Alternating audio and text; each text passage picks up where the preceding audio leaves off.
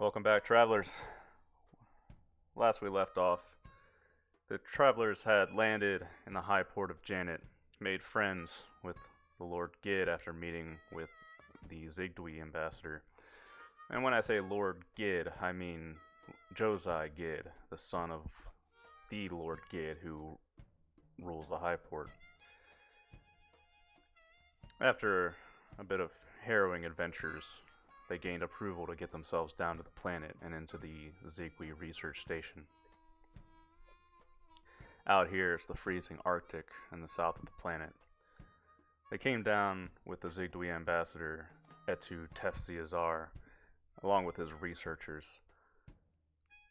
They spent the night there in cramped conditions, and now, the next day, they've been offered a shuttle to get them out to the city of Gid. As morning comes and the shuttle is loaded full of parcels, actual mail, you'll notice that the scientists here use paper mail here.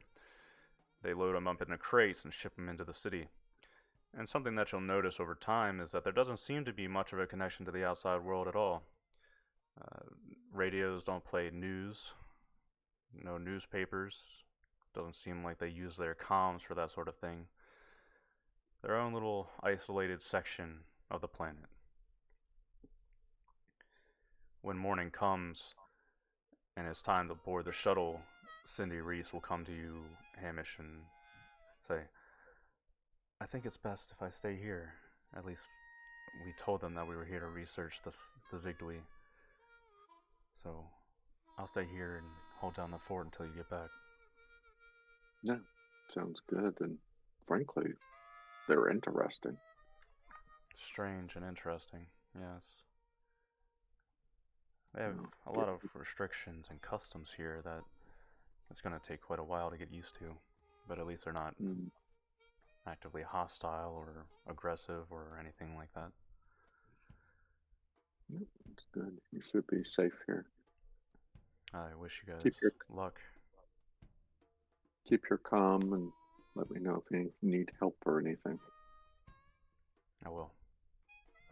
Good luck to all of you. Yeah, good luck. See you shortly.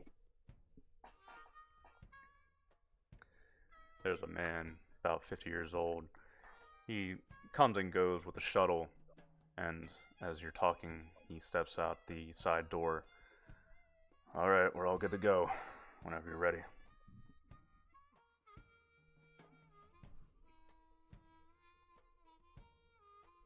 Thumbs up.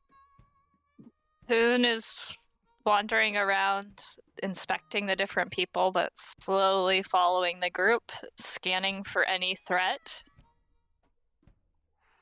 No threat. You haven't felt a sense of danger since you've been here, Foon. Okay.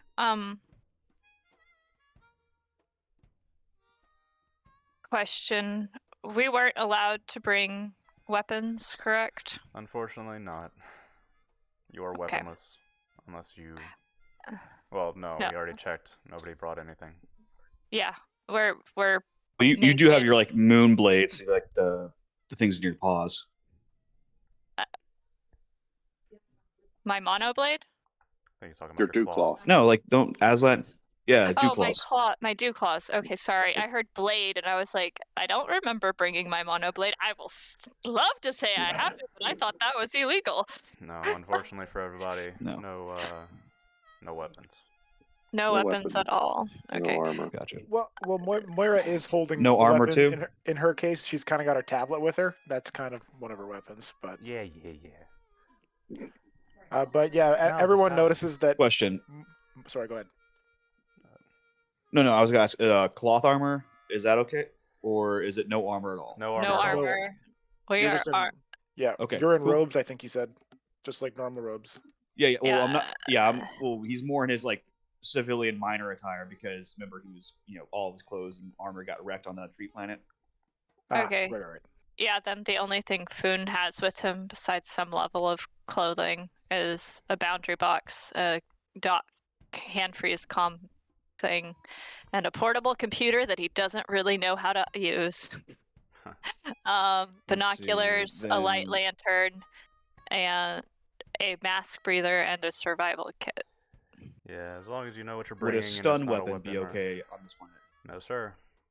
I'm just making sure there's nothing Oh, damn. that is. This is a Alright. tight control of the go- population planet, which will become more apparent to you as we go on. Oh, Yeah, I'll say then my guy's got his combination mask, which is like a filtering system, his comm links. He has a ice kit, just because we're in a Arctic environment. He's got his field kit, a survival kit, and his binoculars. Okay. Khan, were you going to say something? Yeah, I think most people have just kind of noticed that Moira's getting more and more antsy as we're not getting information. I literally have a note in my notes that we asked around, but we just rolled incredibly poorly trying to find information on where Yui might be. So you can see like kind of muttering to herself in Anglic and kind of flipping through the lack of news from the local area on her tablet and getting more and more frustrated. Which is entirely expected. Like I said, information seems to be tightly controlled at the station. News from the outside doesn't really seem to come in. I don't understand this. Our female is having problems, doctor. Never mind. Moira. Moira. Never mind. Never mind. Take- I think she Okay, needs something like a cool, soothing drink, but I only have 5 tea bags, and they're all caffeinated. No, Can it's she good. smoke it? Yeah, Moira. Take a drag from your pipe. It's an order. She puts away the tablet, pulls out the pipe, and begins to tamp away before doing a quick light, kind of glancing around. Look, I don't know why we can't find anything out. I'm starting to get this is really outside my purview. This is the stuff I'm good at. They're basically shutting me down like every single time I try to do anything. It's the world we're on, which makes it more dangerous. But your sister is making progress, which means we will make progress. Yeah. All right. Is the shuttle ready? And she kind of glances up, looking towards where they were saying. So It's- is the shut? It's good to go, or It's open and waiting for you. I think we should let her in before she hurts herself. Yeah. she finishes what little tobacco she packed into the pipe and kind of tamps it out on her heel and stashes it all while walking towards the door and going inside. Shuttle's pretty basic. 2 rows of single line seats. As you come in, store away whatever cargo you have. Take your seats. The little shuttle bay is slightly cut off from the rest of the station. You pass through a hallway, come in and load up. Once everybody's in, you see the shuttle doors lock up, tightly seal, and quickly hot air begins blowing from multiple vents around the shuttle into the interior. It becomes quite hot. As it does, the hangar doors in front of you open up into a pure blank white sheet. Arctic winds blow all over in front of you. The shuttle, with a very smooth start, lifts off of the ground and takes off, not traveling more than 100 or so meters over the ground, usually, keeping fairly low. The pilot, as you're flying, you'll notice that the radio and communications all seem to be down until you spend about 20 or 30 minutes inside the shuttle. And then it seems that once he passes a certain threshold, he reaches up and flips on the radio. You can hear it echoing through the shuttle. Here's an excerpt from that. Seems to be the news. A woman's voice. More information on the hostage situation on GX-24. a military cache and outpost that was previously kept secret by the Janet Defense Force. With the assistance of anonymous merchants from out of system, the Janet Defense Force was alerted to the capture and kidnapping of Janet Defense Force vessels. Upon further investigation, it was revealed that a plot to infiltrate GX-24 was underway by local pirates. The Janet Defense Force has reacted quickly to this situation and has surrounded the GX-24 station. However, it is unknown what the status of the hostages on the base is at this time. This follows the increasing pirate activity in the system that has been disrupting traffic for several years and trade to the high port. Lord Gid had this to say upon asked for comments. The high port of Janet was not initially my will. However, the people demand and deserve access to the wider galaxy, and progress cannot be delayed further. If that is the will of the people, then the people must show their resolve and strength. If the Defense Force cannot overcome these challenges, then Janet was not meant to leave the surface of our beautiful planet. More information on the hostage situation as it develops. In other news, the Royal Masquerade is set to... And then suddenly you see the pilot reach up and switch channels to music. Hey, can you put that back, if you don't mind? He looks back, gruff 50-year-old man. Why? What do you care about royals? Ain't your business. It doesn't matter, and I'm not, interested in hearing about your planet. Or is that not allowed? Depends on who you ask. Well, I'm asking you. Roll a persuasion or carouse. Okay. Almost assuredly going to be persuade, I think. Hang on. Yeah. So Yadir will kind of chime in and goes, how long has this hostage situation been going on for? Not very long, I think. A day or two. And has your ruler always been apprehensive about leaving the surface of the planet? Lord Gid? Man, we wouldn't be in space at all. Yes. He's always said that this planet's best, and ain't no reason to leave. But, like they said, progress is progress. Believe? Hell, I don't care. He looks back at Moira. Alright. Hold your panties. Switches it back to the news. The woman describes some kind of luxurious event going on. She describes a royal gala of sorts. Seems to be military nobles, quote-unquote nobles. The only one with true power is Gid, as seems fairly common here. A masquerade is set where the elites of the planet will meet deep in the city in a noble district. If you were to look into it, you would see vast gardens, hedge mazes, mansions, floating vessels that patrol over the skies. The elite live here, and they surround the palace itself. Probably the most heavily guarded section of the entire city. And masquerades and galas and noble entertainments are common here. Keeps them busy. And then she trails off to go into other news that isn't very relevant to you. Okay, I think Moira just kind of leans back after hearing that, and she says loud enough for the driver to hear, but trying not to be too obvious. Damn. It's a lot of money you could make on a guy like that. A lot of money's thrown around. A lot of money. But can't blame him. Gid's really blown up over the last couple of years. Trade's good. Money's good. No, I understand. Moira, Sometimes what when is you're- a masquerade? I'll explain to you after the show, right? The best way I could describe it is a lot of big people come together and dance and enjoy each other's company, but at the same time, It's a With- place for meetings to be held when With masks on.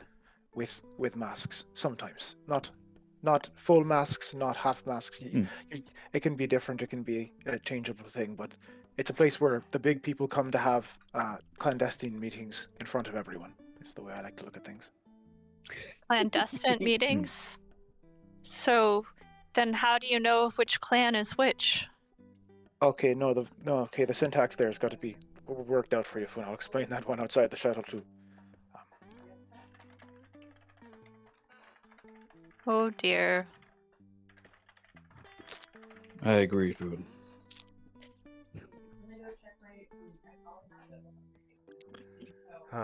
Well, the shuttle does not take very long to reach its destination. You've quickly left the Arctic. The planet's actually fairly small, relatively, and make your way towards the more the equator of the planet. The shuttle port is situated amid farmland, with the outskirts of the city of Gid in sight. The shuttle flies down and parks out into a small dock, latches on to the bottom, and then you are able to exit the shuttle and look around. The sky's fairly beautiful. It seems to be about, a little bit in the morning. And as you look around, one thing that you'll notice is that the farmland around you, which stretches on to the west and to the north and south, for quite a while, is worked by hand, by slaving humans, it seems. And you can infer that by the flying drones, disc-shaped robots that are hovering over the farmland slowly with machine guns mounted on the bottom. They rotate on a swivel and keep an eye over the land. Aside from that, though, in front of the port is a long stretch of highway that stretches from west to east, into the city and out into the lands beyond. Empty out here. No one's on the road. In the far distance, you might be able to see the small dots of flying vehicles moving around the buildings of Gid. But that's only the outside, the edges of the city itself. The only one you notice out here is a man. Seems to be a young man in a leather jacket. He's got long hair and he's sitting in front of what looks to be a muscle car of some sort, a ground vehicle. He's got the hood propped up and there's steam rising from the inside and he's cursing at it, kicking at it. Aside from the shuttle port staff, which consists of maybe 2 or 3 people at most, that's the only sign of life out here besides the slaves. Truly the outskirts. Question, Faust. Is it still cold out here? Like, is it kind of like wintertime esque? No, it's fairly warm. I'd say it's 70s, 80s. Okay, so we left the Arctic to a more like temperate zone. Yes. Okay, just for my own clarification. Thank you. Want to see where they get their trade from? Low overhead. Yes. They Yeah, also makes- seem to use slaves. It makes sense why they don't want anyone bring any weapons with them. You can arm a slave pretty easily from a handoff, and then you got a rebellion on your hands. Yeah. We're not taking more people on this ship. Don't worry, Finn. The No muscle problem. car. You save everyone. You say that now. We need No, to I stop don't the say clan every- line. The bigger clan we have, Foon, the more powerful we will be. Oh, this is true. But we need a bigger ship. Oh, yes, we so desperately need a bigger ship. I'll walk Okay. over to the muscle car as the guy's kicking it. Yeah, I'll drag Foon over to it too. he's kicking it and digging around in the engine, leaning down. God damn son of a bitch. Hate this goddamn car. Hey, friend, having problems? He looks up at you. Yeah, you could say that. Well, it's full of problems, ain't it? It is. Goddamn car ain't worth nothing. Oh, it's a beautiful car. Hmm. I'll stick my head in the engine bay. But sometimes you got to massage beautiful things to keep them going.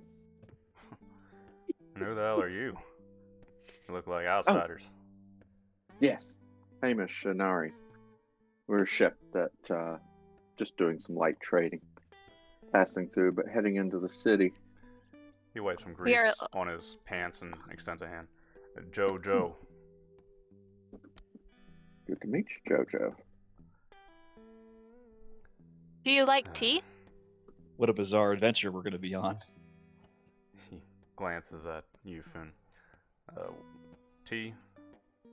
Well, I eventually will have a tea enterprise, so I like to know if people like tea. And he takes out his computer that he's holding upside down, and is going to try to enter in whatever this guy's questions are, because I have requested that Moira help Foon make a form at some point. He looks at you, not really sure what you're doing, and then he looks around at the rest of you. Well, hey, look. I suppose you're trying to get into the city, so you're probably going to want to have to talk to those people at the port. Probably get you started.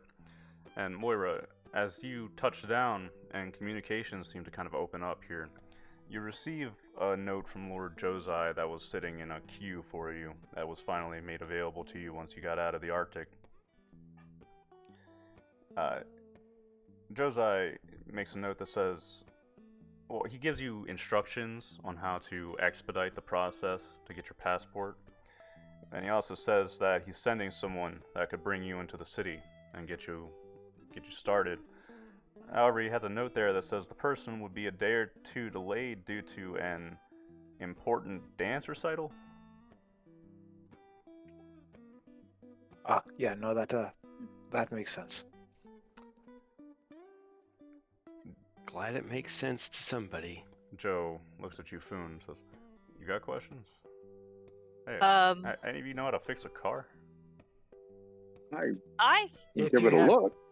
tools, Foon can. You'd be doing a mighty favor. Sure. I will attempt to fix your car if I you will- will help us. I'll diagnose his car before trying to fix it. So, are you going to help Foon by diagnosing the car? Yes. Okay. So does he roll You- first to try to help direct dear old- it? I mean, it would be mechanics. I know I have mechanics. He has the Get out toolkit of that I can here. borrow, right? He's got Alright. he's got a toolbox sitting next to the car, and Hamish, hey, this is a pretty neat looking car. It's akin to the old muscle cars that are popular among the Salamani. It looks like it would use gas, but it actually also has a form of fusion plus cracking. That's hence the steam rising from it.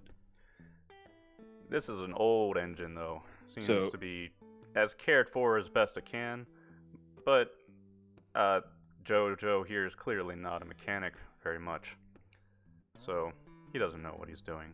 But you can point out a few different places that could definitely use some work. Foon is going to have picked up the mechanic tool things and just start fixing it. Okay. Yeah. The flux regulator there. Yeah, that. Yeah, this thing, it attaches here because it looks like they go together, and he clicks them together. It's like just sort of jabbering to himself, but they make no sense because he uses different terms for every piece of equipment than whatever Okay. Hamish does. And Hamish uses, yes, exactly different terms too. So, no, the fusion pre-injection chamber. Oh god, That's it's got to go there. oh god.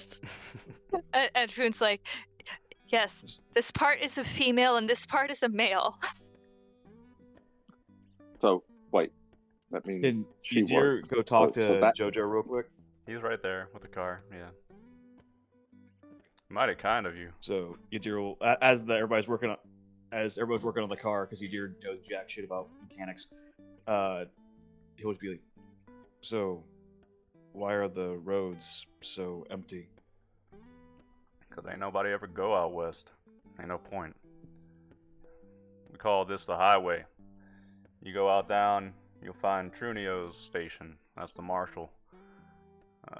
I mean, we got people living out there, mostly doing their own thing. They're not slaves.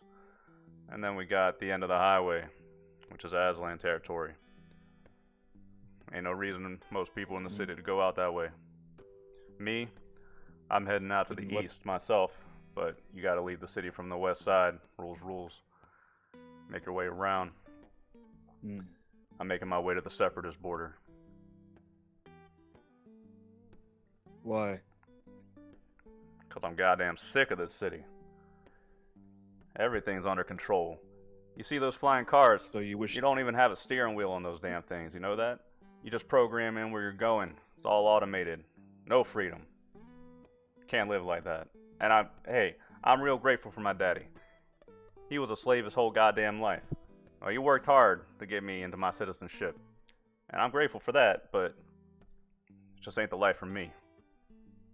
If I'm free to go join the Separatists, like Lord Gid tells me, then I will. Boon's gonna look up So because you guys. Lord allows you to freely leave and join the rebels? He sure does. He's a good man. If we want to not live under him, well, that's a choice that he allows us to make. And how many people survive that? This seems like a good way of doing calling. Well, I'm not gonna lie to you, the East ain't, the best place. The resources are low and the land's a bit small. But it exists, and it's run by a council. The freedoms are important there. I mean, that's where people that don't want to live here go. Now, like I said, I'm entirely grateful to Lord Gid. But that's a choice. It seems a strange decision for a leader that has such a control over his people and his planet to allow those that do not wish to live there to live in one unified area. Yeah, but you know Would what? seem a The difference place between like my. Sorry. The difference between here. No, he just looks at food and goes. I'm sorry, Pearl. Go ahead. I'm sorry, I'm just laughing at that. No, you're good. You're good. It happens twice. It's amazing. Sorry.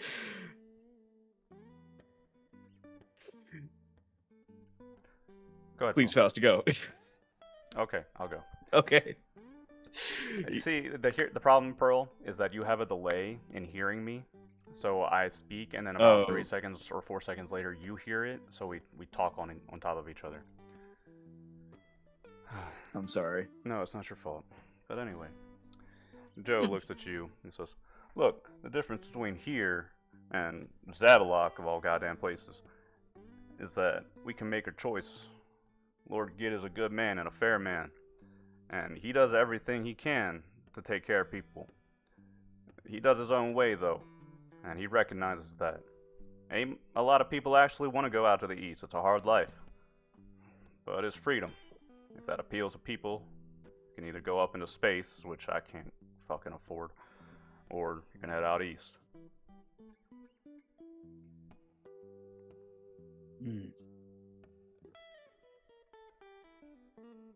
It seems that if this man, Lord Gid, is so good and his rules are so strict, Edir just kind of like looks around. He goes, "It's a strange way to run a society." Well, ain't nobody ever asked an outsider for your opinion. It's how we do things. I understand. That is correct. I'm sure that my culture would also seem strange to you. Sure would. That is correct. Don't ask outside clan people what they do. Each clan is different. Some would rather fight you than talk to you. Foon, muscle car. You finish connecting pieces together, and seems to be good to go. Foon is going to crawl out from underneath it because he is going to inspect it from the underside first. And he's going to be completely dirty and messy now. And be like, I fixed your car. What do we get? I should have had the female bargain first. I didn't say I was going to give you nothing. You Oh, came over and started Foon. talking to me.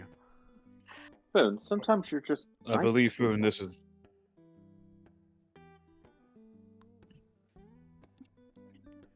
We also what, learned Foon. a fair bit of information.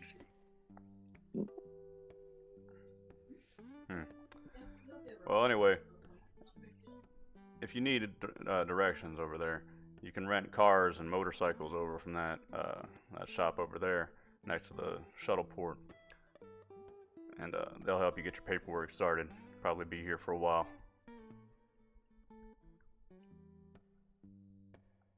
Pod, you're muted. I know. Okay. I said, yay, paperwork.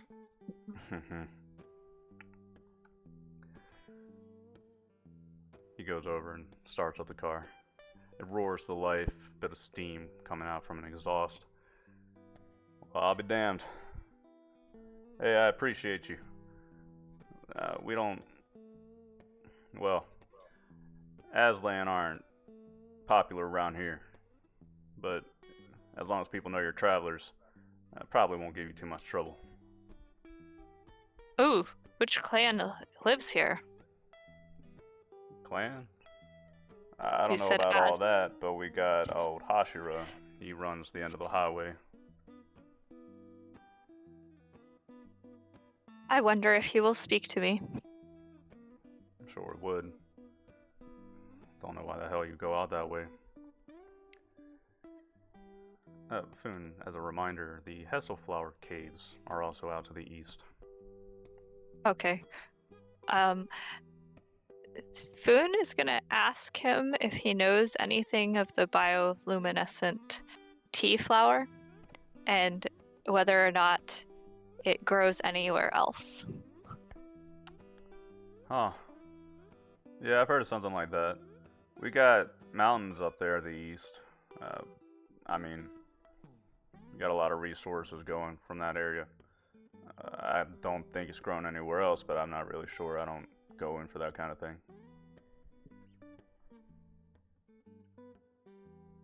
You don't go in for tea? Or you just don't go in for climbing around picking flowers? This tea stuff, like, what are you talking about? There's a flower that glows that makes a weird tea. What is that? Some kind of medicine? I don't know, I just heard about it. I want to find it. Well, Tea is a beverage, usually served hot.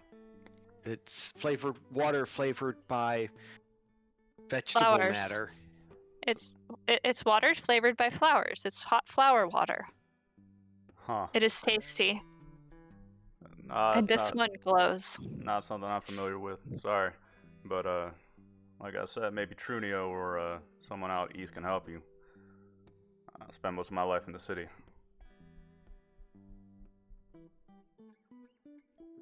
You hear that, Boone? That means the city we're going to has no tea in it. I know, which means that they need tea. We have found a customer that needs to exist. Mhm. Well, looks like I'm all set to go. I appreciate you. I'll be heading out east now. There's nothing else you need from me. Good luck out there. Same to you. Let us know if you survive. Safe road all the way to the checkpoint. No issues. I meant after that. Alright, well, you take it easy now. He kicks on the car and very loudly he does a 180, leaving skid marks on the highway and blaring off to the southeast. And you can hear a man by the shuttle port yell, "Just knock it off, asshole!" Shake my head as he disappears into the distance and look over at LeBlanc and Moira. Wonder how much paperwork that's going to require. Moira kind of glances up from the tablet. Well, who would really know? Sorry, I've been absorbed in that message we got from Lord Gade's kid. And just for clarification, I might have missed it, Faust. Is that expedited process? Is that like tickets to the gala, or just like? Well, Moira, if you go over and you follow his instructions on how to expedite the process, you'll meet a very crotchety old man who has a computer on a desk, and he's sitting out on the front porch when you meet him, and he almost relishes in telling you how long the passport's gonna take you, you know, couple weeks maybe. But then, as you're talking to him and telling him how Lord Josiah told you to go about it, he grits his teeth, says, damn it. Alright, look, you fill out this paperwork here, and he can transfer you a fair stack of sheets. Should take you, I don't know, a day. But you gotta have that all in order if you want to step a foot into the city. They check. Gotta help you if you don't have it. Oh no, Is that a day for each of us? Or for all of us together? You're travelers, right? You can log your passport under one name as long as you stick together. The guilty. Right, just have your crew members down and make sure you don't lose each other. Make sure you all have a copy of the paperwork. All right, I'll make sure to make copies as I go. Thank you for the help there. Sorry I didn't give you a chance to make us fill up paperwork for once. It's the only goddamn joy I have left out here. Whatever. Are you gonna be needing a vehicle?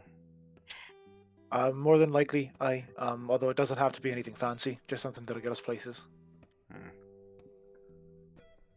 It's 100 for a day for a car, 50 a day for a motorcycle.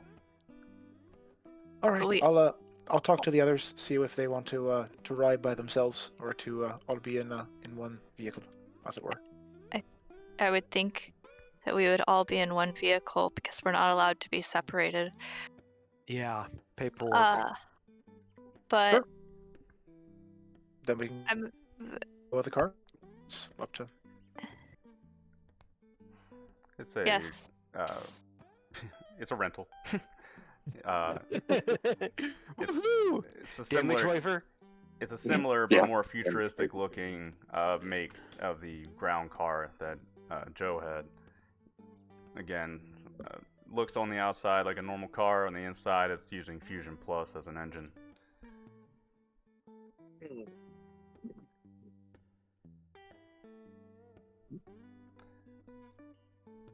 If you pay and if you're getting a car, he'll slide you over some keys. Toss the keys to LeBlanc and hand over. What's the payment here? How long are we getting a car here, guys? 1, 2, 3. How long do you think we need a ride? I assume they're just going to deduct from our account if we go over our time. So put in for 3 days? Yeah, 3 days sounds fine. And she puts down 300 credits. Thank you kindly. You want to double... The bureaucracy on this planet is very difficult. Yep. Pardon me, sir. How do you handle it if we need to extend the rental? You're bringing the car back, right? Yeah, yes, that is the intent. If we're in the city and we end up needing the car longer than 3 days, do we need to come back here? I've got your ship information. I know you. So if you try to make your way back up to the Hive 4 without paying your fees, we'll figure something out. Okay, thank you. Makes sense. I think there was a damage waiver too. Was there? Are you planning on damaging my car? No. I don't drive. Well, I do, but Are you I planning won't on be the damaging one. my car, String Bean? I've never been No. called a vegetable before, Not you. but He's talking to LeBlanc. Not planning on it, no, sir. I love that you assumed Foon was the one he was talking to. The, like, fridge-sized cat. Like, Well, he didn't say who he was looking at, so Foon was talking, so Soon's gonna assume that he was talking to him. okay, so Moira nods, thanks him, walks away with her tablet and the paperwork, and goes and finds a spot to start filling it out. I'll be right back. Okay. Well, that's gonna take her quite a while. At least a day. It's morning now, and you're not allowed into the city without the paperwork completed. Okay. So we are camping out.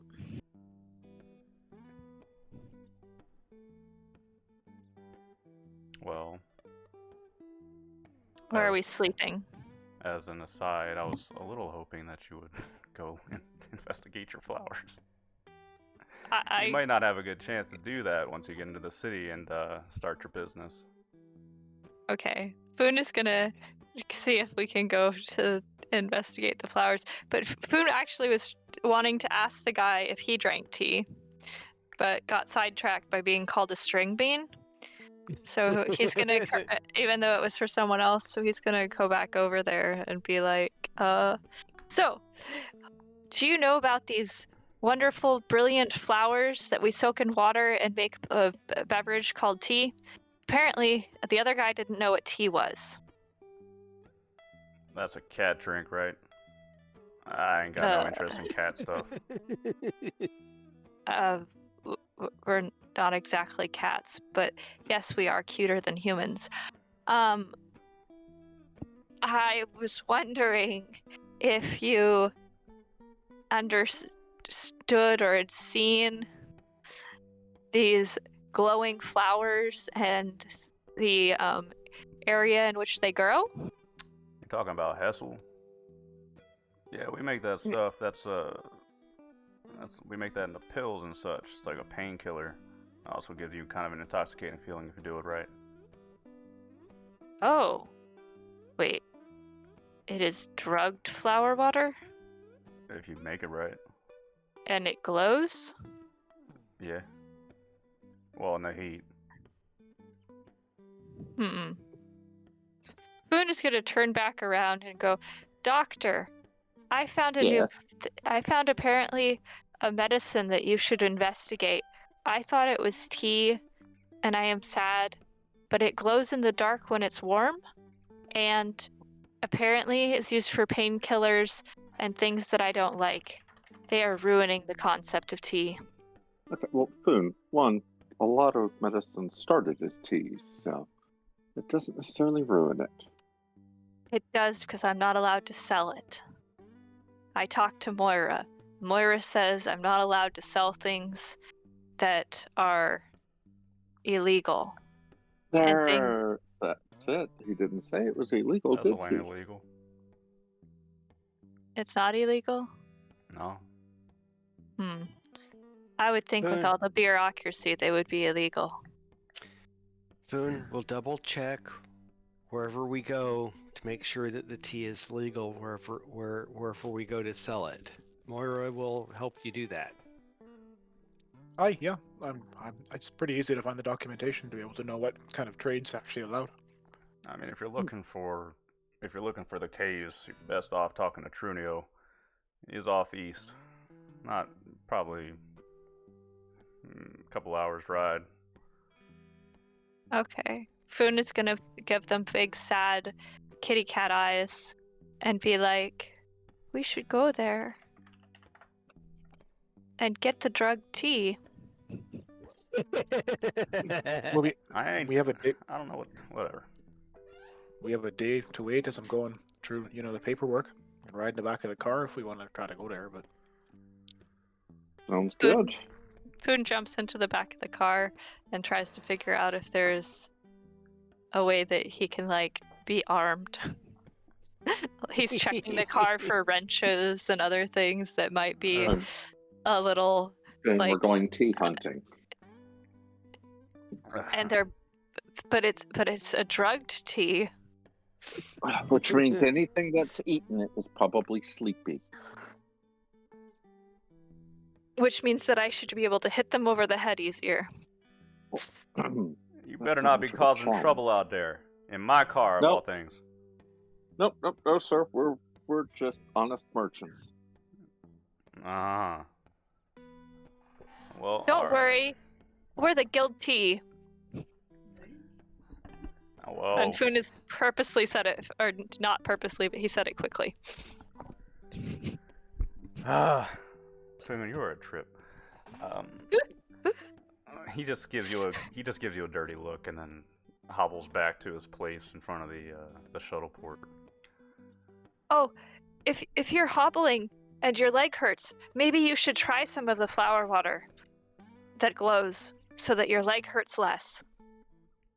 I don't know what you're going on about this tea business, but if it's medicine, hey, why not? I'm old enough to try shit random people give me. And if you find that it helps improve your leg, then I'll be you'll- very grateful. you'll work out some contract with our wonderful female. I ain't buying your fucking tea. Yeah, whatever. Waves a hand at you, pulls out a cigarette. Food's like, I don't think I negotiated correctly. Boone, Yes. get back in the car. Food's gonna climb into the trunk and close it. How many seats are there in this car? At least, I mean, 5 of you can squeeze in there. Probably somebody in the middle. Well, Foon is very big. It's like almost 7 feet. So You might want to be he's shotgun. okay. He's either shotgun or he's gonna climb into have it open the trunk and sit in the back, like a turret, even though he has no guns. It depends on what everyone else lets him do. Old man just staring at you as you climb into the trunk. Moira has not noticed. She's still already in the backseat of the car doing paperwork. Moira, it's a lot of nonsense. It's just you're agreeing to every single rule and piece of legislation that restricts every kind of travel. There will be checkpoints. You will be subjected to searches at any given time. You will be scanned as you enter and leave the city. It's gonna be fun. It's a lot of fun. How many of these fucking captions do I have to click on? God damn it. Mm-hmm. Please select all pictures with a fire hydrant. I did! I pushed it like 5 times! Like, fuck. No, you missed one. It's right back. It's up in the top right corner. You see. All right. Why am I training their AIs? And she's like smacking her tablet against the wall. Foon's gonna turn out from the back of the trunk and go, "Do you want some help? I am good at filling things out. I know because Hamish let me. He still has nothing. He has negatives, just so you know, in admin." I think for now, I'll maybe I kind of want the I's to be dotted and the T's crossed here, Foon, especially if they're that litigious. Yeah, no, I'll manage. Boone, Litigious? Is there lecherousness? Wait, litigious. It's when they like to litigate. It's when they like to send off lots of lawyers after you. Yes, litigerous is different than lecherous. Yes. Words sound too much alike. they both involve lots of females, though. This is true. The female will worry about it, and then food goes back into the trunk. He has it open, so he's sitting back with his legs hanging out. So don't drive too fast. He has figured out a way to have handholds to hold himself in the trunk. You heard her, LeBlanc. So, you can climb into the I vehicle. don't think that LeBlanc is okay. He's laughing.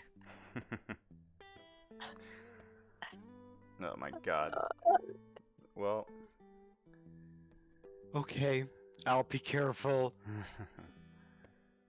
And I suppose you can make your way down the highway. I've heard of Trunk Monkey, but this is the first Trunk Aslan. Luckily for you, Foon, the highway is a pretty straight road. This is all flat land, aside from very minor hills. You pass by, like I said, farms and agriculture. Mostly seems to be populated and employed by slaves. And you'll notice the drones dot the skyline pretty much everywhere you go. You drive on for quite a while, and you enter out into plains. From the top of a hill that you go over, you can see in the very far distance there seems to be a delta running in from the ocean. Which I should mention is pretty much, I would say 75 or 80% of the planet is ocean or water. Okay. So you notice out to your north that the stretching ocean feeds into the land far ahead of you to the east.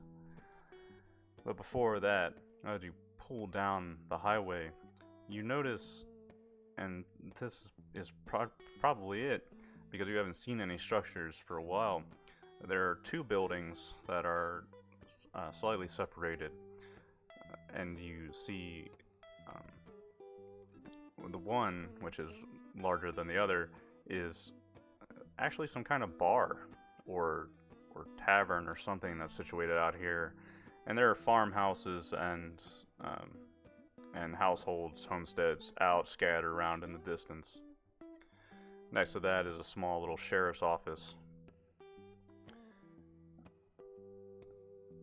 A couple of vehicles sitting on the outside. By the sheriff's office, there's actually a stable. You can notice a few horses on the inside sitting around. Boone has hasn't really been around horses unless they were at previous places, and he is salivating because he thinks they would be tasty.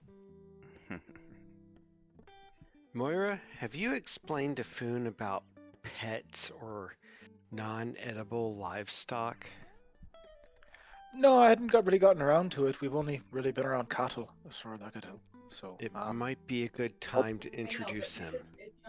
all right. So Moira kind of wanders up to food. I could speak to him if you wish. No, it has to be a female.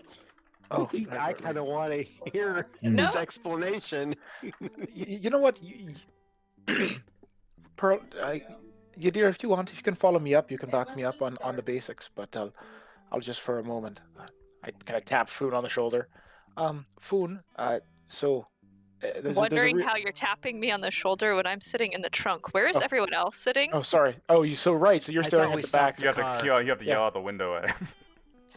Yeah. So if this is all happening when I can't get close to you, then I don't even notice. I don't know how the driver noticed, but Foon's like watching them and sort of swaying back and forth, trying to figure out. It's all the drool flying in the air, from your mouth. You can see it in the It rearview was the mirror. night I thought the car had a leak for a moment, and then I figured out it was Foon. And I know he's house trained, so Just a massive drool. Like, Now I'm just picturing big box of kitty litter in the stateroom. Sand is for cleaning, not for that. Okay. why is there no plumbing in an Aslan spaceship? Oh, you know. one of the I mean- airlocks is just considered the box of shame. You guys are so mean. Oh, we're not being mean. We love you, Food. It's fine.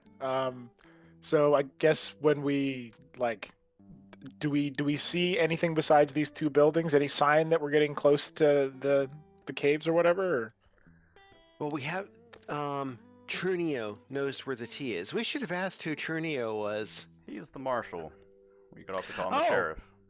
And there's a So- sheriff's office. Yeah, So he's then, the sheriff. who amongst us looks the most authoritative? Boone. Really? No, but he just wanted to Yes. say it. Yeah, I was gonna say. Probably the doctor. Hamish, if you don't mind walking front and center, maybe we can go have a conversation with Trunil, see if he'll let us go, as it were, tea picking. Hey? Why not? We have a bunch of time to kill while I'm filling out paperwork. No, I'll just we have follow- time, yeah. Okay, well, head on up to the sheriff's office. You walk across the grass in front of the bar. There's a couple of grizzled old men outside smoking pipes, and they give you looks as you walk by, just watching you go. Through the windows of the bar, you can see that there seems to be a pretty packed house today.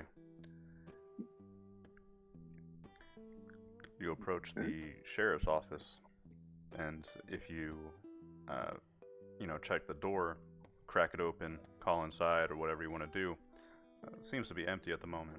And if you'll notice, there seems to be a few horses missing from the stables next to the building. Hello, anyone here? Nothing. Okay. Pull the door closed. Walk over to the two old guys in front of the bar. These grizzled old men look at you from under their brows, smoking pipes. Don't say anything to you as you approach. Hi, gentlemen. I take it the sheriff's out doing round? Make a carouse check. Nice. No, it's not. Oh, you didn't That's, roll well. that's Oh, do you have bad charm, crust? isn't it? Yeah. You're the only one that went in, right? Yeah. Okay. Should have brought Foon. Oh, brutal. Hamish, you walk up and ask these people in a very polite way, and these two old men are just sitting out there and don't say a word to you. They just stare at you, smoking their pipes. From the inside of the door, you can hear a bit of a commotion, just talking, laughter, things of that sort. Tough crowd. I'll, is Moira noticing anything besides her tablet? Yeah, at this point, because we slowed again and we stopped moving, Moira has finally looked up and she sees them smoking, and a big wide smile cracks across her face, and she stows the tablet, walks over and offers a bit of pipe tobacco and asks if she can sit down. I'll head on inside the bar. Make a Leave it carouse to check with Moira. a boon, Moira. Okay. Yadir will follow. Yadir will call on his radio saying if anybody else wants to get out and commute, talk to the locals. He's gonna so Boone and LeBlanc can come out. Wow. Boone is gonna hop out of the trunk and shake off whatever drool he has, and then go towards I'm wherever gonna keep the Foon group from is. eating any horses. Boone walks a few faces towards the horses and is turned around by LeBlanc. Moira, you walk over and You do. You offer a bit of your pipe weed to these old men, and with an old grizzled, leathery hand, he reaches up and holds it out. Kind of looks at whatever container you handed it and looks at it. It's like, that ain't nothing we grow around here. No, I picked it up on Ia while I was doing some work out there. Contract job. It's Traveler. good stuff. Aye, from quite a ways away at this point. Just heading towards the city, seeing the planet first, and hoping to do some trading. You mind if I sit? Help yourself. And the rest of the party enters the bar, and the old man sitting next to you, Moira, says, "Oh, this ought to be good." Should we not have gone in the bar? As you enter the the bar, Hamish, Foon, everybody else is going in. As soon as the door opens, the music stops. There's a man playing a guitar, and there's another man playing a piano. they all stop and look up and stare at you. All action ceases. You notice a few men sitting around playing poker at a table. You see at the bar it's filled up with, these seem to be roughneck types, farmers, locals. And as you enter, they stare at you for a little while, and then you hear one nearby that says, travelers. And you hear a bunch of them grumbling. And then they go back to their business, although after the guy says travelers, you see one guy by the table nearby, he goes, ugh, and he just spits on the floor, like as an insult.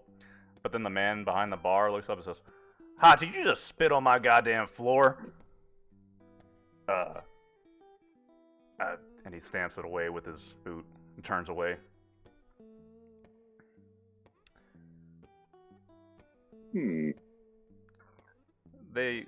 Many of them are giving you side eyes, but they go back about their business, and the music starts up again.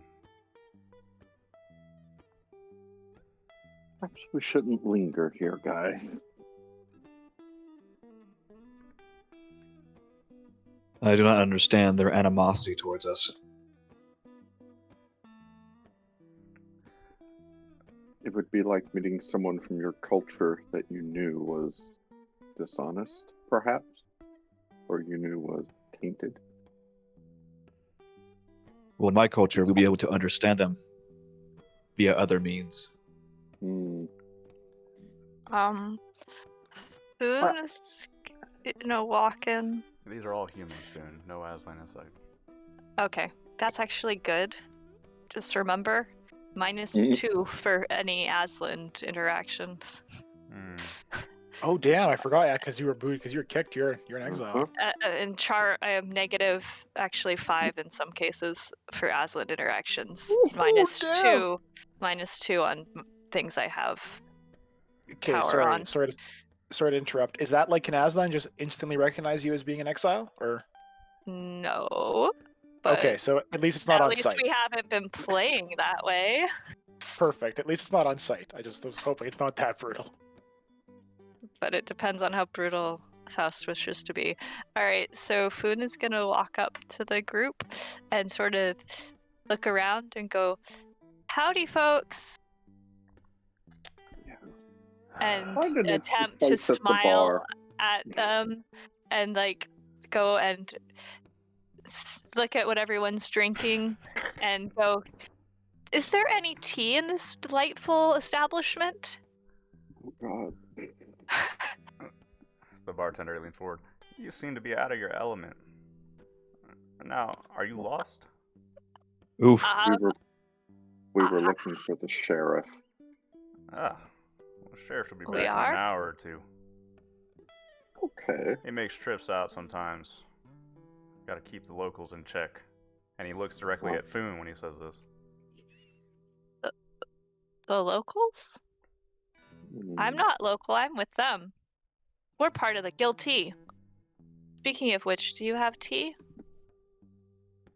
Tea's that flower water, right?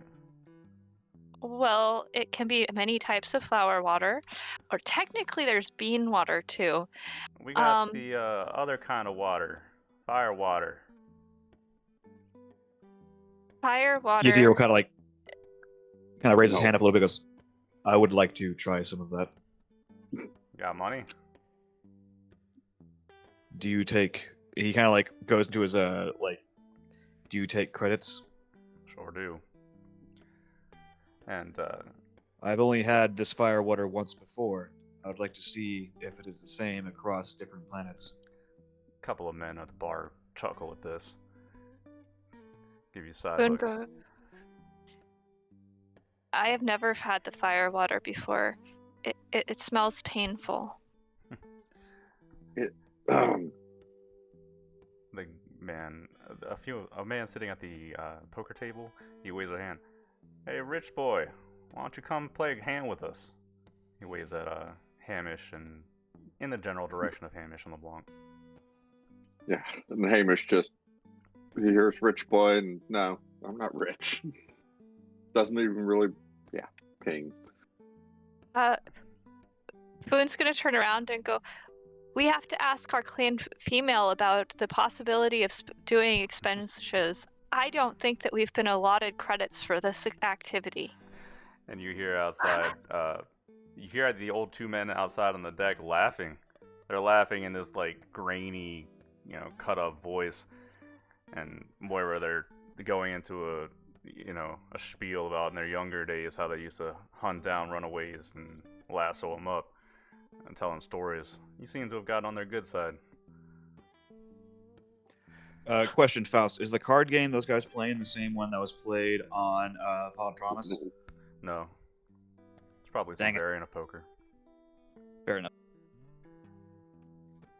So is one of the stories kind of to a close, where it's just kind of laughing along, keeping up with it, and then she kind of cocks her head to one side. So look, when your boy, when the sheriff comes back, is he going to be fond of having a conversation with a person like me? You? Yeah, he's gonna like you. He's not gonna like your friend, though. Aye, kind of a bit of a foot and mouth situation. Sorry about that. He's Some off people don't on hear. I'm sorry, I didn't mean to cut you off.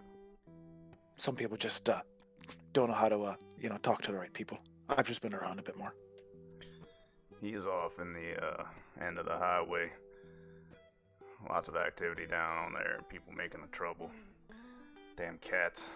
But, hell, Meow? their food's good. We get Yeah, no, we got ranches down there. I've been hearing about the troubles. I've been hearing about people saying that honestly the cats are pretty much a nuisance. Trunio keeps them in check. Does a damn good job of it. Well, I'm glad he's got your back. That's what a sheriff's for, right? Yep. Not every sheriff has the same opinion, though, bastards. Yeah, well, it's the one thing with power, right? For some people, it turns them into bastards. Others, it somehow shines them, makes them a bit more worthy of attention. Best not lose your friend. He wanders off too far, he's gonna get mistaken for someone else. Yeah, no, I figured that. At a certain point, we'll just have to make sure that he's on a leash. And Moira feels terrible saying this, just making sure people know. Sure. So anyway, I'll leave you a bit of tobacco for a nice talk, and she leaves a bit of a pouch behind. And I'm gonna go see if I can go collect my friend, as you said. Cheers. Moira wanders into the bar. Okay. Boone is going to turn around and go, oh, look, the clan female has arrived. Yes, I have. Glances around, sees everybody, and kind of walks up.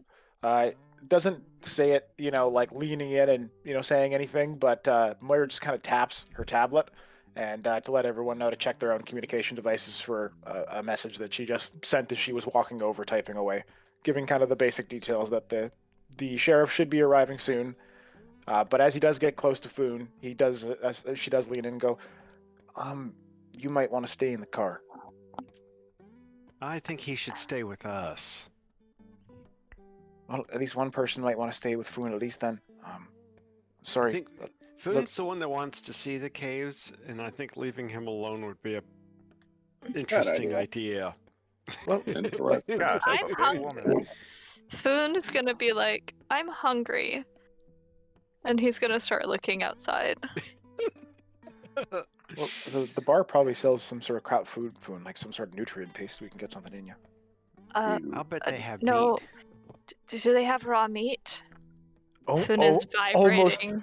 almost assuredly, every single person in this room has not eaten a vegetable in a long time. Well, we got a treat for you. We get Aslan meat. All of our meat on this planet is grown from the Aslan ranches for the most part. Oh. I thought you meant murdered Aslan that you were cutting up. He doesn't I laugh was at like, that. dude, Faust. No, he doesn't laugh at that. He turns away. And you want some food? I got you some food. Give me a minute. Well, there we go. All you have to do is ask. Foon's gonna go raw, preferably almost squealing. That makes it easier. Thank you. Much appreciated. I'm so Disgustingly. glad to meet new friends. We'll have a large tray with wide sides, and he just slaps some raw, like bovine meat on it, and he looks up at you. Do not make a mess. Food is gonna give him a shallow bow, and then try to eat very, very decorously. Is there a thing that I can roll to see how decorously he eats? Because I am curious. I have no idea. What do you- Steward. No. what would Stuart that with be? what? Steward with Dex. Yeah, it's Oh, steward with steward Dex and it's with manners, Dex. right? It's manners and your ability to control yourself because you're so hungry. Like, I have no idea. Sure. Or his Aslan skill for dealing with foreigners. Ooh. That would probably be Ooh. better. Yeah. I didn't even know we had that. Okay, with which one? We've got. Usually it's inter education for that. Dexterity. Dexterity? Well, I guess it doesn't matter. Faust. Interdex. Interdext? Yes. I happen to know Foon's Dex. How exactly do I use a fork and knife? Okay. You mean you managed to keep the juices inside the tray, Foon? And he's like watching you to make sure that you do. Well, they don't seem to like you here, but nobody gives you any trouble. They keep trying to goad you into a poker game. Can Food Run roll any form of carouse or something with charm to try to make them like him better? It would be with a bane. So, While Foon is eating, Moira kind of gathers everyone around Foon as kind of like not a shield, but just as support, and starts going into her position on how we should approach the sheriff. So whenever you guys want to do that. Foon is gonna be like, I think that what we need to do is hold a tea party and discuss this with them. Because if they had tea with me, they would truly understand the bliss that is bloody meat and hot tea. Foon, I think if we can make some sort of actual argument in terms of the fact that we want to go try to make something of the tea, we pay the sheriff, give him a bit of credits for giving us the guide out there for picking up the ingredients, and we make sure that he understands that we're not trying to essentially show up onto land that he controls and just take something and then walk away, right? That sounds delightful. And maybe if we open up the possibility of, in the future, in a few years from now, having a tea trading operation with them, maybe they'll be open to such an idea and they will grow more tea for us. Without trying to sound too far-reaching, I think any sheriff in any part is going to enjoy, at least seeing credits being, put in their hand, and the sheriff seems to be using it not just for himself, which is good to hear from my conscience, at least. But I think a small, shall we call it tax. And Moira, remember, as clan female. Moira, as clan female. You'll be the one talking to the sheriff anyway. Yeah. Well, at the end of the day, after talking to the boys outside, I think that's for the best. These seem more my people. We can also talk to the sheriff, LeBlanc. Just because Moira is the female does not mean that we have to abide by Aslan customs. Yes, thank you. I just was reminding her that Foon wouldn't be upset if she took the lead. Since the sheriff is not enamored of Aslan. Oh, and because you're talking about finances. You ordered a drink, you dear. He fills up about half of a whiskey glass with this dark brown liquid, pulled off the bottle, wipes a bit of dust off it. Oh no. Enjoy. And he sets that in front of you. It's I mean, you can smell it. It's got that whiskey smell, right? Seems to be finally aged, if you want to call it that. Moira Gideon will kind of carefully pull down puts her- his face Jeez. mask down, and he'll kind of bring it to his lips, and he'll just shoot it back because that's what he was told to do back on Fall Traumas. Make an endurance check. Oh god. Okay. Moira smiles wide, knowing what he just did to himself for the first time. It's not the first. We are so many years in the future. Distilling has come so far. Like, If that was smooth jazz on Fontramas, this is metal delta. Oh. Everybody around the table can watch Yadir take his first shot of real backwater whiskey. Yadir, inadvertently, your face has to tighten up. Your throat rejects what you just put into your mouth, Uh-oh. but you keep your mouth closed. Good for you. Good. And with a struggle, you manage to get that down, and it burns the whole way down. Feels like it burns in your lungs. Yadir kind of coughs a little bit. He goes, "That was not enjoyable." Your head's gonna be swimming a little bit. you see, Moira flags him for her own glass with a bit of ice. Asks for a little bit of water. Pours hers out neat. Kind of looks at Pearl and takes a sip and then puts it down. Oh, I see. It was meant to be slowly consumed. Boone No. is gonna have backed up from them because the fumes from it are making him dizzy. You dear, the way the person told you they drink their whiskey is the way they drink their whiskey. Sometimes I even put a smoker in the glass first if I want it to be really heady. But I prefer it neat and a sip. It's the taste, not, a certain way. I did not seem to really enjoy the taste as much. It was much more uncomfortable than on Fall Traumas. Aye, well, to say the least. And she kind of glances around at the bar and the people around them. They might have had better distilleries on Fun Promise, just saying. Interesting. Do all people consume this stuff? What is the benefits of it? You'll You- find out in about 15 minutes. And it's truly dependent on the person, you dear. I'm actually very excited to see what you handle with it, considering your. And she kind of just mutters under her breath, talents being what they are. Am I now drugged? Sort of. It's one of the most classics besides caffeine. Aye, you're now going to be a bit inebriated. Oh. Will my mental faculties be distorted? You'll be confident when you shouldn't be. Boone's gonna be like, I thought he was confident when he shouldn't be. He just drank liquid that smells so bad that I don't want to be near it.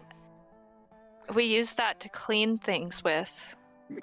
Aye, well, technically, Foon, if you want to be really, chemical about this, and we are poisoning ourselves every time we put it in our body. So I have been poisoned? Unlike tea, Okay.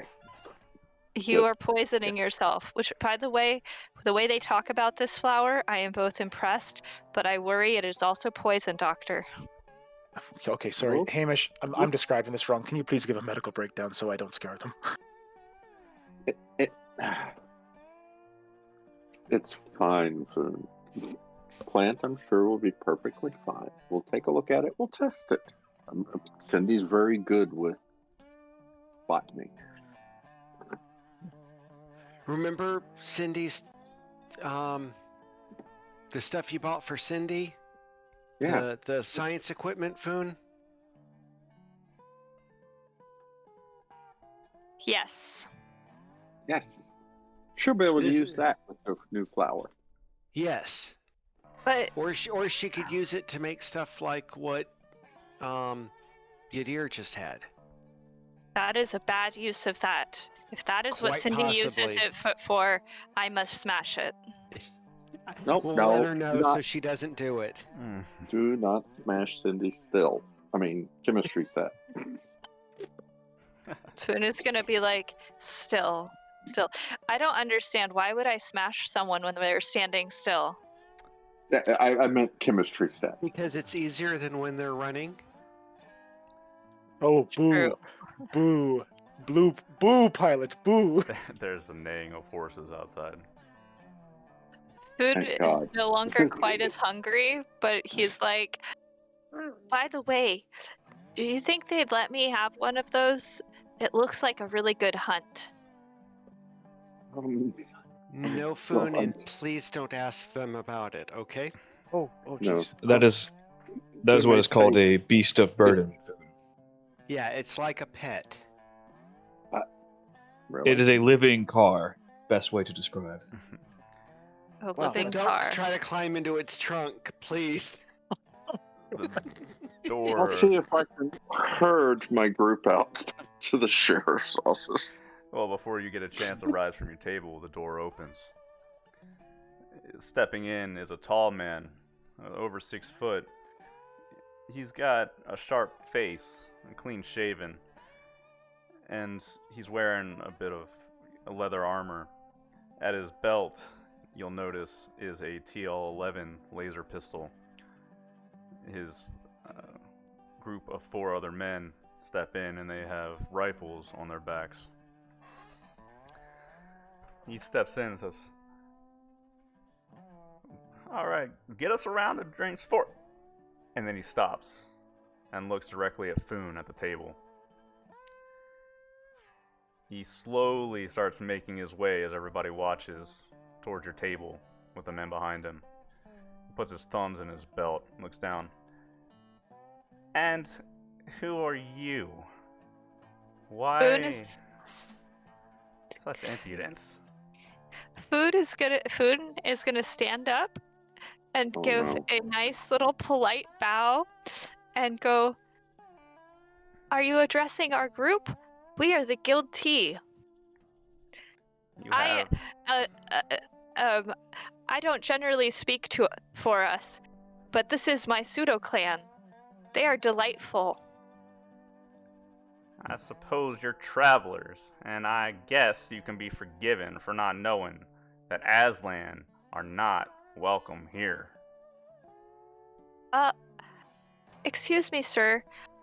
But why aren't we welcome? I noticed you didn't like tea and such, but why? He turns away and looks at the table. "Is this the only Aslan you have with you?" I'll stand up. Yes, sure. Foon is our only Aslan. "That's wise of you to only keep one Aslan on your ship, or else I'll outbreed you and replace you soon enough." Boone is gonna be like, I don't think that's possible. There's a lot of humans on our ship. Foon, that's. Go get another steak.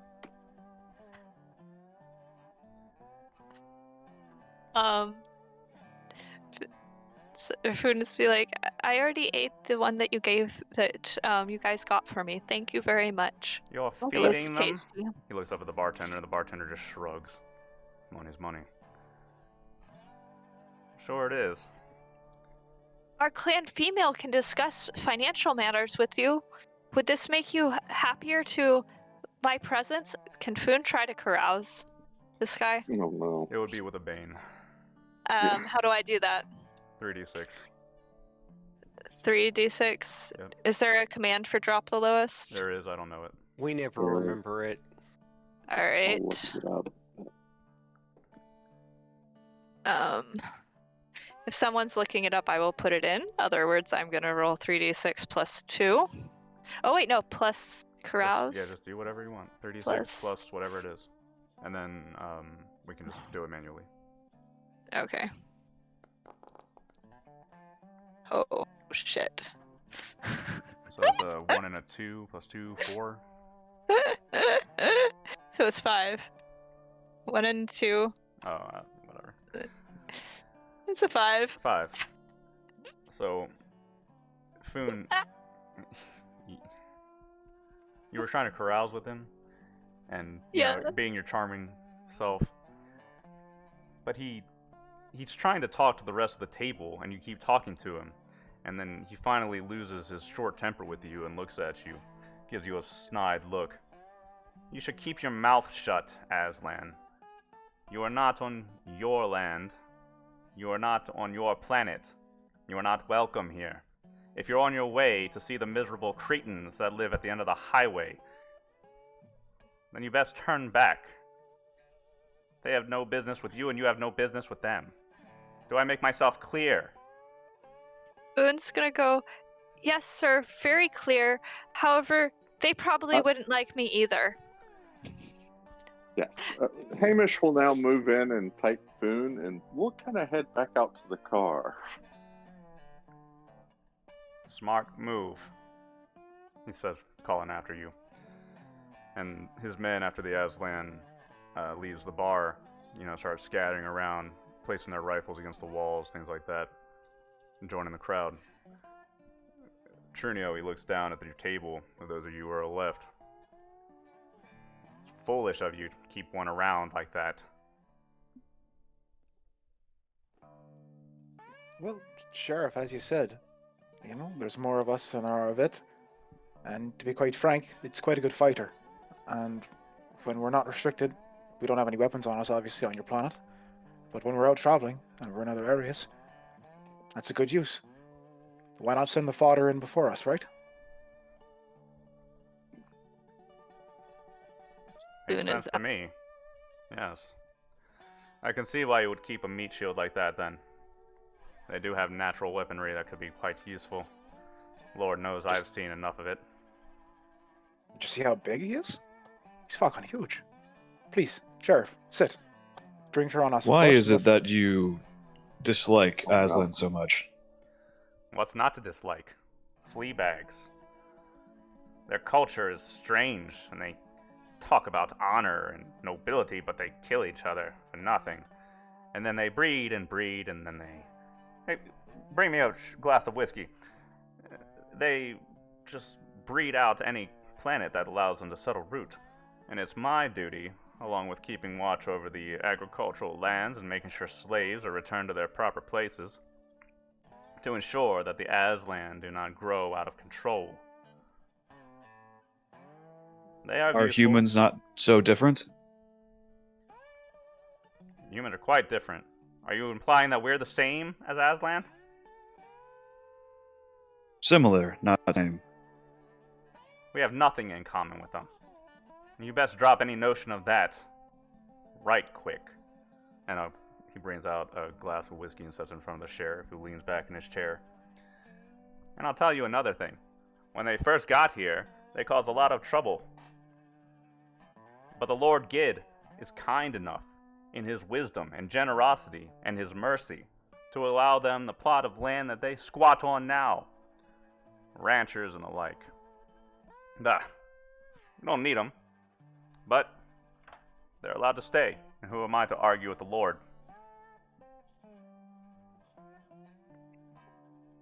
Absolutely. Indeed. Speaking of the opportunities that you said you're in charge of here, Sheriff, we actually came here on business. Would you like to hear the proposition? Business. Sure, why not? Let's hear it. All right. Well, of course, you'd be entitled to, take whatever taxes and personal fee from it as you like. But we heard about a crop that was growing in some caves near here. We're merchants. We're looking to go sample it, see if we can turn it into a business enterprise, as it were. We, of course, need your permissions. It's your lands. You can't just go where you like, of course. So, Flowers. He looks Well, over the at one of his men and says, does that ring a bell to you? I think he's talking about Miser. Oh, yes, Miser. Yes, we have a local operation in the caves. You're talking about that glowing thing that grows along the walls. Aye, that would be true. So we're too late. You guys are absolutely in there, and you doing as you will. I hear it's used for medicine. I don't know much about that. You're trying to get there? That's what we were hoping. We ourselves sell a medicinal product, the tea, hot water, hot flower water, as some people call it, and it's quite profitable where we go about trading it. So, always looking for new ventures. Happen to be stopping by here on a route to another area. Might as well make time, you know. He cocks an eyebrow at you. And how much is this business worth to you? A decent amount. It just depends on what the kind of prices you expect here. I wouldn't want to underbid. I meant more, how much are you willing to pay to head out that way? Is that land owned by you? Might as well be. Nobody steps foot out here without me knowing about it. Can't come and go And as so you please. now you wish to extort us for us to go there. You use a lot of words that piss me off, my friend. It's not extortion. So do you. It's a toll. Dear, can you go join the doctor outside, please? Yadiro will kind of look at Moira and look back at the sheriff and look back at Moira, and he'll just kind of like nod and then stare at the sheriff as he walks out. Good. We don't need trash like that in my bar. I'll be brief then, Sheriff. Several hundred credits. I'm not going to go above 500 just for access to a potential business opportunity, but I'll that's as take high, I think. that. Sounds good to me. 500 credits. Go on ahead. She quickly transfers it to him, kind of nods to him, looks over at LeBlanc, and then back at the sheriff and goes, "Thank you for your time, Sheriff. Apologies for my companions and their demeanor." What you're Like I gonna said- have to do is head off down to the end of the highway. You'll find the entry sign to the village. Go in if you really want to, but I'm telling you, keep that cat in check. And then there'll be a dirt road heading up to the northeast. Follow that along the delta. You'll come across a small mountain. A lot of resources from there. That's what you're looking for. Ask for Miser. Thank you, Sheriff. Appreciate it. And she stands up and signals to LeBlanc to head out. Thank you, Sheriff. You are welcome. Hey, Faust. As kind of like Yadir is walking out, and after they conclude their business meeting, if the sheriff goes to drink his glass, can Yadir like kind of like subtly use telekinesis to make him spill his drink on himself? Sure, roll with a -2. Because you're a little drunk. Fair.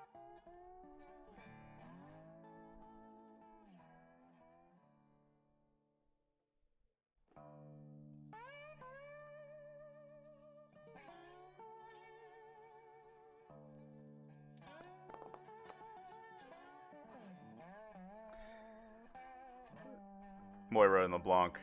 It goes up. Yadir, you were sitting, by the front door for a moment, and you heard him call you trash as you walked out.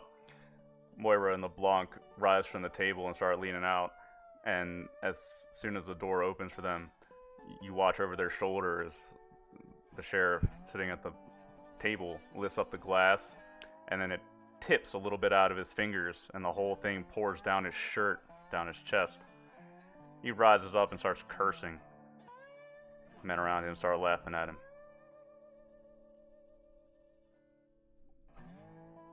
So as we're walking out the door, Moira like physically grabs Yadir and is dragging him away from the front. Yadir, you can see a very angry expression on her face. Bad puppy. That's a good choice because they started getting heated in there. But you make your way outside, standing in the open air. I drag Yadir over to where the doctor is speaking to our wonderful Foon. I bring the party together, and I very quietly, under my voice, go, "All right, I just paid 500 credits to ensure we could walk out of that bar without about 50 holes in us each. That was a pretty simple choice we get to make. Are we really going to deal with people like this? Just for some fucking plants in a cave?" Foon is like, To the whole We- planet. You've already paid your money, so we might as well get what we came here for, correct? I paid the money to let.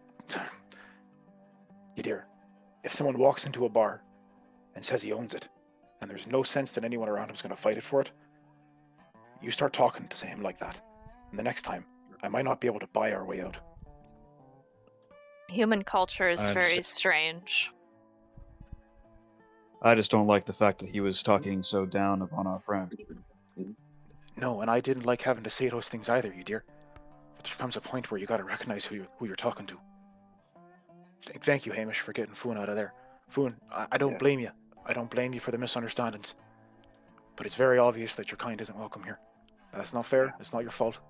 But that's just the way the universe is. I'm not welcome with my kind either. Why should your kind be any different? Because the individual Boom. is not the representation of the whole. Okay, look, The- both of you Every understand. clan is unique. Human clans suck. We should kill this one. What? I No, cry. I one, want to cry no for guns. you. no guns. Hmm. This planet is a shithole, okay? I mean, look at the fields full of slaves. No one on this planet, frankly, is worth dealing with. But, that said, let's go look at these fine glowy flowers, and they may have something we could actually utilize later. If It they're might even be useful, nice.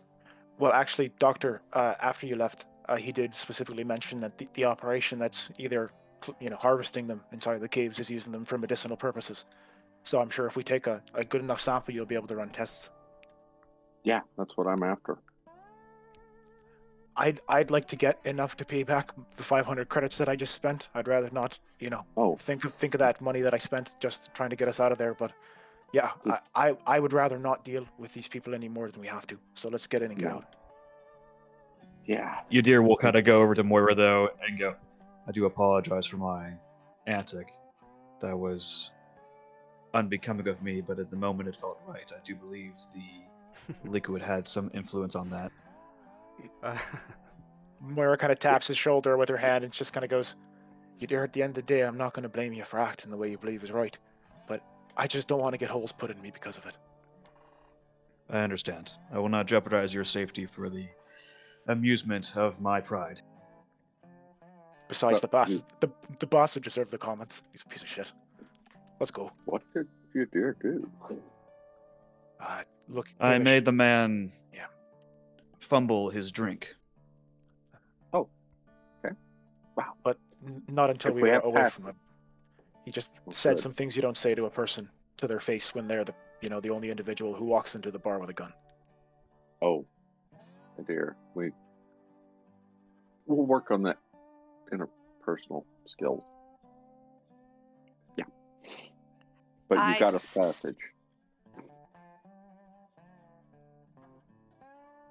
Moira. To go in and out. He did not say anything about dealing with the organization in there. He gave us directions, and she relays the directions to everyone else. LeBlanc heard them because he's the one who really needs to know. But and she kind of glances over. Did I miss anything, LeBlanc? Head down the highway to the village, dirt road to the northeast. There'll be a small mountain with lots of resources. Ask for Miser. Right. And the important thing is, and she kind of glances at Foon. Foon, I'm just gonna have to ask you to walk near the back. They're really not happy with your kind around here. Boon's gonna be like, okay. And Does that We'll mean I make it can up get to you. one of the beasts of burden for lunch later? You know what? At this Okay. point, Why would I I don't. need I don't think I. At this point, maybe we'll try to buy one for you. Boone just wants to do an actual hunt. mm, We're on a We'll planet. have We're to find planet you a- side, and he wants to kill something and eat it raw. Yeah, I'm imagining you chasing down a horse physically, and it's kind of terrifying. Basically, make let's a get in the just car. Soon, you're up front now. Inside the car. Boone is gonna be like, okay, I thought you'd want more separation. I would be riding in the trunk without a seat. Oh, Yep. we like you, Foon. You're also hyper visible. You're sitting in a trunk. I wasn't going to say that. Yeah, you have to be very literal. I've learned at this point, Hamish. You have to be very literal. Foon was gonna climb in and go, fine, shotgun, and climb in. Even if there's someone sitting there, he's gonna go sit on their lap. Nice. I have this mental picture of Foon has like a reflex where he tries to pull out a shotgun every time he says shotgun, so there's like an air miming thing that he doesn't. Oh, Yep, that sounds perfect. Sounds right. All right. Well, loading back up in your car, you've got directions now, so you can head on. Again, it's not a very long drive.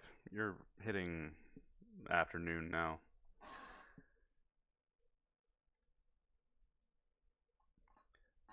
The agriculture full of slaves gives way to music play. Music play.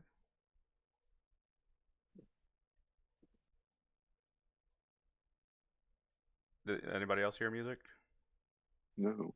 That's weird. No, music has died. The music has died because they don't like Foon. Hang on. I apologize. Make sure I get this. Because we're in a Chevy. God, you know what I just realized? I could have been a real dick and used that telekinesis to tip his drink and then pyrokinesis to light him on fire. You could have done that, yes. Would have been very bad. But And then Okay. we were being so subtle.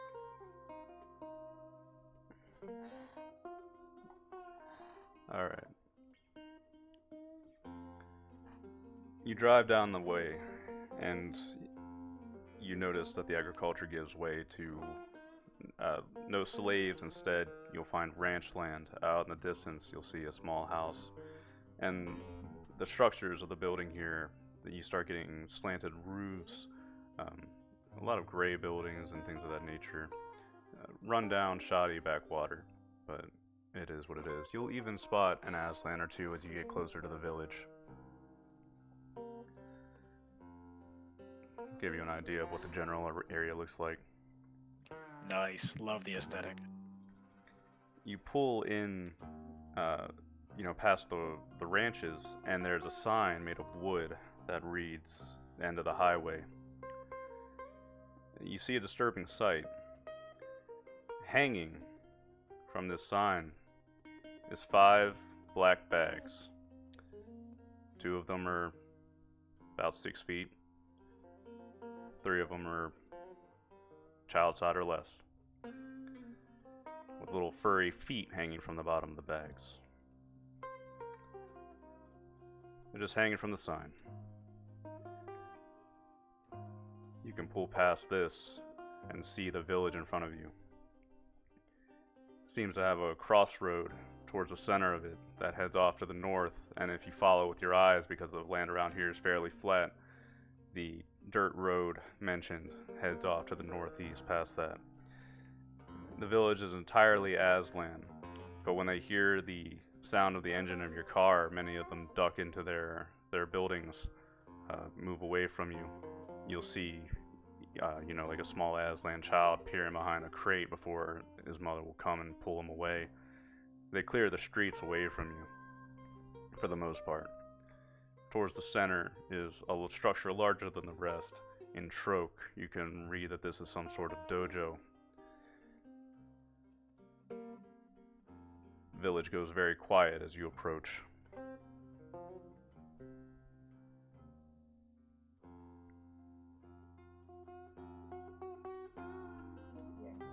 I'm sorry. This is a terrible living condition for your people. Boone is just sort of going to be looking out there, thinking there's other terrible living conditions for his people also. That does not make this one any less meaningful. No one should be persecuted for who they are. Boone's going to look back at Yadir and go, I am with my clan right now. Or my pseudo clan. It is not currently my clan being persecuted, so why should I care? I understand the different cultures, the disconnect between clans. But you are all still one species, one people. Isn't one clan's Yeah. strife another clan's duty to protect? Yadir, No. Yadir, you know how you don't consider it to be wrong to dominate those with psionics lower than yours? That's how Foon thinks in this case. It's similar. I need to think on this. I understand. And as much as I'd like to help every person that we can, I do agree with Foon. We don't have any more room on our fucking ship. So let's keep our eyes on the prize Wait, here. We've got room for humans, but not more Aslan. No, we got room for nothing. We got room for nothing. Wait a second, was that an option? I could pick up a random Aslan? No. So Moira is tired of slinging her magnet hammock at like the high rafters of the ship to get away from the people. So I wonder if they have a good clan female here. Poon is now scanning. Moira's like tapping LeBlanc. Just keep driving. Let's go. So we're not gonna stop in town. Just keep going. I don't see a point unless we Keep need supplies. driving. Okay. Dirt road to the northeast. Sure. Are you sure we do not want to stop? Do you Okay. need supplies, you dear? Because I'm good. I can't pick up any weaponry, or I don't think there's going to be anything in here useful. I'm just curious about the plight of these people. I know that not I everyone think- shares the same sentiment. I think we know their plight. Their plight is marginally, or actually probably worse than the slaves in the field. It looks like it's open season on them here. And Being as quite- they can slaughter their own and leave them in bags on sides of roads. I have a feeling that was the sheriff's doing. and you dear, if we're seeing something like this, and it's not necessarily something that looks out of place, it does to us. But so far as I've seen, as we've been moving around this planet with all the slaves, this seems par for the course, which to me means that it's probably systemic. And we're 5 people. Unless you want to dedicate the rest of our time for quite a while, I don't know how much dent we can do. Truly. Not trying to sound callous, not trying to sound rude. Maybe I think this. I understand. This is trouble. It is Oh, troubling. How much would it take, or when we find this plant, can we determine if it is mind altering? Well, actually, yeah. We'll be doing that. I assume Hamish has some machines or something. Do you have something? I Well, mean, Poon, you've actually drank this tea before, remember? I mean, when you took it, it didn't mind alter you, so you at least know that it's possibly Yeah. not going to mind alter you. Oh, okay. Poon, it's Alright. it's a lot like this. The stuff that you've had bread, right? Or at least seen bread. Yeah, he Oh, doesn't what a eat it. potato- What a And question. you've seen potatoes. Yeah, but he doesn't Okay. eat them. They're- Right, we see but them. but those are the exact same things that are in that stuff that Yadir likes to try on different planets. It's just prepared differently. One way, it's just a nasty vegetable. The other way, it's a nasty mind-altering drink. Boone is trying to figure out if, since you guys seem so concerned, and they have clan leadership that seems to be so very powerful, maybe that we can convince their clan leadership that Aslans are great and that they should live in harmony with them. Out front of the dojo is an old man, old Aslan. He's sitting with a watering can and he's tending to a few flowers out in front of the dojo. It's run down, not well maintained, but it's still the largest structure. And he doesn't seem to notice or care about you, where everybody else has gone inside.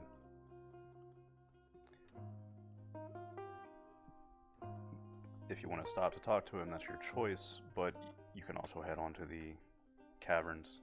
I just wanted to point them out. Because we're like slow cruising Can- through the You're just village slow. kind of thing. Yeah, or that's like exactly that. what Yeah, you're people doing. Like, yeah. Can Yadir read a service thought? Sure.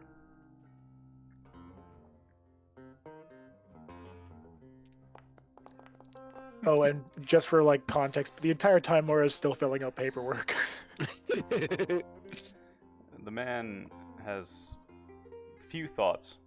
He you hear his thoughts. It's like, need to tend this flower here, water here, add fertilizer to this section. Very straightforward, unclouded thoughts, Pearl, that are very simple to read. Don't gain you much information at all. The man seems to be peaceful.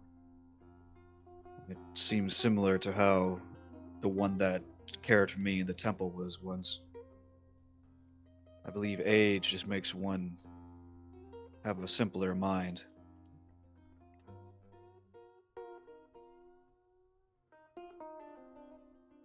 It pains me to see them like this. Yeah. Yadir, I think one of the things you may have to get used to as we move about this big fucking galaxy, if you haven't already, is that it's filled with shit like this. And I hate it as much as you do. And why don't they fix it? You know, I ask that question myself all the time. Because actually one of just the things as about you see, Zidane just cult- as you see your better. culture.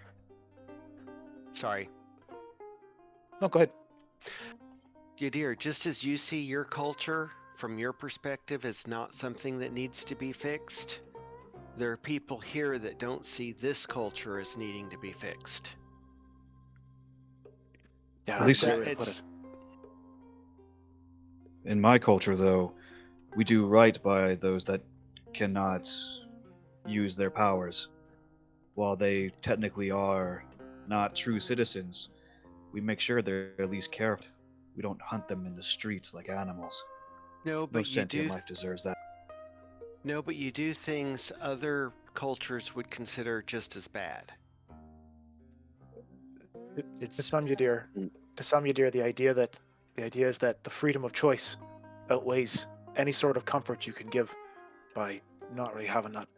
And from what you've told me, if someone's a prole, or whatever term you used, they don't even get the option of making that choice. You just tell them what to do and they do it.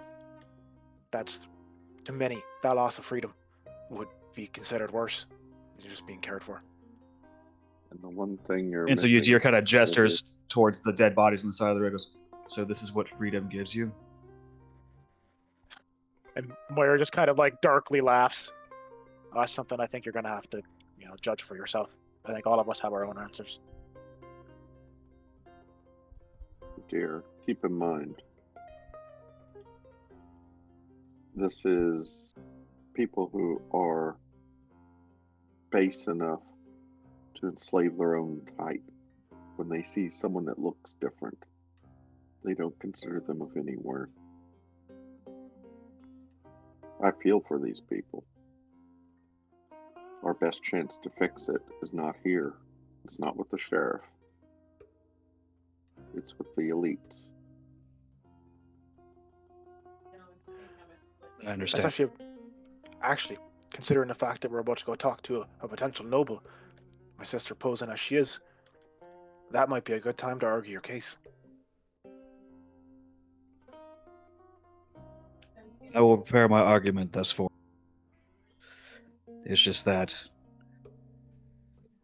even though I have part of my culture, I have only seen it through the eyes of my parents before they were taken from me. Truth be told, I had never experienced my culture firsthand. I was an infant when I was taken away in exile. But seeing this galaxy and all its many different cultures, it makes me think if the one that I have been told versus the one that exists is any different than these. Well, as you've been able to tell, the melange that we've made isn't that great necessarily. And quite frankly, Zodani might be Zodani, but you're still human. You're just a different kind of human.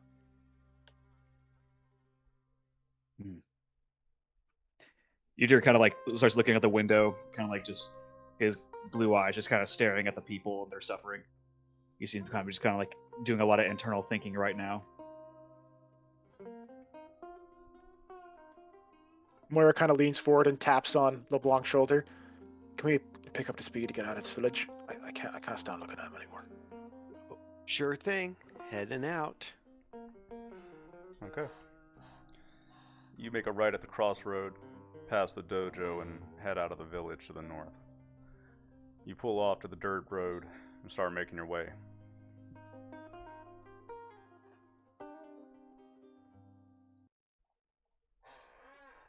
In terms of the scenery, as we're heading deeper and deeper into the the area where the caves are we seeing any of, like, I would assume, the infrastructure a company would need to move this product? Like, or is there any, like, machinery or anything we see? Any rest stops? Well, in truth, on the road there, you don't see much of anything. Okay. To your left, as you drive, are small bits of the delta that come in and flood the lands around it. There are further mountains off to the east, but you're off to the west, I mean, and you are heading the opposite direction from them towards the coastline.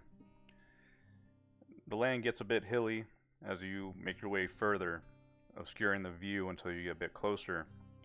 Once you rise over the last hill, you look out both over the coastline, and there's a mountain is a big word. It's a small bit of rock and land that stretches up. It's like a ridge line. However, at the base of this are you can clearly see human operations going on here. Along the left side of the mountain are people moving about, machinery, cavern entrances, and you see again the similar drones that fly across. If you look hard enough, you can probably pick out who might be the slaves and who might be the ones running the operation. But you are intended to go around the far side of the mountain, where natural caverns open up into the earth. And as far as transportation goes, grav vehicles, flying vehicles make their way to and from the east, transporting goods and equipment as needed. Ground traffic doesn't seem to move in and out, aside from these small dirt roads that surround the mountain and head back towards the village. Moira's kind of watching the grab vehicles, trying to calculate how much she's gonna have to spend from the party fund to rent one of them. It might not be possible for you. I don't think I mentioned this, but the sheriff probably would have told you this. Is ground traffic is restricted at night. So if you're on the road at night, that would be illegal for you. As far as grav vehicles, these all seem to be government or industry. You don't see anywhere that renting one would be possible. Okay, so as Moira realizes this, randomly during times in the car, she turns to different people and she goes, "All right, turn your head and smile." And then she takes a photo of you with her tablet. Foon is gonna have turned his head and smiled and waved, because he is very confused. Foon, please put your hand down. Just smile. Foon smiles, showing all of his teeth. Each of you hears a click upon whatever view you give, and Moira's going to try to start falsifying government paperwork for each of them. Really? You're gonna try falsifying? Why don't we just... I don't have to submit anything. This is literally a backup plan in case they have to use something. Well, falsifying paperwork. I mean, do you even know what the paperwork looks like for what you're looking for? Didn't we get access to other types of paperwork that looks like it, or no? I'm sorry. I guess I'm asking what is the purpose for this? You're going to try to use this to get a grav vehicle or something? Yeah, some sort of access. Because if travel is restricted at night when we're walking, we can't really walk in during night at all, or else we're gonna get caught. She's gonna be trying to make fake badges for us. Literally just in the background in case we can't get in any other way. I would say.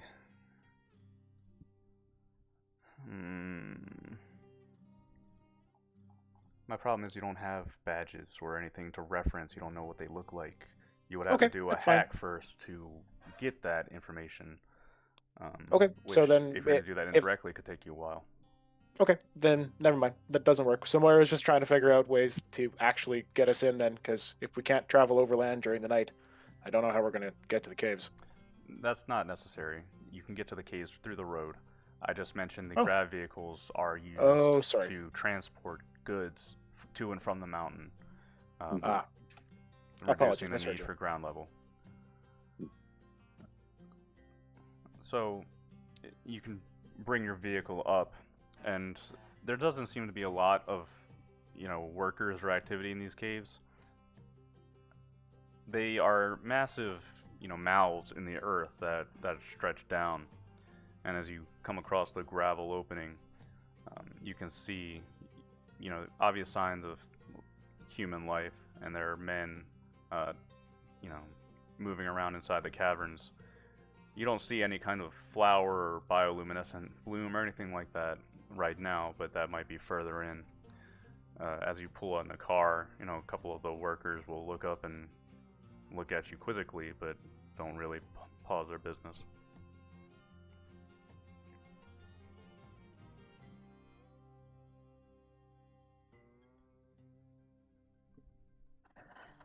Do these look like actual workers or more? These do seem to be skilled workers. You don't see many. I mean, over the ridge and around, you'll see floating around the drones, but these people are just seem to be going about business without much supervision. So do they look like they'd be mad if we just start walking into the caves? They would probably when stop you, talk to you. Yeah, I'll wave one of them over. Hey, where can we find Miser? He comes over. You want to talk to the boss? He's Yeah, inside. please. Here, I can escort you. And Are we all going? No. Moira, Yeah, why don't you, LeBlanc, go in? Us three will wait out in the car. Foon should talk to the tea person. That's Yeah. just my opinion. This is his whole point of existence. But Yeah. what would you Mhm. want? I think Okay. I think that we can all go in, but we'll just have food Okay. at the back of the party because this is kind of Foon's thing. Okay. Yes. So Moira will kind of lead in with LeBlanc behind her and try to make her way in as best she can without, making a scene. So let's just trying to find this guy, trying to wait if he's like talking to a bunch of people, don't like butt in, just like wait your turn, like kind of thing. Well, as you head into the mouth of the cavern, you're on a steep decline that heads into much darker levels. You notice that there, like I said, aren't many workers, and they don't pay you much mind. They at least. So here's the thing: you've met people in the outskirts, people out in the fields, and they have their mindset and their way of life. What you seem to be dealing with here are maybe more similar to people you would meet in the high port or the city, who are skilled workers, working for corporations, businesses, coming and going from Gravcraft to work, not living out here, or if they do live out here, tending to slaves and whatnot, they were trained, educated. So nobody pays you much mind. If they see that Foon is part of your group, they seem to not care. So You guys kind of watch Moira kind of visibly relax as she's kind of seeing the people not reacting to us. And she kind of waves Foon to like join her up where LeBlanc is. Oh, I have now ascended.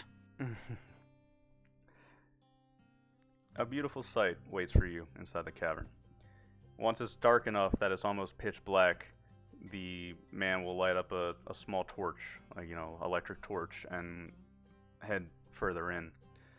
As soon as you round a corner, he flicks the light off again, and all along the walls and the floors, with very narrow passageways between them, are fields, it seems. They grow, springing out of cracks in the rocks, and the cavern itself is very hot, artificially so, because you notice electronic heaters built into the walls near the entrances. And these flowers bloom beautifully. They glow. It's ethereal. They coat the walls, the ceilings, the floor, and you can see one or two men are gingerly stepping in the pathways around them, tending to them, harvesting them. It's wonderful. It's a beautiful sight. And the man, now that you can see clearly from the light of the flowers, he steps aside and calls out, "Boss, these people want to talk to you." And you'll see a man, he steps over in a jumpsuit, 60 years old or so, a beard, balding, and he comes over, looks at you, and adjusts his glasses. "Yes, can I help you? I'm the foreman of the Hesselflower Caverns." Well, Miser, I believe we were given the name. That's correct. It's good. It's wonderful to meet you. We're actually here to discuss a possible business opportunity, if you'd be willing to hear one. We were told that you were the man to speak to. Blinks at you a few times. If you're looking for Hesselflower shipments, I suppose we could come to an agreement. Is that what We you're would here for? We would first like to test some of these flowers. I am Sorry, very interested in glowing tea. this is our expert amongst the company, Poon. He is quite knowledgeable in terms of the different kinds of ingredients we would use in our trade. So, yes, we would be looking for shipments, but of course, that'd be at least the ask we have. You say tea, and the man starts chuckling. He says, "Oh, the gray fox from the high port send you?" Well, not many people know about that kind of thing, but yeah, you can make it into a tea. And it We- glows, and it's beautiful. Like I said, our expert knows quite a lot about multiple types of teas, so it's a business opportunity that we don't want to miss. Here, come with me.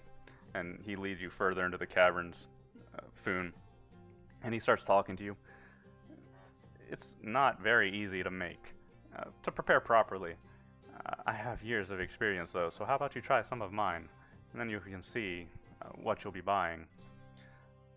And he'll lead you into, living quarter areas and a common area, and he'll have you sit down, and he will start brewing for you.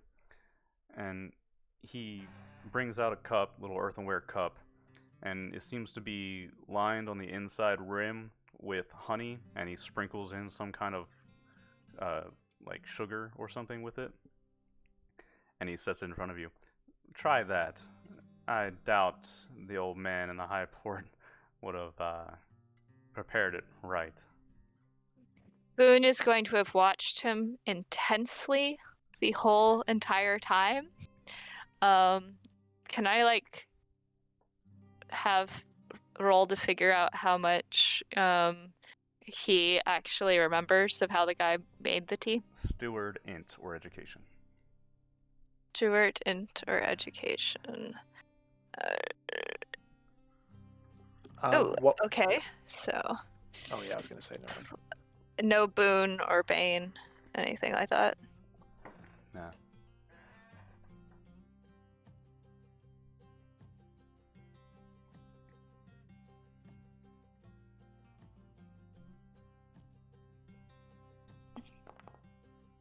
Oh, sadness.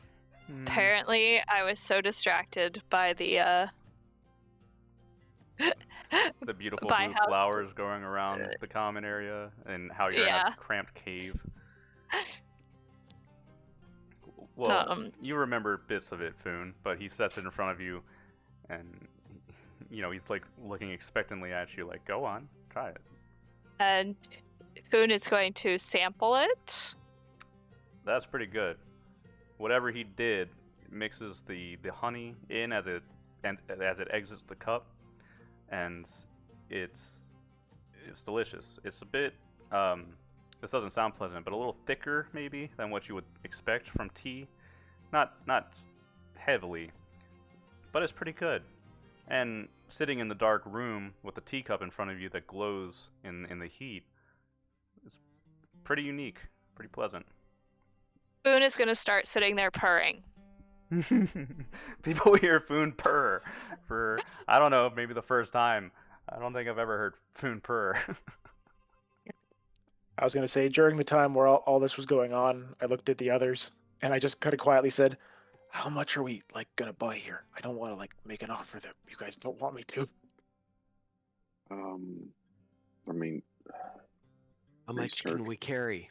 Yeah, that's the problem. I can't remember how much room we have left. We have so much shit on our ship. About Oh no, we don't.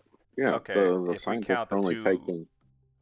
sorry, if you count the 2 humans that live in your cargo hold, as well as the 2 D tons of people that you're transporting, we're looking at about 8 tons that you could carry Yeah. to fill up your cargo Okay, hold. We Okay, can pull okay, some okay. tonnage. Not much, but we can pull some. So like how much? So I guess Moira is just waiting for this to go out. She's like holding anybody back who tries to approach to make sure they can finish. No, via- just let them finish. Yeah, I'll and- pull up my pad and see is the data net available. Sure, as far as it goes. See if there's any mention of the medicinal effects. It's a Uh, so this is a planetary medicine. They use this Mhm. for mixing with different chemicals for painkillers or intoxicating effects, things like that. Tea as a purpose is a very niche thing here. Tea as a whole is not popular or well used here.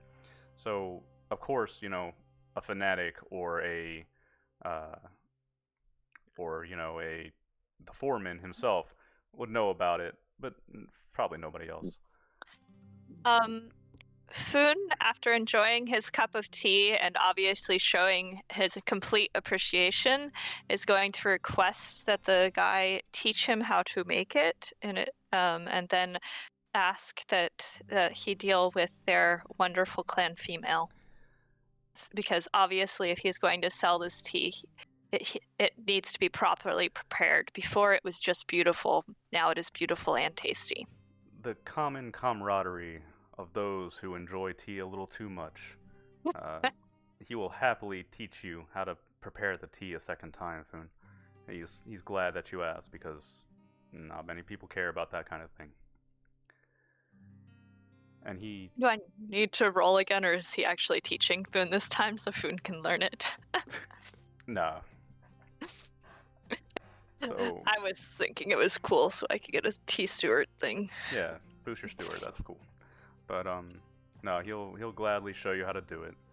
And then he looks up as he's doing that and he says, "So you're merchants. You are gonna buy tons of this stuff, yeah?"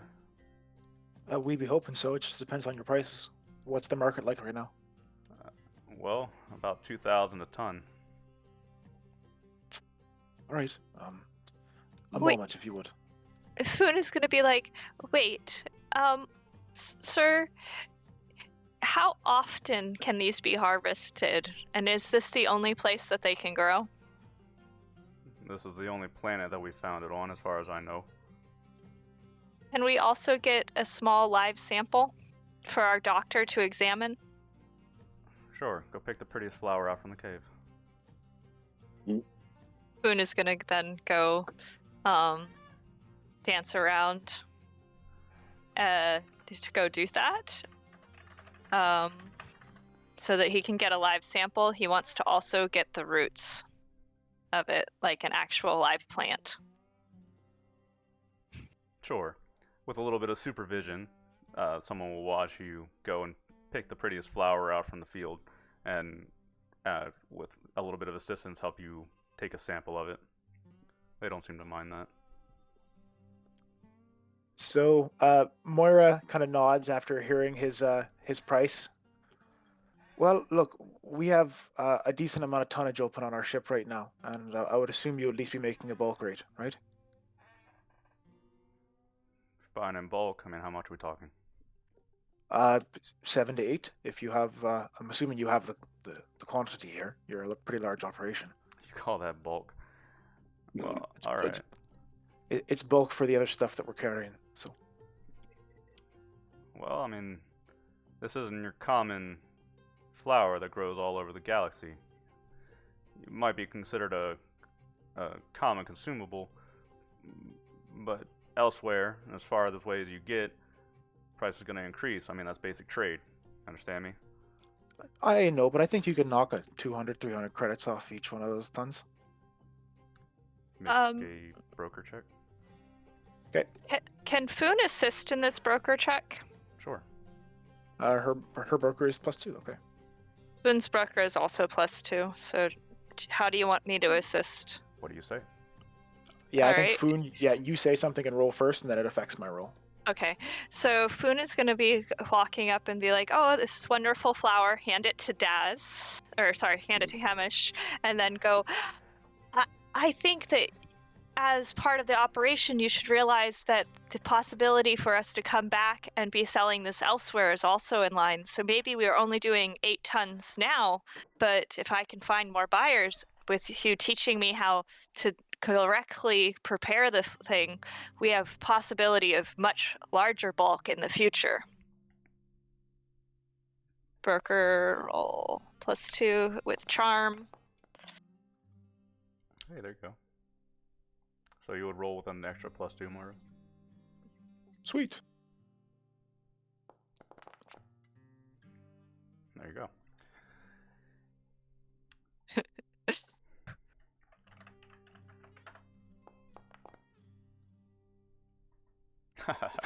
Oh, that's amazing. He, Foon, he seems to enjoy your interest in his little niche hobby, and he's explaining how to prepare it and talking with you, and he's discussing prices, and this is just business. It's just he's talking and talking, and he looks down at you and says, "So you're really tea merchants? That's interesting. I don't think I've ever seen anything like that pass by here." Now, he leans down on the table and looks at you and Moira. You're really going to be shipping this around the galaxy. And I mean, the exposure, we would want our name on it. Well, then when we sell it, we make sure that we actively talk about where it comes from. You have a mark, right, that you can put on, the tonnage that you give us. It's easy for us to broadcast that mark when we're selling the tea. Also, if you give us, especially if you have a logo or delight thing, I'm sure that our wonderful clan female will help us prepare commercials. In fact, do you want to create a commercial? We might be able to get some recording for it, and it would be Ooh. even helping your business further. I'm Chuck Testa. This old man is kind of funny. So he smiles as he listens to this, and he thinks, you can see on his face, almost as plain as he said the words, like, "I have a brand. That sounds pretty cool. I could write that." And he's nodding as he listens to you. Tell you what, give me a little bit. I'll write up a contract, and we can set up a trade agreement. Now, like I said, I want Miser's Hesselflower to be all over the galaxy, and I want him to know where it comes from. That might open up more business in the future.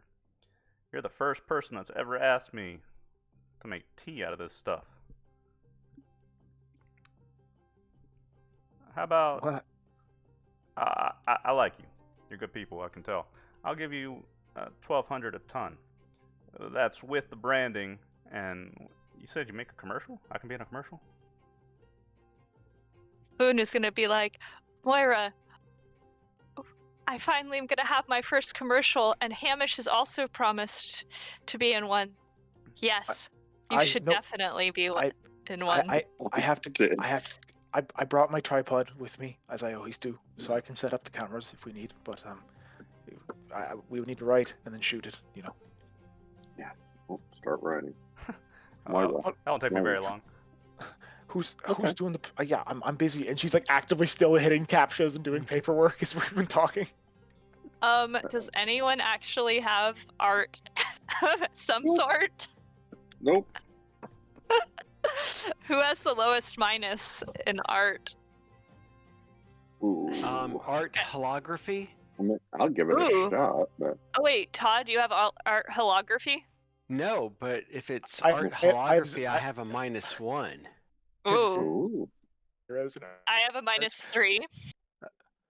I have my best in art is Moira a has a 0 -2. and a couple arts. Okay. Well, it's up to you guys. Moira. when Moira we're will try to. shooting I was gonna try to write something, I guess, because that's Yeah. unless you guys want epic poetry. No. Well, let's shoot like 2 or 3. The more video footage we have, we can edit it Yep. out. And Moira, make sure when you're doing the video, catch everything about the cavern, please. Okay, I want distances, number of plants, everything. I see what you mean. I thought I was going to be operating it. I don't care who operates it. Yeah, it would definitely be. I'm writing, and you'd probably definitely be operating the camera setup, but. Damn it. Is there any Hold on. way that the other guy could help us if we ask him to check it over? Well, he wants to be in it. He's excited now. He's drawn up like his symbol that he gives to you. He's like, here, I want this branded on whatever bottles you brew, and he comes and, oh, you're making a commercial? Yeah, I would love to. I can do that myself. I could tell him all about the caverns. How long is this? Like 20, 30 minutes? Food is going to be like, well, I would love a 20 to 30 minute documentary for the true enthusiasts. Ooh, Commercials are a little shorter than that. You including see the Moira's like dry preparation. heaving behind them, like in panic, like. And also, Moira, he's let like, them ad-lib. can we do a 30-minute where it's like his spiel and then we do a commercial as well? So that we give Moira more time? So basically, We should Moira do takes performer with right. Yeah. Like he rolled right, so we should do Yes. performer -1. Absolutely, but I'm like the only way that Moira can describe it is she walks over, grabs food, and goes, "You're gonna interview him, and then we're gonna try to film it because we can't write 30 minutes." Wait, you need performer for that? You want Funde? Oh, dear lord. Absolutely. I think so. Okay, it's gonna be a -2 for all of the performers with prior to this bad writing. Roll well.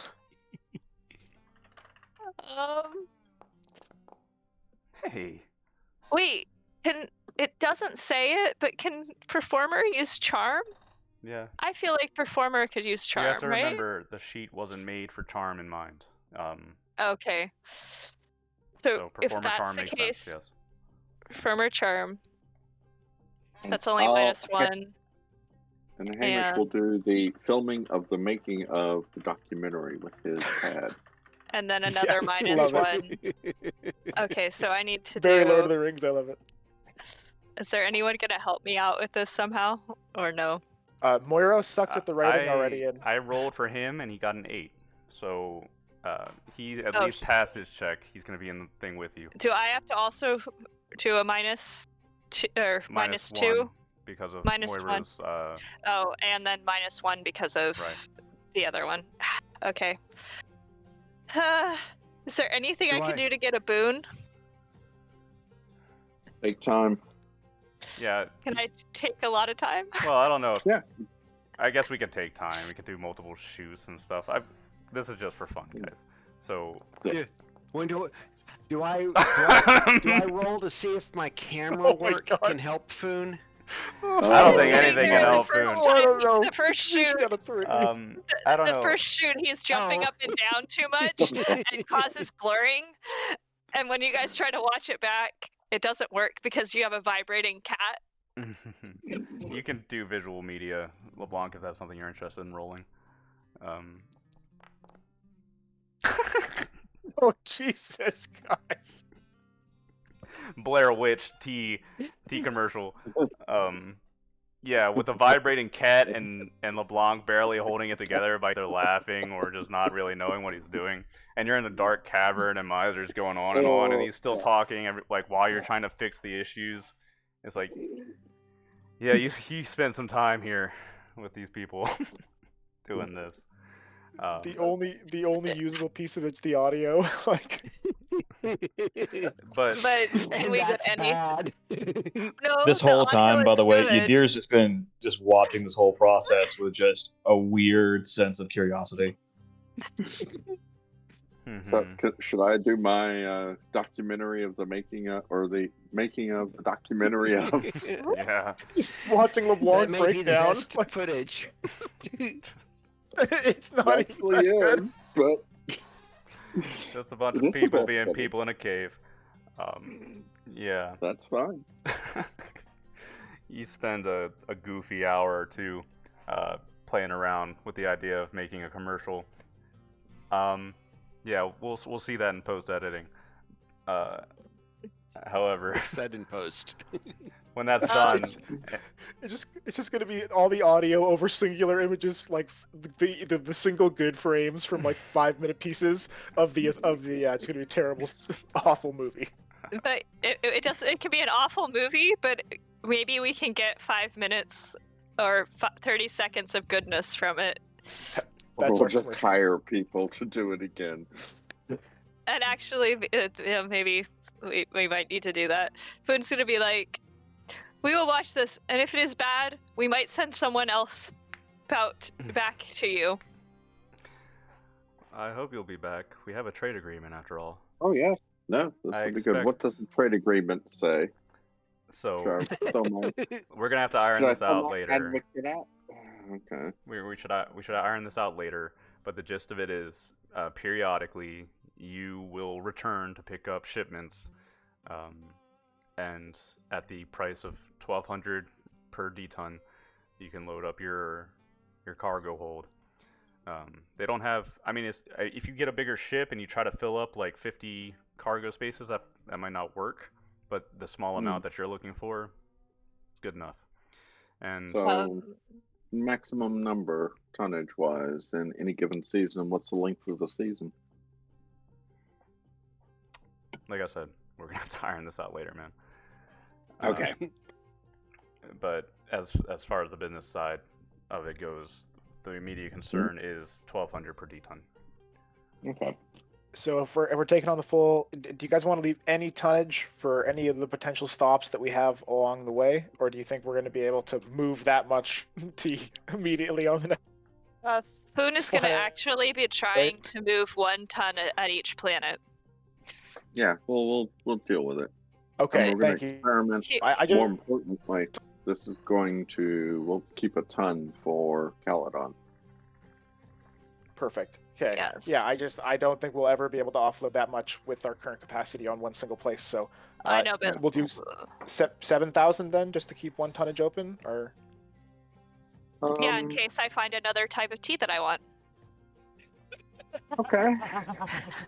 or like no, okay, like Daz, I don't just want to say 7. We can do 6. Like keep 2 I have tons no open. problem doing 8, but and filling it and moving. But Well, that's also true because if we can move 1, then we would have another one.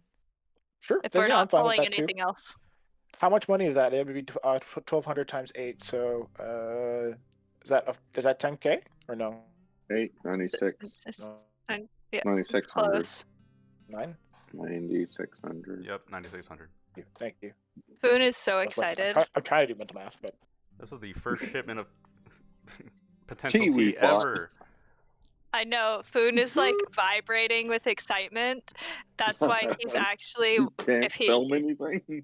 Yeah, he can't film anything. He can't do anything. He's vibrating. He might actually go try to be looking up on his computer if he can hire someone to come and record the commercial so that it can be truly good, but only like 15 minutes. or not 15 minutes, a 5 to a minute or less commercial, like 30 seconds to 5 minutes. So is there a way he can look that up? I spaced halfway through that. I'm sorry. What are you asking? Foon is so excited. He has his documentary, he thinks, about this tea. Now he wants there to be a commercial too. I recommend taking your documentary and cutting it up into a something that you might be able to make a commercial out of, or just make the commercial yourself in your ship later. He wants to hire someone to do it. Oh. Whether or not he can convince anyone else in the group that we can do this, that is what he's currently trying to convince people. I mean, that would be money, and you're probably going to want to head into the city to find a professional like that. Yeah, then let's go to the city and sort it there. Because then we can see them face to face, because you can only trust a person when you look them in the eye. Really? That's a very specific. Oh no. I did not know that is the true way of finding trust. He's going to start looking in each of your eyes deeply, Oops. and then to the next Sorry, one. everyone. God damn. They still look like fucking predators sometimes. You know that, right? People's dilate. Yeah, pretty much. It's like that old. It's like how humans have an instinctual fear of snakes. Most of us do, just from lots of evolutionary time getting killed by snakes. Oh yeah, the 7,000-year-old trigger of a large cat predator looking at you with eyes dilating. That just kicks in naturally whenever Foon does that. Oh yeah. And he also smiles and nods at you at the end. So, we don't have to go into the logistics of this. They are an established business, so if you want to get that shipped up to the high port and load into your ship, I think that's fine. Wicked. So hang on a second. We pay the 9,600 obviously up front. I don't think they're gonna do anything else. So we make that transfer. And are we just gonna head back, or are we gonna hang out for a bit, Foon? Like, we still have like a lot of time to fill out paperwork, right? He checks the time, and as you guys have been having fun and goofing off, he, at the end of it, and business is finalized, he says, "Well, it's been a pleasure, really. Unfortunately, the mines are not open, and I'm afraid that you won't be able to stay here overnight, unless you want to sleep with the slaves on the other side of the mountain, which I doubt you want to do." Wait, it's night? No, not yet. It will be night soon. But you still have time. I recommend the end of the highway. You can ask around. There's an old man. He's very kind once you get to know him. He will probably be able to house you, especially if you have an Aslan with you. Well, thanks for the I think the we know who directions. you mean. Thank you. Yeah, thanks for the directions. We'll be going soon, just to make sure that we don't get caught out at night. Well then, it's been a pleasure doing business with you. Remember, my brand. I want it on the signs, on the bottles, on the cups that it's served in. The more people that know about all of this, the better, in my opinion. No, well, perfectly good marketing. Big old grin. Boone is also grinning, very excited, very happy. Did someone put it out of the group fund yet? I'm getting it now. Okay. I was just making sure that I didn't also do it. That's the clan female's job. Apparently, yeah. Boy, why we're not doing it? Oi, I forget. I usually do the occasional expenses, but you're just way faster, Daz. I love the group fund. When the tea company when we actually make our first like profitable investment deal on this whole tea trading thing. Well, I can't imagine this not being a good deal. I mean, the farther away you get, the price is going to increase for an oddity, especially if you land on a rich planet like Caledon, where the price where a Caledonian pound is 2 freaking credits. That could go a long way. Mm-hmm. The only reason not to do it on Caledon at one time is to do it at multiple places is to get more More other people interested. Yeah. more Market people share. interested. Market, yeah. Because after we leave Caledon, we're not really sure what direction we're going, and like, right? We don't really know what's going to happen after Caledon in terms of Yeah. what direction the ship heads. We're so gonna be spending like a time skip on Caledon once we get there to figure out what we're doing and get yeah, situated. I figured. So at this point, then we have our cargo. We're headed back. Is there anything else people want to do? Like, oh, so we're headed towards that old guy, the old cat. I assume is who you're talking about, the old Aslan.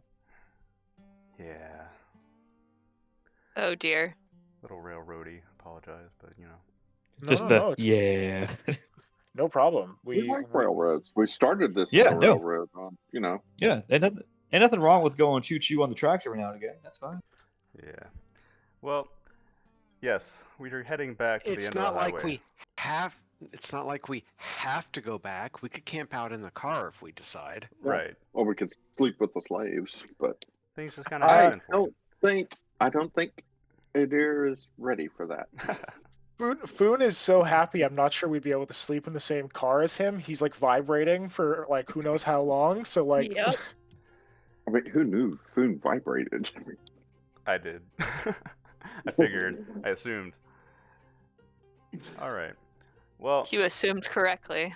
as we head back to the village, I think now's a good time to take like a 10 or 15 minute. Does that go with everybody? So, Okay. Go make some food. BRB. by the way, I will be. Oh, sorry. Go ahead, bro. No, you're good. I was using push talk, and when I pushed my button, I was in the general chat line, and I just started going across the board. Huh. So I will be having to leave around 4, so at about 2.5 hours. Is that okay? We're gonna be probably done by then. Yeah. Yeah, we'll be Okay, sweet. wrapping. All right.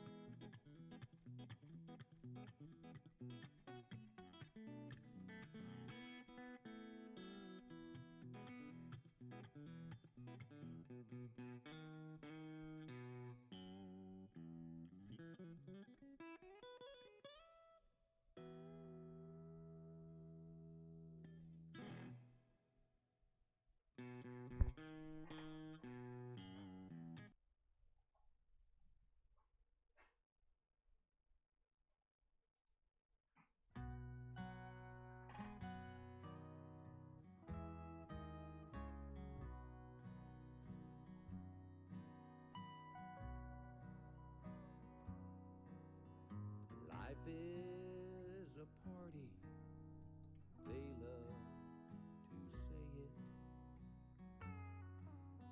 The longer you live it, the harder you pay it. If you need an escape, just grab a seat. And here with the thinkers, the drinkers, and me.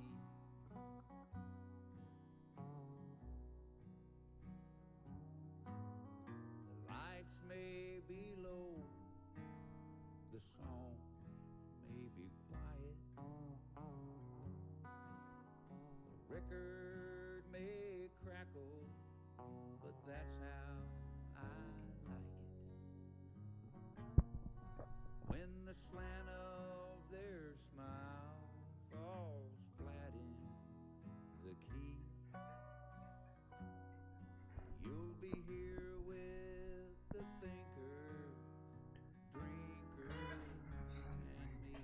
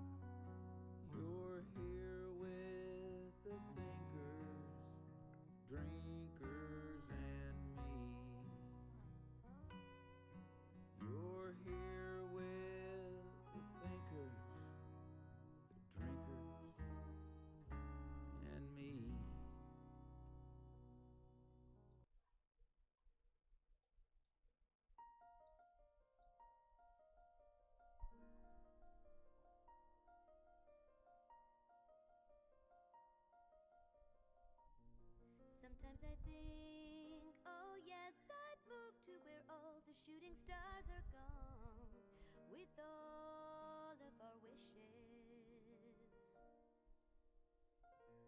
How could they bear, oh no, to carry around the stupid human hopes?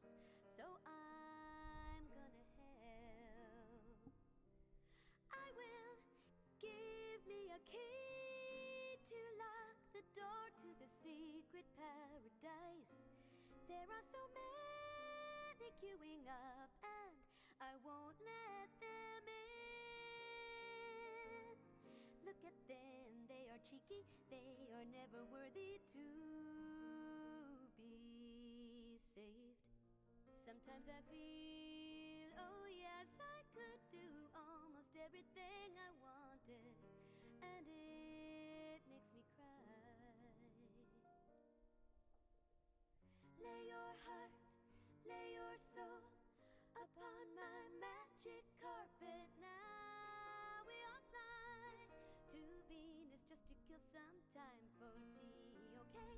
Remember, surrender. There's nothing you can do, 'cause love's such a joke. Like a little jack in the box, you know. A little jack in the box.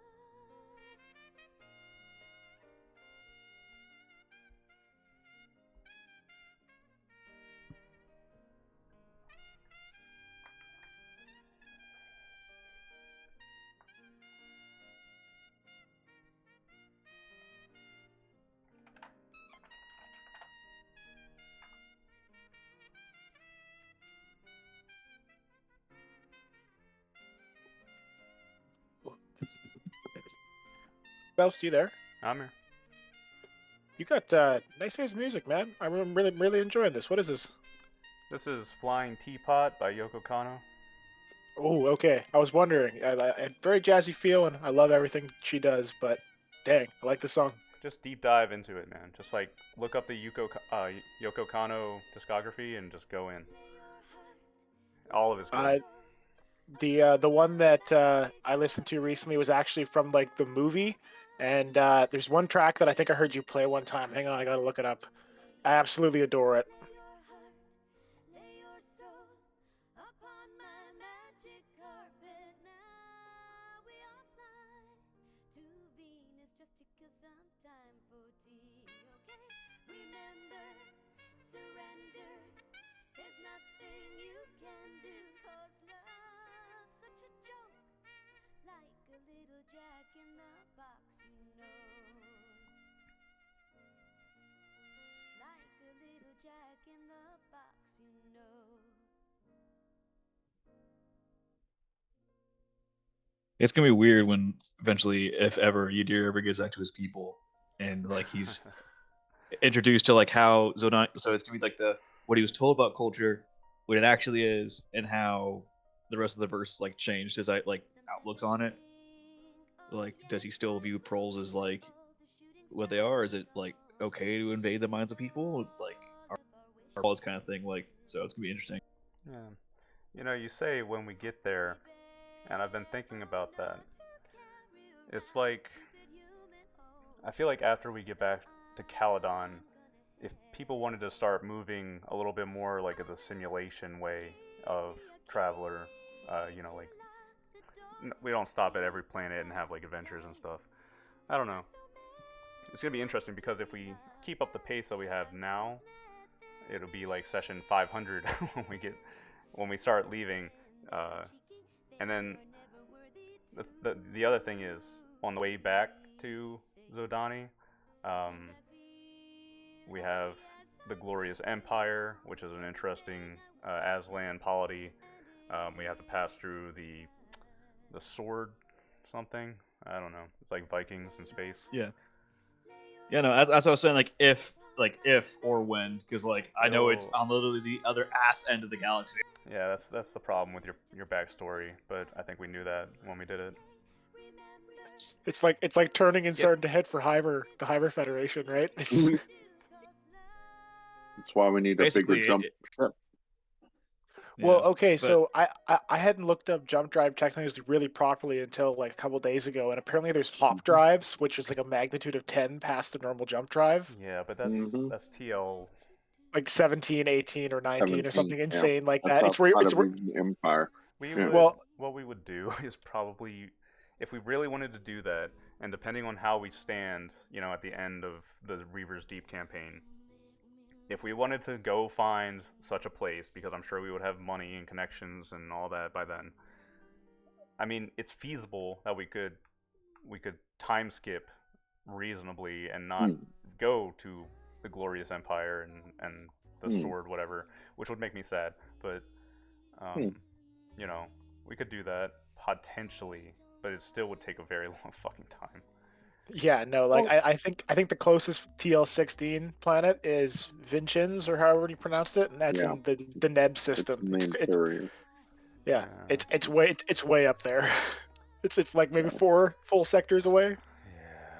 Yeah, it's crazy. That's why we're leaving your stuff, like your main arc, and leaving the stuff to Zodani for last. We don't know what we're gonna do at that Oh yeah, point. no, I totally get it. And like, if I never get back home, totally fine. If Yadir dies along the way, totally fine. Well, like, I do want to point out there was a fucking mercenary assassin that made us fucking misjump and have an entire world like survival adventure. So I think your backstory's hitting us hard enough as is, buddy. Like, what was And I'm that sure dude's he is still still there. looking for us. yeah, I'm aware. It's just that like it's mean, every definitely system- playing into it. Every system we jump into, we better be looking for his transponder. I Yeah. feel like Birch should become friends with that guy. Oh God, Jeez. no. Oh God. Is that how she is? She's introduced? She I would don't sell out know. everyone. I was being more of a silly thing because it getting- was. I'm getting big time Jane vibes. You're just standing there, like holding us up with a gun, and we convince you to come onto our ship. Like, Well, no, I she likes floated that Hamish. idea to Foon before. I know, actually, it is an Yeah, you idea that did. I am considering. But Come on, no, little side. but I was thinking more. Currently, her only connection to the crew is really Hamish. Hamish, yeah. Hamish, sorry. Hamish. It also oscillates. Depends on who you're talking to. Yeah. Anyways, her only connection, and she thinks he will give her immortality somehow, and that is why she wants to protect him. Wow, Yay! Everyone else, she doesn't care about. nice. Not even the life debt partner. No. Oh, you mean Don't you owe LeBlanc a life debt? I read your backstory. You've saved you from a crash. no, no, Birch, no, this is that's Birch. that's Birch. Sorry, I got confused. I was talking Foon. about Birch. Yeah, no, Foon is different. Yeah. Okay. Foon likes everyone. Yeah. Birch Foon is best going to be boy. a very, if Foon very dies, different. I will be big sad. I think we'll all be big sad. He almost died like a little while ago. pretty sure if you two hadn't been close to each other, Yadir, when we jumped and did the spacewalk, you guys would have like literally like flown into the engines. You guys rolled so bad. Oh, there was Yeah, I lots had of to things. I had to Oh. use the fucking force to like pull us to the ship. That was You fuckers both rolled below 4, if memory serves. Like, it was bad. that was scary on both sides. That was ill planned on Mm. both of our sides, to be honest with you. Whatever. I just laughed when Yeah, someone was yeah, like, buffed out. hey, we're doing a space jump, right? And no one complained. I was like, oh, we're hardcore, we are. no. Okay, let's go. Yeah. I'm there going, shouldn't we like get ropes or something? There's no hurry, there's hours. And everybody's like, no, we gotta go. Oh, it's so funny. Yeah. Well, whatever. It's early installment weirdness. We'll just call it that, okay? Well, it was hardcore, but we were all panicking inside. It was like, oh crap. Don't think about it from a mechanics perspective. Yeah. You know, I- I'm so Foon's happy gonna to roll go above for 8. that. Foon's gonna be going for and jumping on stuff like that. Birch would be my person that would calculate. So that's See, the other I thing. love the fact that these psionics have gotten us out of trouble just as much as they've gotten us into trouble. Into trouble. More to come. More I'm trouble just to waiting for come. you to. Oh, I'm I'm just sure. waiting for you to botch a brain read on someone important, and then we're just like mid conversation, it goes bad. No, everybody's gonna be This just like, suspended oh, don't worry, Yadir will read his mind. Yadir's over there, just like static, just like. Aren't some of these on the side chart also Zidani only, or am I Mhm. missing? If you go to the Yes, table of contents that's at the the Zidani top, section. there's Yeah. a Zodani power section. Okay. Okay. Yep. And then we have Ah, Droin too.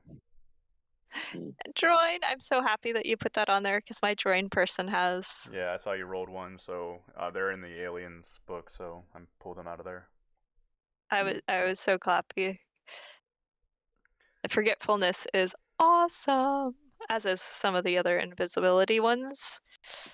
And you notice some of them have cost 0. Did you notice that? I didn't really read them.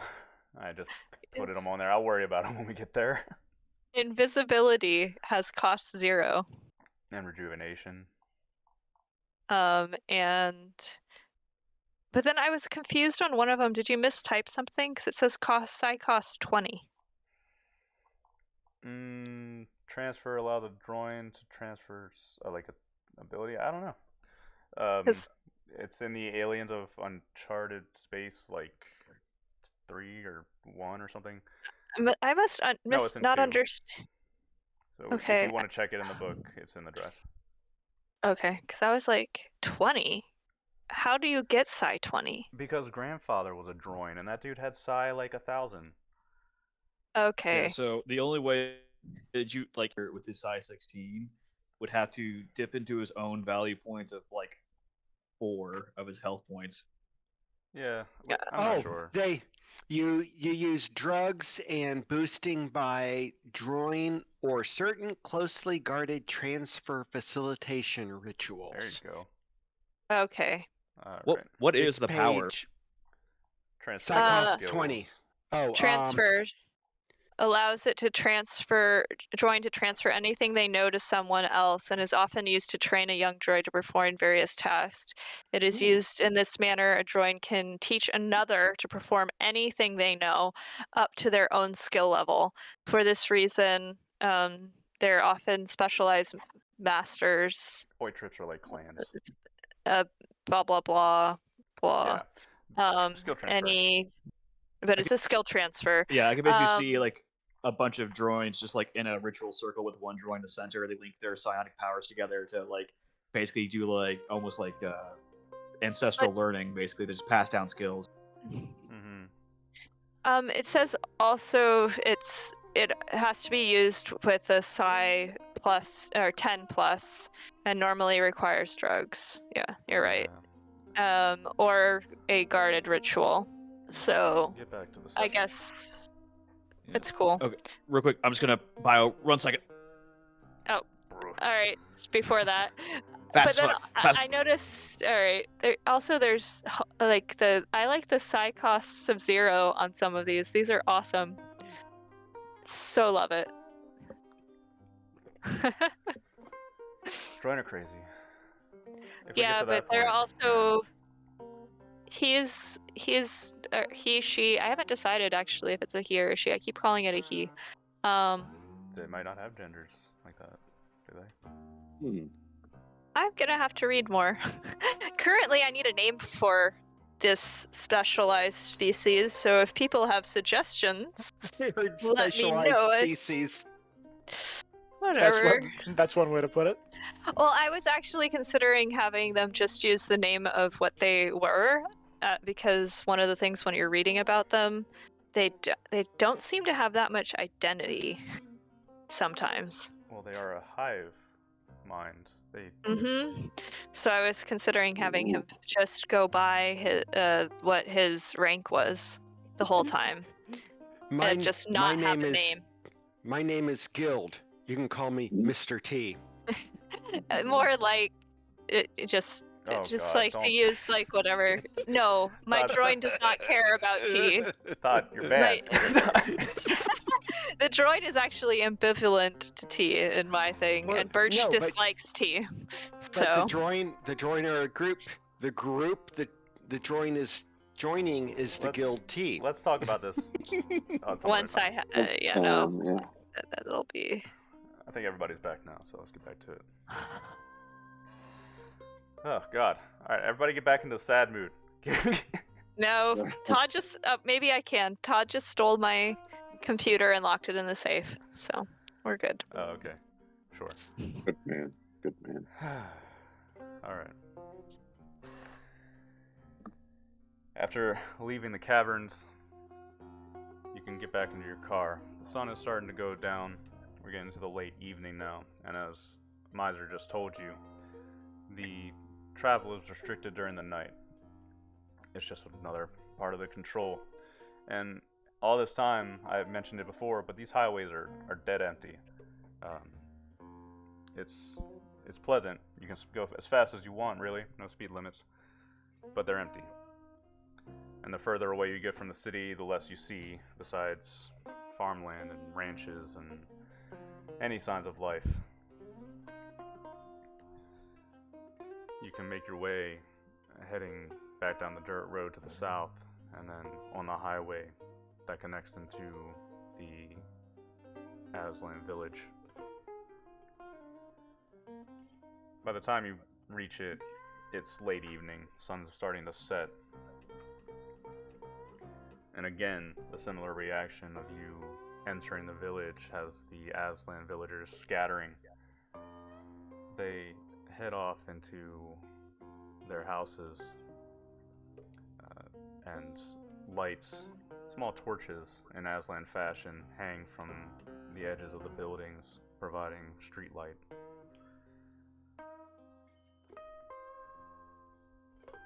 The village gets very quiet, and as you roll into town, you don't see much going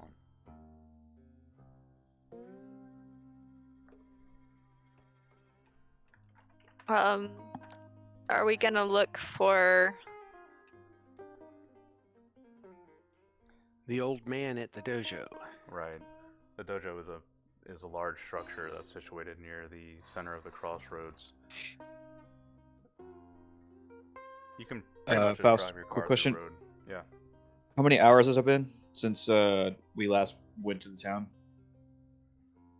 Only probably a max 3 or 4. Okay, thank you. Yeah, Miser's Cecil Brew, there you go. As you pull the car into the center of town, or wherever you would like to park it,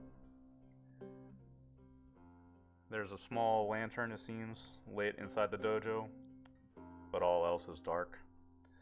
Eyes peer out at you from slits in windows from houses.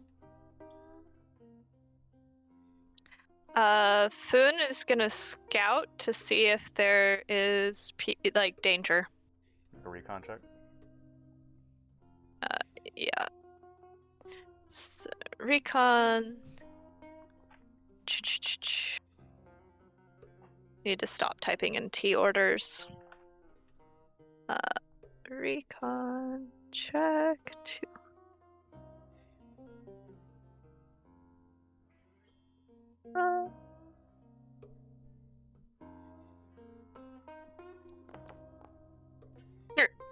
He is still too excited about T to actually be checking things correctly. He is still vibrating slightly. No, Over Finn, you there. don't seem to see any danger around.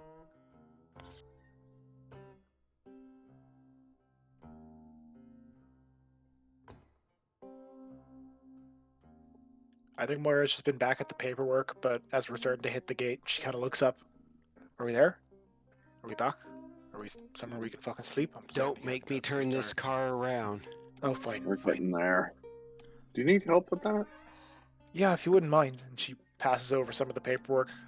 I'm pretty much close to being done, but my brain's starting to melt a bit. Yeah, you should have that done fairly soon. The expedited process is a mercy. One day instead of a week.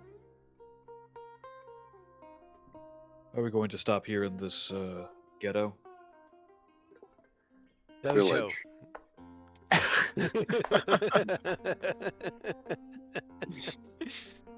Forgive me. The term that we use for the prole's living conditions is a ghetto.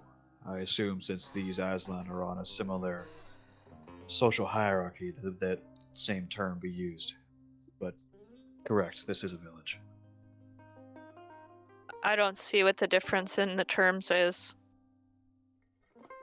One of One is considered. polite society. Yes. You would say, Foon, that one of them might be considered somewhat derogatory if used to associate with an area. No offense to the way that you refer to them, Yadir, but I would avoid saying that word out loud in front of too many people. Of course, these people have been through enough as is. I don't wish to derogatize them. Derogatize? I am learning so many new words today. I would Yes. like to derogatize people. Does that mean that they're...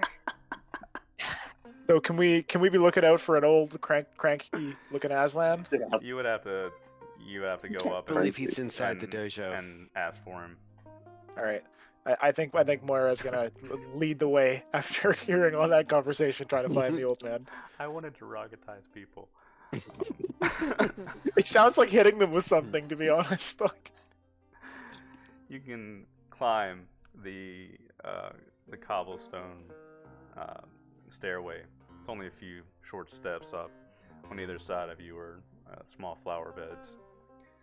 You approach what seems to be a paper wall, a paper door, and you can, knock or however you want to do. There's probably a little bell hanging near the door that you could ring. And if you do so, after a minute, the door will slowly slide open, and you'll see the old man from before, gray cat, long bits of hair coming down from the sides of his mouth. His eyes are a little white, but he looks around at you as if to see you clearly. And he says in Troke once he spots Foon, "Greetings. Can I help you?" Boone will give him a small bow and go and go, "Yes, we are this is our group, my pseudo clan, and we come seeking shelter." Shelter. Oh, humans from the north sent you, didn't they? The ones that we have made a tea agreement with suggested that you might be a place that we could stay.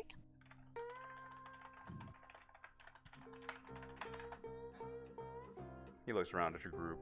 Make a persuasion check with a boon. Does he know that I am? So we're gonna still. I'm just trying to check, make sure he hasn't figured out that I'm outcast, right?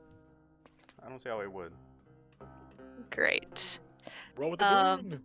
Roll with a boon for persuade. Yes. Said persuade 3 boon 3. I'm so slow to get today. Sorry, guys. Don't worry about it. And I'm just rolling the 3. Or wait, is there keep the highest? KH? 3d6 Okay. plus whatever you do, and then we'll just do it manually. It's faster that way. Oh. Okay. There you go. So he got. An 11, I think. Yeah. The old man, he's, looking over your group, and then he slowly slides the door open. I'm gonna make a roll real quick.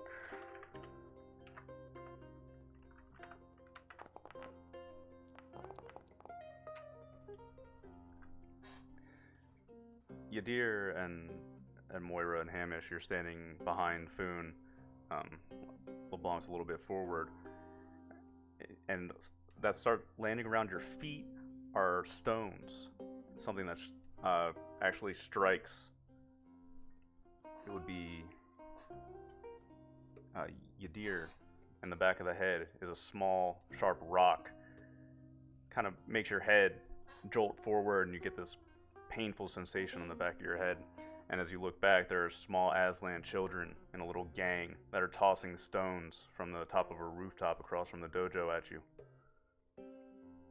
Yadir will kind of like, he'll lean forward a little bit as he's getting hit in the back of the head, and he'll like cover the back of his head and starts rubbing. He's like, ugh. He looks over, he sees the gang of kids, and he kind of like holds a hand up to kind of like block his face in case there's any more shots. As he then kind of, let's see, I'm gonna read Surface Thoughts on these kids. I don't think there's much to gain from this, but I'm gonna try to read Surface Thoughts on these kids. Okay. Yeah, surface thoughts. Fuck those guys. Moira just holds an arm up to block any shots from hitting the back of her head. Right, and as the stones fly out, the old man, he slides open the door, and he shouts out at the children, "Stop it! These are guests!" And the children start scurrying out from the top of the building out of sight. And he frowns and looks at the rest of you and says, I'm sorry for their behavior. You may enter.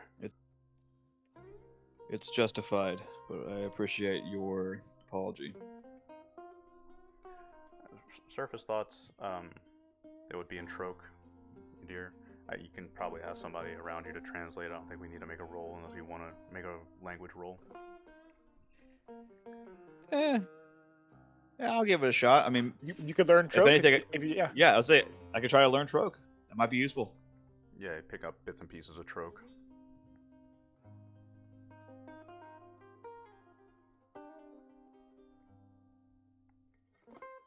And it would make sense. You lived among them for a little while, Adia.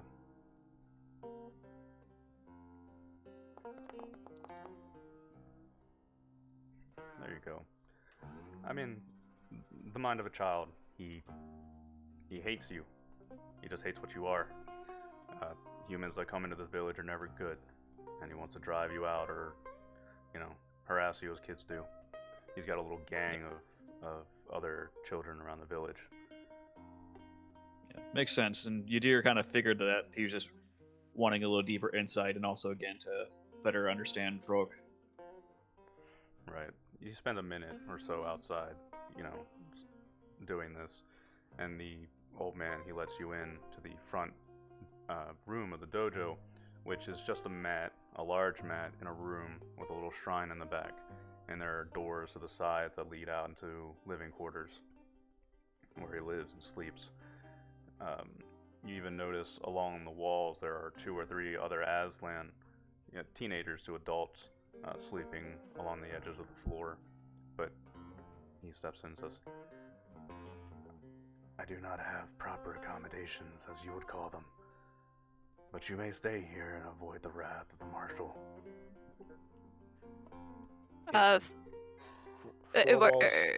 Four walls and a dry roof is good enough for me. I'll take the floor. Is he talking in trade or still in... He's probably going to be talking in Troke until somebody asks him to not to. Okay, well, Foon will looks at everyone and go and say and continue speaking in Troke unless someone asks. Keep going, keep talking for us. Basically, we appreciate the help and any shelter that would keep us. Do you want to tell us about this marshal? My friends will probably need me to say something eventually. Their language skills are lacking. Excuse me, I just don't speak Troke. I speak like 4 other languages. Would you So you prefer me understood to that? speak in Galanglik? That is up to you, as we are in your house. For the benefit of your guests or the rest of your group, I will do so. They are my pseudo-clan. I am not sure I follow what that means. They are my shipmates, my travelers, the travelers that I am with at all times. I see. Outsiders. Of course you would not know. He Know what? He walks over to the shrine, and then he turns to face you and sits down cross-legged. You ask about the marshal. The law of the village is that 2 parents may only have 2 children. Any more is a crime, punishable by death. I assume you saw the bodies hanging at the entrance of the village. Yeah, was that those bodies, are those always of the parents, or do they also sacrifice the young? The crime of the family is taken responsibility by all. The whole family. Such is the marshal's rule. Ah.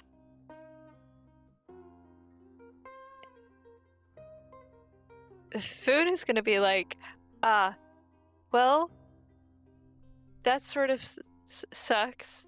Would you like some? Should we? Should we? You broke me. What? Would you like some tea? Cool story, bro. It's like no one understands you anyway. You're still speaking in drunk, so we're just staring at you guys as food just goes awkward for a moment. No, no. He No. said that he's going to be speaking in Ingalangli, In which trade. is common.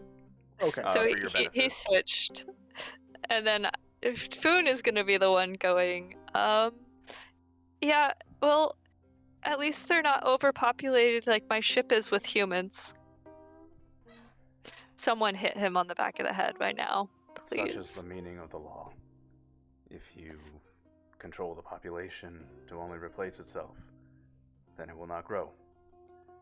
That is the mercy Yes. of Gid to allow us on our on this planet.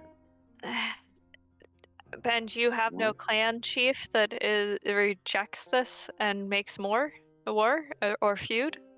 Because such a thing would be an outrage usually. If you are going to spread such ideas in this village, then I will ask you to leave. That is not a possibility. And the children do not need to hear such things. Time for sleep food. Foon is gonna go, as you say, I must have been among humans too long. I was starting to sympathize with those outside my clan. And he's gonna shoot a weird look at Yadir. Yadir kind of looks back at Foon and then looks at the old man and he goes, "The plight of your people is unjust in the most extreme degree. I understand that if you would have rised up, more of you would be slaughtered. We can't ask that of you. But you must understand the words you say hold value to us, and we are angered on your behalf." That is kind of you, but pointless. I have grown to old age here, and others will do the same. I would not risk that for anything. Foon But is you gonna. cannot call this kind of, as he kind of like gestures towards like the environment.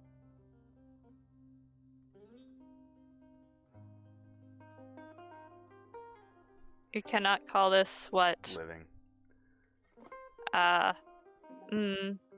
This is Food's just surviving.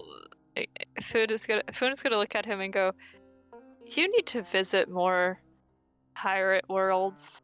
You do not understand what they are like. We are often overpopulated. The way that they are taking this restriction on procreation is both strange and oddly enlightening, especially considering I would expect that it would actually result in more deaths than lives." So you're okay with this culling of your people? Boone is gonna stare at him really hard, trying to make him read his mind. Give him like a read my mind. eyes. Yeah, just a little eyebrow wiggle. Just a little bit. Just a little wiggle. Just a little bit of wiggle. That's the sign. Whiskers twitch. Yeah.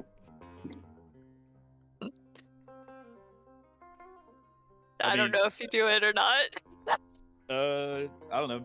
Is there like a check to like is like an intuition check or something like that? I'm not.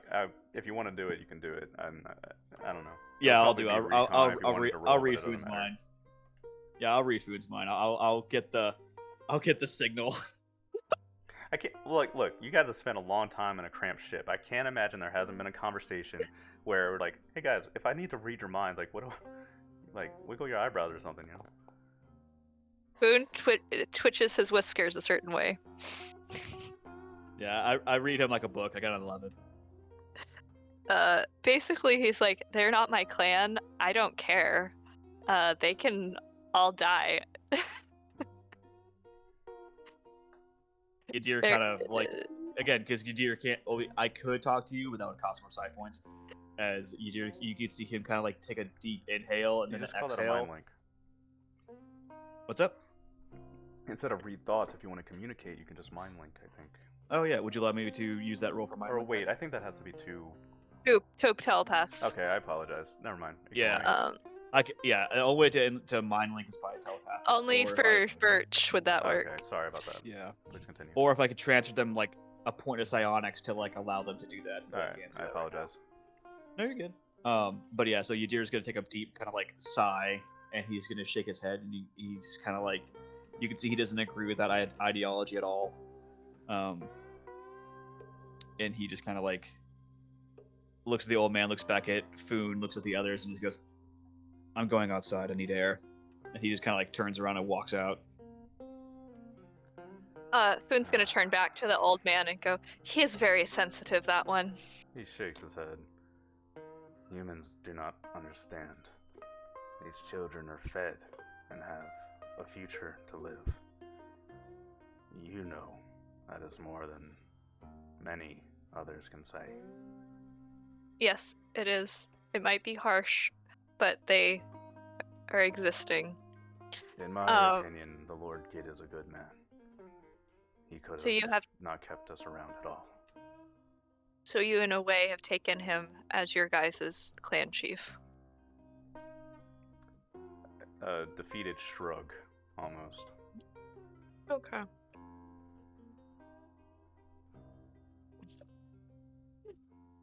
Has I think anyone actually called Foon by his name yet?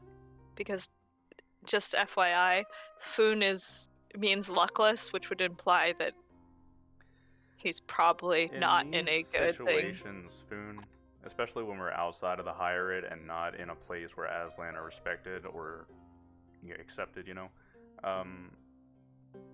I don't think that would matter as much. I Okay, think cool. you could assume that you could tell this guy and he would be like, damn shame, Okay, cool. He's like, "Fucking same, bro. What's good?" Yeah, same. We don't have a clan. We're a bunch of people living in a hovel under human rule. It's not a clan. That's not He's like, Yeah, I "Damn, think- you're luckless. Fucking so am I, homie." true. Great. There we go. I think by this point, Moira's already begun to like put down like some of her possessions that she has with her, just trying to like make a small pillow so she can sleep on the floor. Right. He looks at this and he stands and says,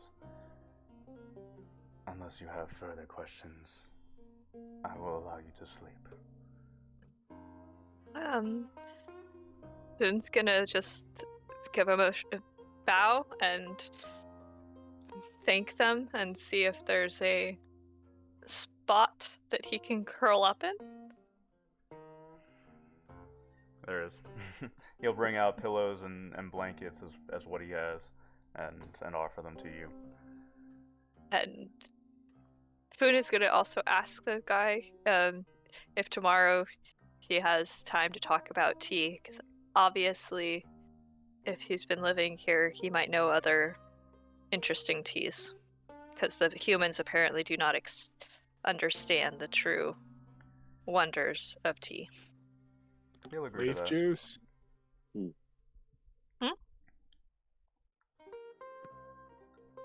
Leaf juice. Hmm? No, Yeah, he'll agree to that.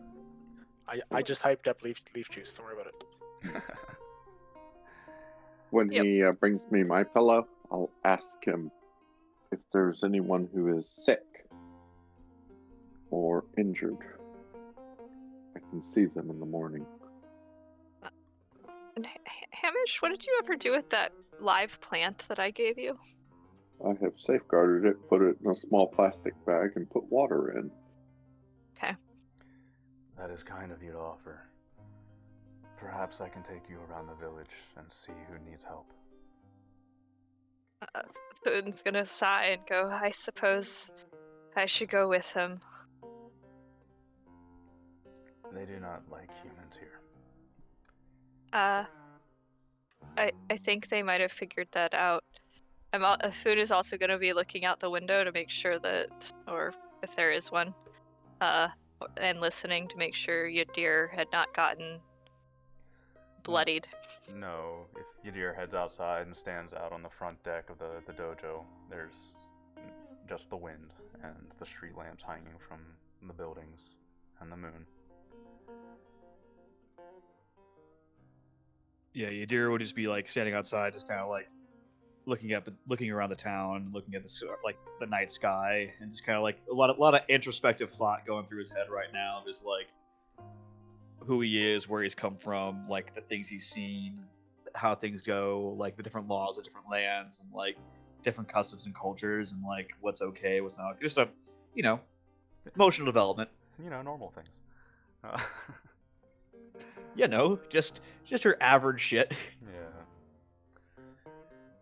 Well, with that, the night can carry on. During the night, as you lie on the mats in the dojo, out on the side of the building, across from, to the side of it, down the crossroad, you hear a clattering. Sounds like falling wood and debris. And you hear a howling that's quickly stifled and a hissing sound. A bit of commotion probably wakes a few of you up in the night, and you can see the old man. He lights a lantern and opens the door slowly and walks through the dojo floor to go out the front door.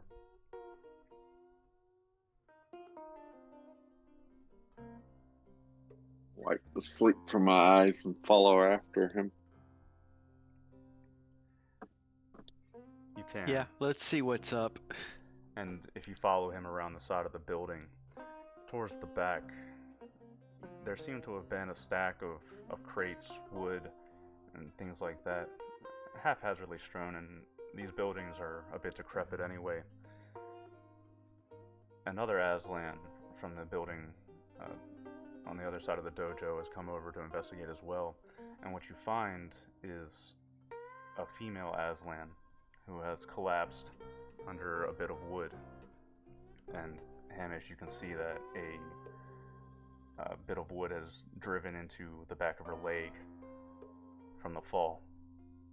Rush up and start doing first aid. She turns at you and make a quick initiative check. Uh-oh.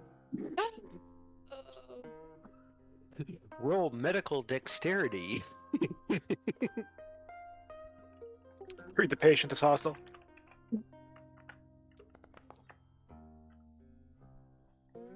Get a strike dart, just like and go to sleep. You move forward to examine her leg, but as she's stuck under the wood, she's laying on her stomach, but she turns her body and swipes at you. You see this coming, so you can step back out of her range, but she claws at the air. And the old man who leaves the dojo, he steps forward. Dagina, what is the meaning of this? And she doesn't turn her full body forward. She just hisses and stares at you with daggers, Hamish, as you try to get close. And she tries to free your leg. You might let me go.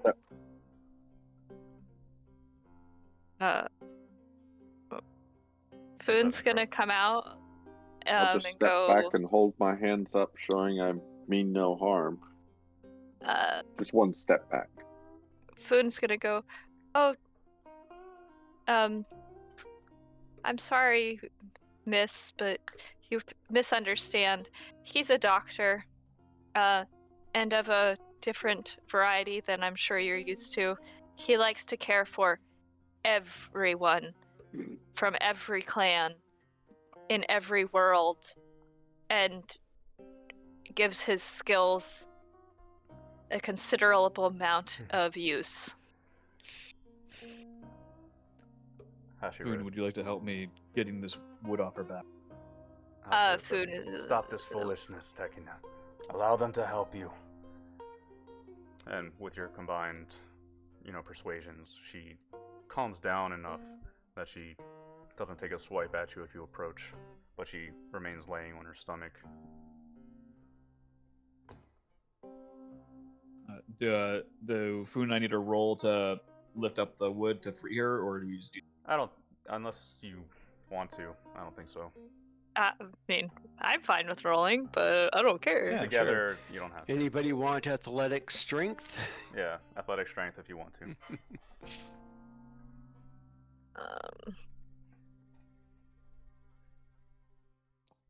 Although I'm already planning to take something else. Yeah, I think So Moira's taking art, right? Right. I am planning on taking art. You can lift the debris off of her, and Hamish, you can walk forward and see. Make a recon check and a medical check. Okay. I'm guessing she's pregnant. Probably. That was my guess, but. Content.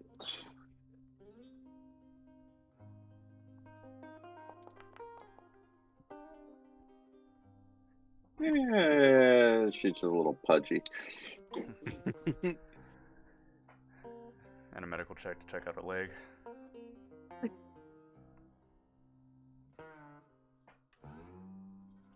And Foon help in any way?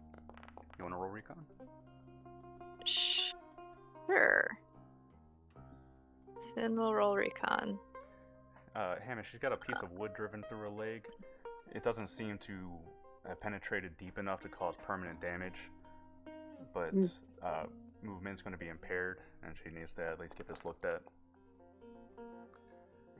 Foon, try as she might from two different angles, she can't hide the bundle in her arms. Small, very small. Foon is going to speak in Throke and go and lower his voice so that hopefully the other person does not know, and go, we're not from your world. Do you happen to need assistance removing one clan member? Tekina. Who is that? That's the female. And Okay. she looks back at all of you, bares her fangs. But yeah, finally she turns when you say that, and she's holding a bundle to her chest that she protected from the fall. You must let me go. Ashira, you know he's been coming here every night. He suspects. I cannot hide her here anymore. Foon is gonna offer to take the baby and then pretend that we brought it in Troke so nobody else can know, I guess. No. She will not Right. give you the baby.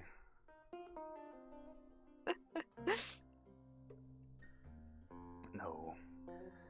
But instead, that's what she says, is that he's been coming every night, and Ahashira is just shaking his head sadly. Foolish girl.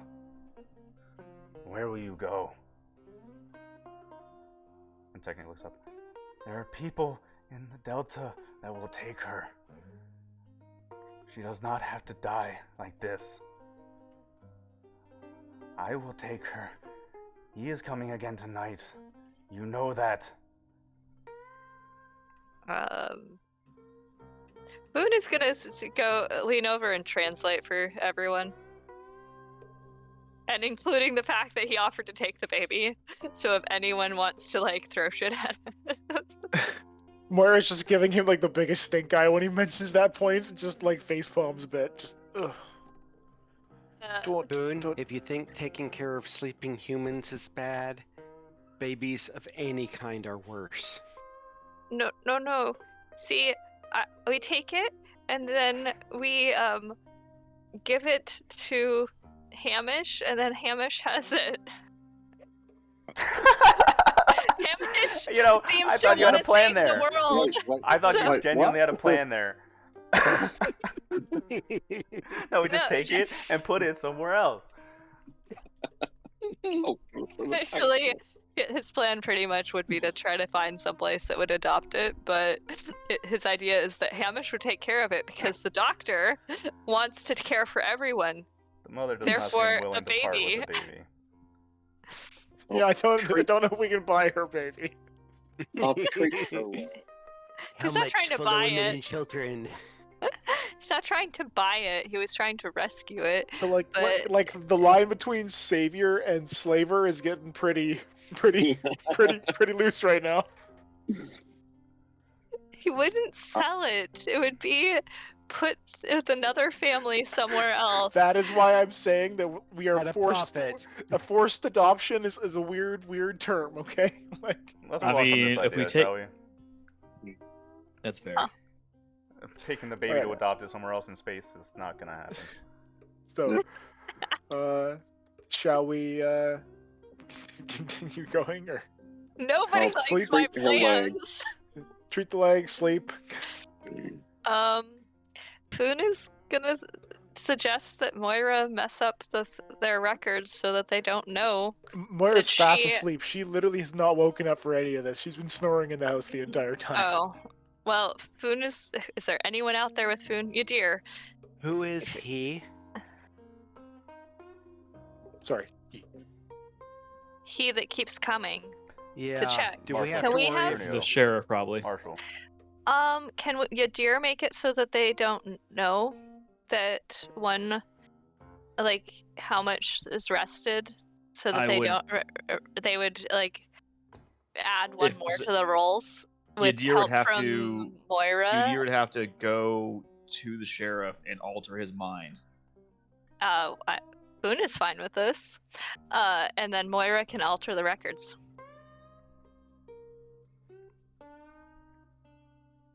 I'm more worried about if he's gonna ride through and shoot up the place or something, getting caught in crossfire. Okay.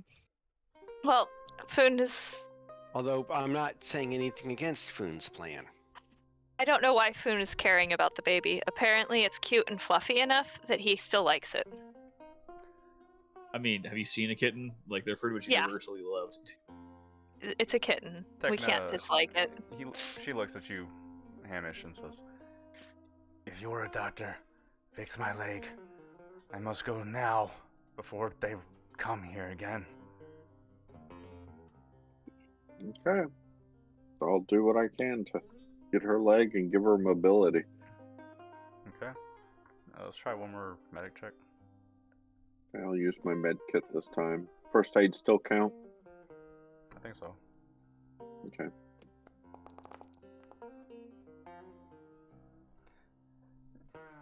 Hamish, you Nice.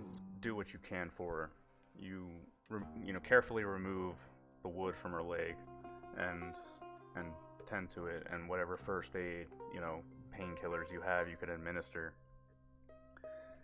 Towards the tail end of this, you see the Aslan child that actually threw the stone at Yadir. He rounds the corner into the alleyway. Hashira, the humans are coming again. You can see their lanterns. And Hashira looks down. He just shakes his head sadly at the girl. If you're gonna go, go. He will find you missing. You'll be hunted. Couldn't we just hide the baby here? Wouldn't it be better not to be We're not set up to hide a baby in the next 30 seconds. Yeah, I think it's time to skedaddle. Or we could stall them, so that way at least give her some time. Yeah. That's Sure. fine. Yeah. Save Or the hell, kitten. just fight the sheriff. Don't That's also die. an option. We have no With weapons. what? Harsh words? Yeah. Wood buildings. There's probably space underneath. They have weapons, we don't. They have weapons, but there's space underneath the buildings. These Yeah. freaking yokels aren't going to crawl around in the dirt looking for an unknown baby. Especially if you were to say, drug the baby so it didn't cry. Give me the baby. I'll hide her. Immediately. Give it to Can we persuade? At least he's not using a stunner. Yeah, like I'm just imagining him holding like an injection gun and like walking towards the baby ominously. Right here. I'm not Um, gonna Foon take is the gonna baby. be like, look, we are not gonna take her away, but you can't get away right now. So it would be great if you let the doctor help us hide her, and we can do that. We have an idea if he would let us try. And I'll go ahead and start crawling underneath the dojo. Did we persuade you her? can't go under there because No. the sheriff will know you're supposed to be with us and will want to know where you are. He won't remember me. Just while I'm yes, you- asleep. So my idea was that we literally drug the baby and put it under the thing by itself in blankets, which is not really safe for the baby, but Swaddling Depends. clothing. I suppose there are a couple frankincense, options. and myrrh. Yeah, you could attempt to hide the baby in the village for another night. You could Just one more. stall the sheriff to, buy time for Tekina. You could probably take the baby yourself to the people that are meeting to pick it up. Whatever you guys choose to do. I like hide it or take it ourselves. He doesn't know that we're here. Yeah, I'd say take it seems the most logical to Moira at this point because we need to leave. Like, as soon as possible, we need to not be here anymore because if we're seen, then that's the biggest scene possible, right? Is that we're here. We're like, So Boone is gonna attempt to persuade her of this. Does that work? So we're all gonna pile in the car and head out With the baby. with and the You baby probably and won't be able to presume pass the over mother. the delta Shot? with a car. That's the problem. Yeah, they're going to shoot us if we're in a car. okay, The so problem with that plan We is can that you are going sneak. yourself across the delta on foot while they have horses. So Yes. you would have to use some skills to navigate your way through that. I think we have a better chance of hiding. yeah, that makes sense then. All right, so we're gonna try to hide it. Oh darn! I didn't mean to Yeah. dissuade you. Haha. All right. Okay. That's fine with me too. All right, Let's hopefully we can drug the baby. I'm persuading Oh, her. God, you want me to drug a baby? That's what she wants you to do. That's what Anna wants you to do. Foon has been suggesting that this whole time. I don't understand. Ah. You You know make what? sure I it can't believe doesn't you just cry. queued into that, Des. I got a plan. Get Foon, get the baby. Boone has been talking to her to say, look, just trust us for a little bit and we'll protect it for one night. As the horsemen approach and desperation grows, Foon, you convince her that you can hide the baby for another night. She wants to go, and she wants to get the baby out of the village, but if that's not possible, then she has no other choice. And she will allow you to take the small Aslan from her. And then Foon is also going to say in Troc, God damn it, Troc, Old basically, pay no mind. The female is now going to sound very nasty towards us because that is her way of protecting my pseudo clan. Okay. Um, You know what? The one place he's not going to look, guys, is the trunk of our car. Yeah, no, whatever. Just hide the fucking baby. Trunk of the car. God, I can't believe I'm doing this. Give the baby a very light sedative. Make a medical check. Oh God. Understanding that it's alien biology and lightweight. Hey, you've been handling all of Fun's issues, right? So you've got it. You've got this. Hamish, that's probably one of the more dubious decisions that you've ever done. But you think that you got it right. The baby, if it was upset and crying from the fall, will quiet down. Thanks Which to we your didn't whiskey. sedative. apparently recon. So We much didn't whiskey on the notice it team. was crying. Sure. Slide the baby in the trunk, put a blanket over it, next to the tire, push it. Yeah, hide it. You should bring something back, like you went to the trunk for a reason. Hmm. If that's the plan, then as you do this and you close the trunk, down the road you can see approaching 5 horsemen with lights. And Boone is gonna come out and help carry in whatever it was supposed to be from the trunk, and pretend he is your pack mule. And I'm assuming that Moira is gonna act like she's completely disgusted at our situation here. The gang strides into town, and Hashira and another Aslan are trying to help Tekina, the female Aslan, up out of the alleyway and into the dojo. They come upon this scene, you messing with your car and the Aslan bringing the female in, and you can see the marshal through the darkness behind his lantern, and he's got a laser pistol at his belt, which he keeps a hand near. You see the other with rifles, and he calls out to you. So, you decided to stay here for the night. Couldn't find anywhere better. Smart, though. Unfortunately not, Marshal. It was this or slaves, and frankly, I don't like the stink of slaves. What exactly happened here? He says as he spots Tekina being pulled up the stairs. Just getting my pack for the night. And just Fun. show him my backpack. Roll a persuasion. Ooh, not deception. Or deception. It would be deception. Okay. I forgot Sorry. that exists. Good There's like going. 5 different social skills. I really have should all just mine be bolted. one. I like having different ones, but it's hard to keep track of. Charm.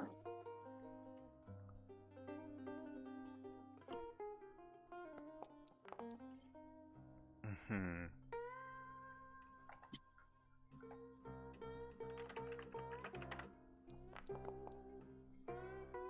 Oh. No. Okay, so can Moira try to jump in at this point? In a second. Okay. You say this, and he sees the scene, and you say that to him, Hamish, and he steps off with the horse. The other 4 remain mounted, but he walks into the center of the crossroads where your car is, and looks you in the eye. A bit late to be removing your luggage, isn't it? What have you been doing all night? Can Foon burst in at this time? No. Anybody can come in. That now. would I be just bad wanted if to you do did. that. Yeah. Oh, rats. You're right. Yeah, that'd be bad. Moira kind of steps forward and goes, "Look, Marshal, like I said, the business opportunity turned out to be good. Things ran long at the caves, and we were forced to be here. We had to sleep overnight because we can't travel on the roads, as you told us.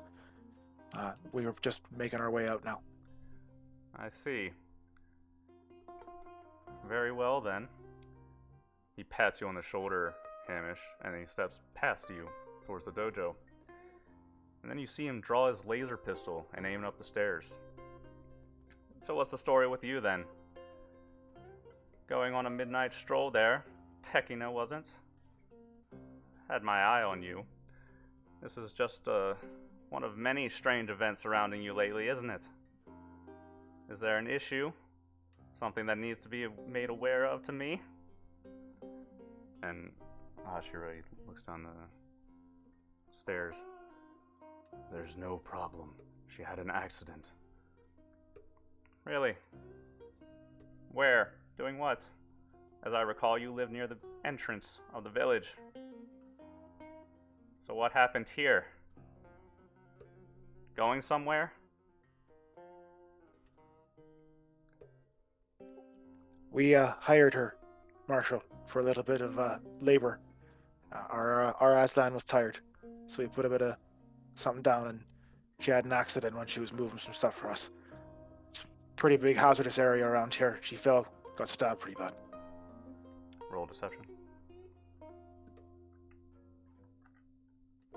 She's pretty good at this. Yeah, okay. I don't want to fucking jinx myself. Hey, Faust, question. I'm listening. If this scene takes a while, and I know microkinesis takes a little bit to do, could I potentially make his gun explode? Yeah, we're fine. 10. You could potentially make it disabled for a time. But since it's a laser, I can't make it like overheat inside its magazine and make it blow up on it like in his hand. Potentially. We'll see the result of the roll if that comes to it. Fair. At the very least, I'm going to try to disable his gun. He's aiming the laser pistol up the stairs, and whenever you come to the side of him and start talking, you tell him that you hired her. Essentially, just saying that we were using her for extra labor for the little amount of time that we were here. Didn't feel like carrying our own things, and she was moving some, like we said, luggage for us, getting our all of our stuff ready from moving out from the house. And she obviously fell, and, not good at her job, kind of thing. Boone's gonna move in to go take the backpack from the doctor in a slightly subservient manner.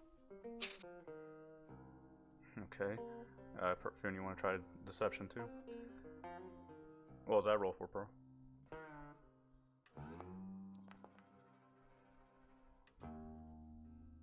What's up? You rolled something? For what? Oh shit, my bad. Oh, Disregard. okay. Foon, you play the role of subservient Aslan. And while he has the laser pistol up the stairs, he looks between the two of you. Oh, I see. You use your Aslan for their rightful purpose. Interesting. To tell you the truth, I didn't suspect that of you at first meeting. Didn't seem like the type. We were in a new place, Marshal, and I didn't have control the way I wanted. We had to have a talk, and now the boy listens, as you can see.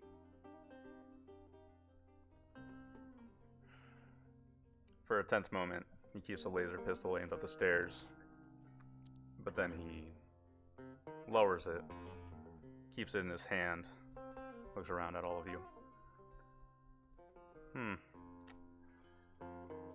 Well then, I suppose that makes plenty of sense. Although why you would choose Tekina of all Aslan here is beyond me. Clumsy, useless girl. Marshal, she's the first I saw. Like you said, she lives on the outskirts of the village. Yes, she's one to keep an eye on. I can't necessarily make a call of them. They all look alike, right? He turns away, nodding. Yes, yes. He comes back towards you, Hamish, and he punches against your shoulder with his arm. And as he does so, he looks down at you. Any more luggage in the trunk? Nah. Got all my stuff right here. One last deception roll.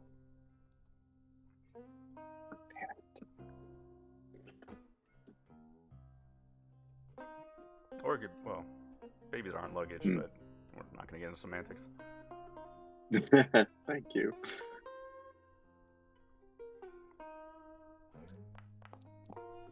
Oh, fuck. Oh. Do I have my med kit?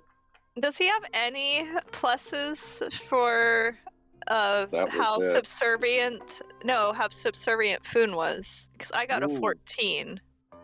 So you would have +2. I still wouldn't get it there though.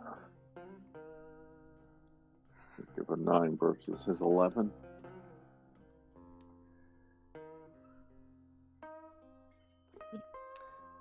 He looks down and she says, "You wouldn't mind me taking a quick look in your trunk then?" Sure, go ahead. Hey, I have a med kit, right? You do. Okay. Pearl, you have So an we idea? need- I could try to telekinetically try to throw a rock at the back of the marshal's head or something like that, or throw Can you a make rock at him? somebody. Can you make him think he didn't see what he's gonna see? That he didn't see a baby? I could Make try to it alter like his a li- mind. Yeah. That might be safer. Here, Provoking him Wait, did the- physically might not be good. Did you Guys, cover yeah, up so- the baby? Moira has a covered lot. up the baby and pushed It's- it up I think next this would to the be tire. This would be It's behind the tire. If you so. allowed him into the trunk, it would probably be some kind of stealth inter-education check. Okay. Your suggestion, Pearl, would be a difficult 12 telepathy check.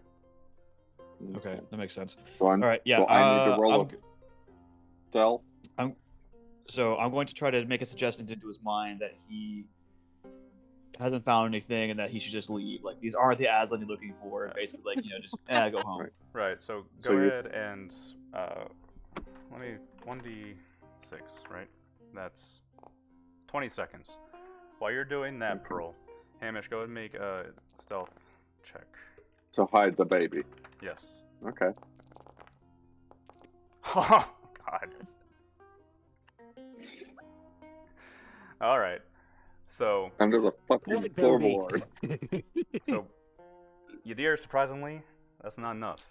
You try to do this suggestion trick, but that's not going to work. You are Man maybe hates tired Aslan so much, or he's still just- have like just a bit so of mental fucking muddling focused. from the alcohol. But the marshal, he walks around the trunk, and Hamish, he gestures for you to open it. And when he does, he takes a light and just looks around the inside of your trunk quickly. And surprisingly, Hamish, you managed to hide the baby under the floor of the trunk in a back corner, covered it up. You doped it, so it's silent, probably asleep. And with his quick cursory check, without digging into your trunk, after a few tense seconds, he looks you in the eye, and then he reaches up and slams your trunk shut. He turns and walks back toward the center of the crossroads. I see everything's in order here. While you're here, you would do well to keep an eye on these Aslan for us. Shoot one if they cause any trouble for you. I don't have a pistol, but I'll keep it in mind. Ha! Right. Sorry. Mockingly. And then he walks back to his horse and mounts it. And he looks to the others, lets out a sharp whistle, and they turn their horses out toward the entrance of the village and start riding off. Once they're far enough away, you see Moira pull out her canteen, gargle for a while, and spit it all out. Go check on the baby once they are out of sight. You pull it out from the hiding spot, and it seems fine aside from sedative. The Aslan have pulled Tekena into the dojo, and Hashiri steps Head up. down the stairs and looks at all of you. Head up into the dojo with the baby and give it to her. As I walk past Moira, I'm going to simply say out loud, just enough for the Aslan to hear, "We need to kill that son of a bitch." Yeah, the next time we're back, when we can actually, bring weapons with us from the ship. Foon's gonna go, accidents can happen. And look at you, dear. Accidents can Oh happen. wow, Boone's dark side. Sorry, maybe a little too birchy there. Please, I am eternally grateful for what you just did. You had no reason to do that for us. But do not bring trouble to this village. Killing him would not solve anything. No. Someone else mean- just like him would replace him pretty quickly. But Well, you know, Means that's just an go assumption. higher. If you did Yeah. kill him, he might get replaced with someone nicer. But the old man, True. the Or point worse. Yeah. is he doesn't want anything bad to happen to these people. He's So just now- worried that and- if you went in and shot him in the head, yeah. that would bring Boone's down some gonna- pain. Foon's gonna go, don't worry. If we were to do something like that, it wouldn't be execution style. Yeah, I don't want to dissuade you We're- from killing him. I just want to let you know that directly killing him would be bad. Yeah, Foon's gonna switch to Trock and basically go, don't worry. We're not gonna go around guns blazing. We don't have any guns after all. We can only think bad thoughts at him, and in harmony, over tea, hopefully his blood will curdle. Truck is such a beautiful language. I know. Hopefully people understood some of that. I have no Right. idea if people Just- did. Just a lot of hissing and meow. So, like, right. If you guys want to make a plan to kill him, I'm not going to stop you. I just wanted to portray the idea of the old man and why killing him directly will be bad. Totally. But that's your own choice. But the issue is over now, and you can take the baby inside Hamish and return it to the mother. You can do what you can for her in the night, and she still plans on taking the baby out into the Delta to... She says there's people out there that will take it and hide it. That doesn't track because people shouldn't live out there. There isn't population out there. Instead, What it's vast people? stretches of Delta and then a mountain. She's gonna go leave it to die No. or take it there No. herself. Because then she wouldn't care if it was killed. No, But it what bidding. people? There are Uh, There are good humans who have been assisting for several years. If we have another child, then we could take it to them, and they will grow. There is a place. and then what becomes of them? I hope they have a good village.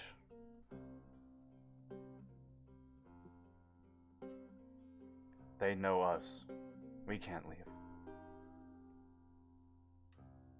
Hmm.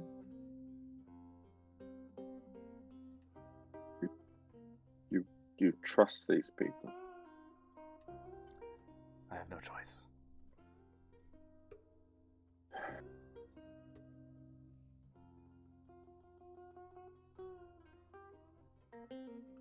Can you tell us who these people are, so that way perhaps we could look further? I have not met them. They are waiting for us out in the Delta tonight. We make arrangements through small messages. Well, I guess I'm not getting any sleep tonight.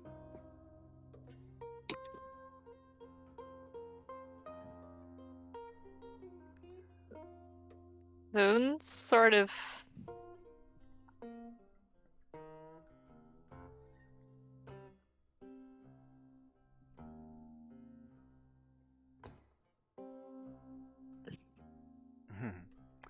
I don't know. Foon's sort of asleep, on his feet. Sure, long night. Well, there's not much you can do for her, Hamish. Yeah. Aside from what you've done already. The wound will heal. She's gonna have mobility issues for a while. But you managed to hide the baby for another night. She tells you about these people, humans apparently, that are taking Aslan children from the village and hiding them away into the Delta. into the mountains, wherever they go. Is what it is. The night can wear on, or you can do whatever you would like to do. Even wounded, there's no way I'm keeping up with an Aslan, is there? Well, a wounded leg is a wounded leg. Moving through, the delta isn't exactly easy either. I think Moira's gonna grab Hamish and go, "There's been a lot of good that's been done. I don't think you gotta risk yourself, Doctor."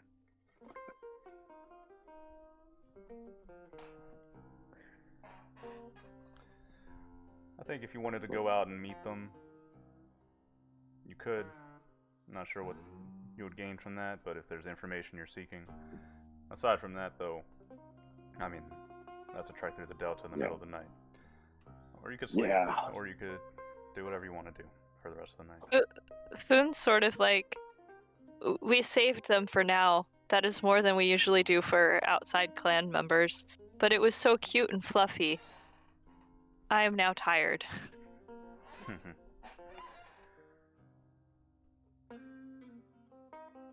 As Hamish watches Foon and everyone else start to bed down, he'll just turn to her and say, "Good luck." Thank you.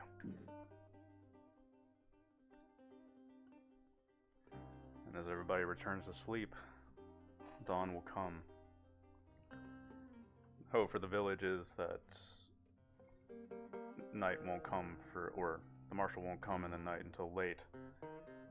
Tekena, with the help of other Aslan who are now aware, can make arrangements to sneak her into the Delta the next night.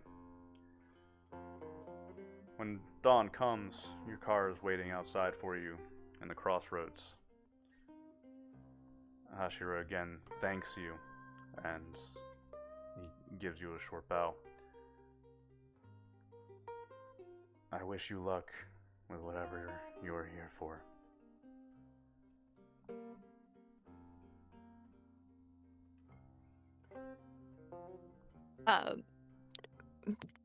Foon is gonna go, we are here for tea trade and clan business.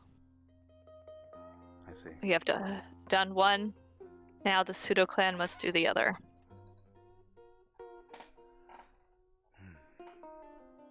Good luck. Thank you. And he will turn and climb the steps back up to the dojo.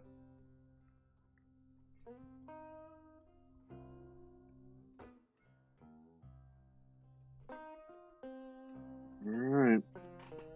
Hamish will plop in the back of the car. LeBlanc, you can just the hell out of here.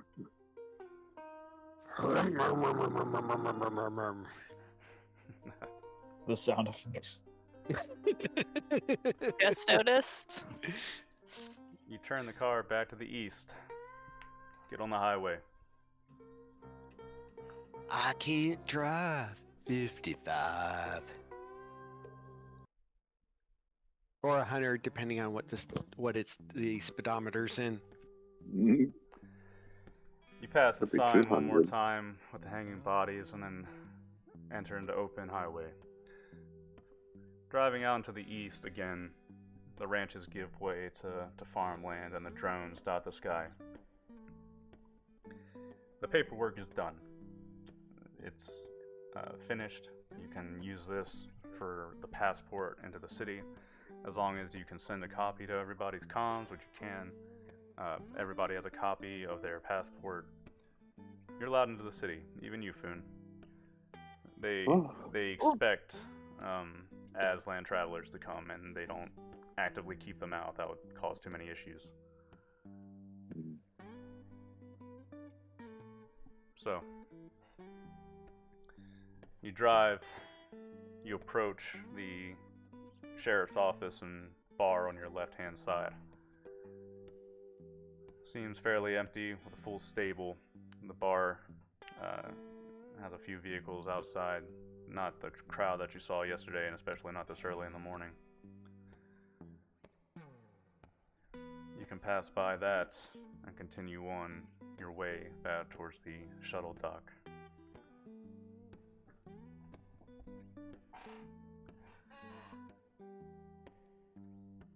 couple hours pass, and during the drive, Moira, you get a message on your comm, the person who was supposed to contact you. It's a cutesy sort of writing, and she basically says, "Hey, Josai asked me to escort you into the city once you had your passports done. I assume you have it done, right? Question mark, question mark, question mark." She gets it pretty simple. Took a little bit of time, but the paperwork's finally in order. Should be there soon. Okay. Moira sends asks for a photo and sends very basic like headshots of people. Gotcha. Meet you at the shuttle dock. And then she just kind of leans back into the car seat and at one point as we're driving kind of wonders aloud, well, I hope this will go a little bit better than I'm expecting it to. Really? The shit show we went through last night isn't bad enough. Yeah, well, I do suppose that the last time I met one of my sisters, like I told you, she blew up the spaceship that I was in, so. Well, at least this one can't be armed legally. Yeah, no, that's actually a really nice feeling. Oh yeah, because the rich people always follow all the rules. Why are you harsing my buzz here? I'm just gonna have fun driving the car. Okay. Drift. You pull the car back towards the shuttle dock. Same barren, empty land, filled with farms and slaves as usual. And you can return the car, or keep it and just stow it away if you want. Because as you wait, a multi-doored car, it's like a mix between a regular car and a limo almost, starts rolling down the highway toward you. As it does, it pulls up looking very, very out of place out here. And the window rolls down, and you see a maybe 13 or 14-year-old girl sitting in the back seat from the rolled down windows. "Hi, Maya Gid. Nice to meet you. Josai said I would find you here."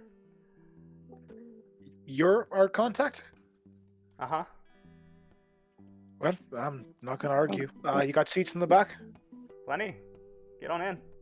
All right. And Moira just Oh. shrugs and climbs in, remembering many experiences like this when she worked corporate. Our contact is a child. Hey, I'm 14. That Yeah, does you'd not be help your case.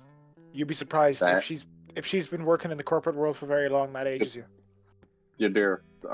14 is adult in many cultures. Boone's gonna just shrug.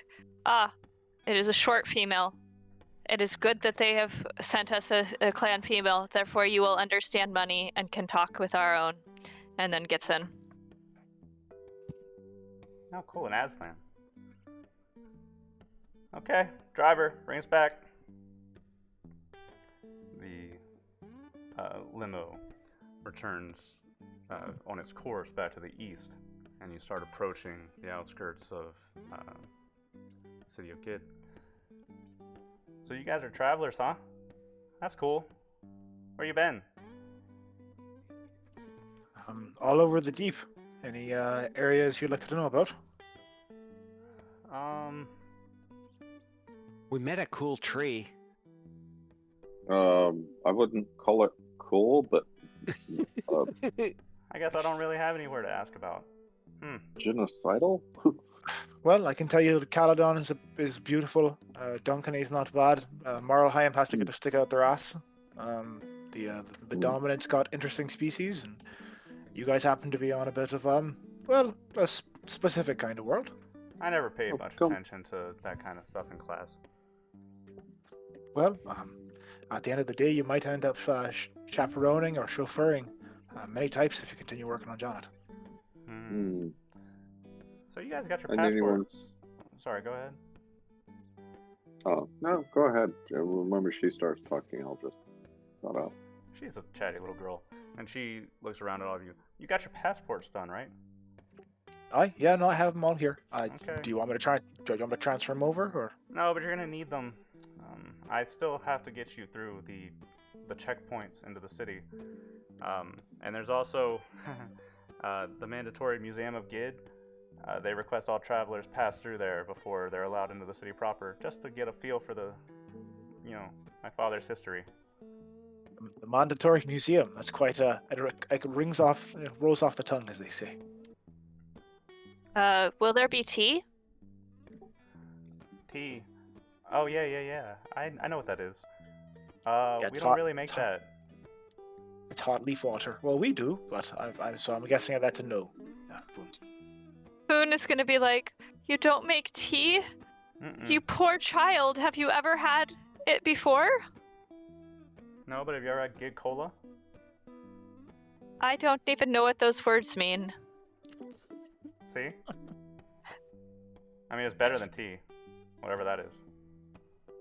I don't know Now if there is a that is drink possible. called- Them's Now there's a fighting drink called words. Colo. Oh. Cola. There are many drinks. Soda. I don't know Pop. what that is. Pop. Pop.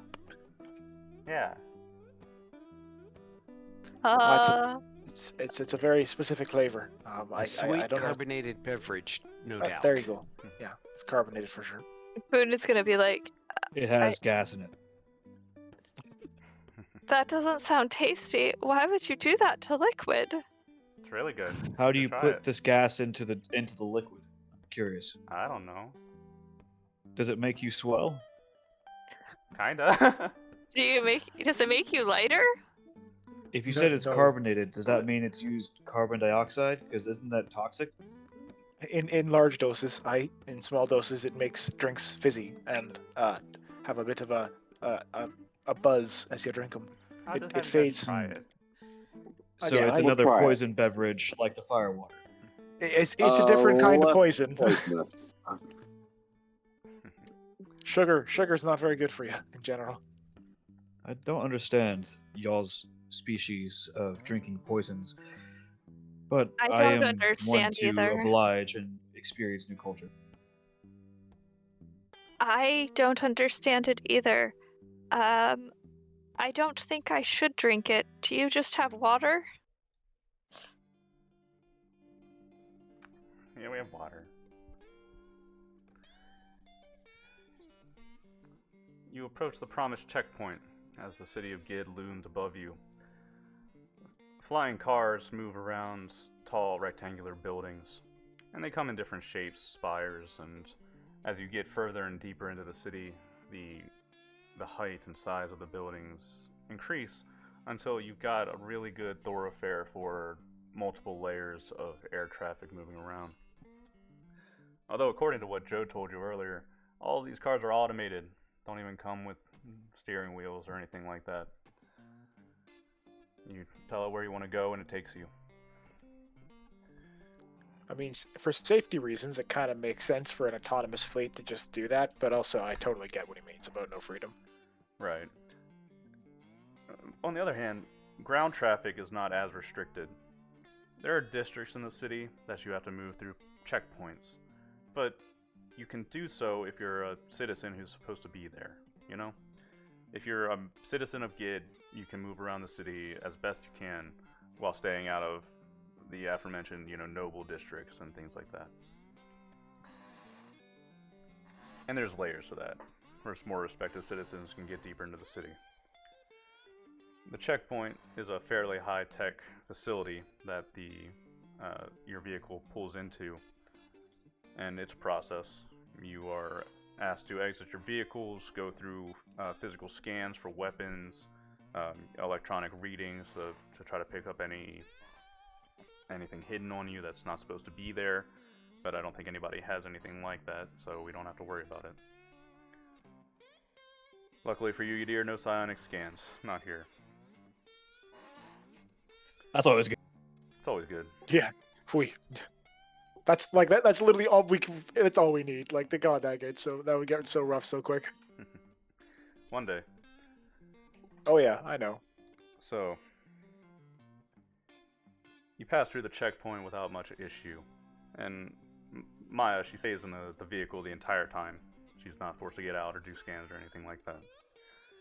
Once you're allowed back into the vehicle, she looks around at you. Cool. So all you have left to do is to go through the museum, and then I can take you back to my place. And Josiah, I keep you there Ooh. for a little while. Okay. Can we take pictures in the museum? Sure. Cool.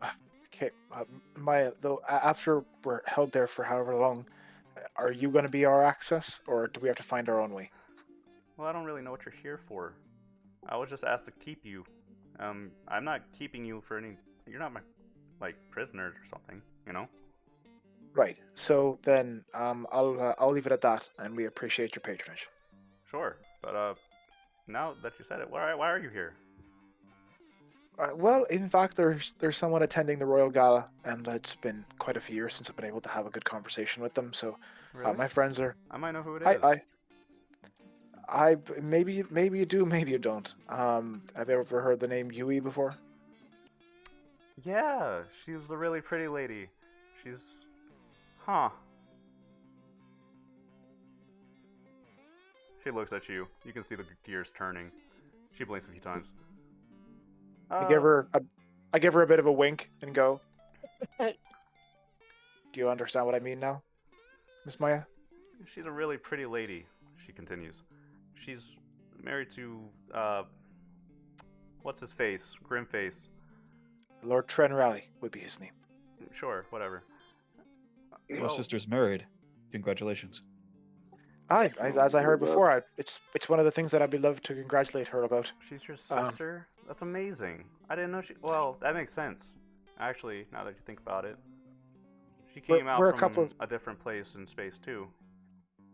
Yeah, no, we're a couple years apart, but that stamp was pretty close on for most of us. So did they have stretching machines? Did they put you in the stretching machine?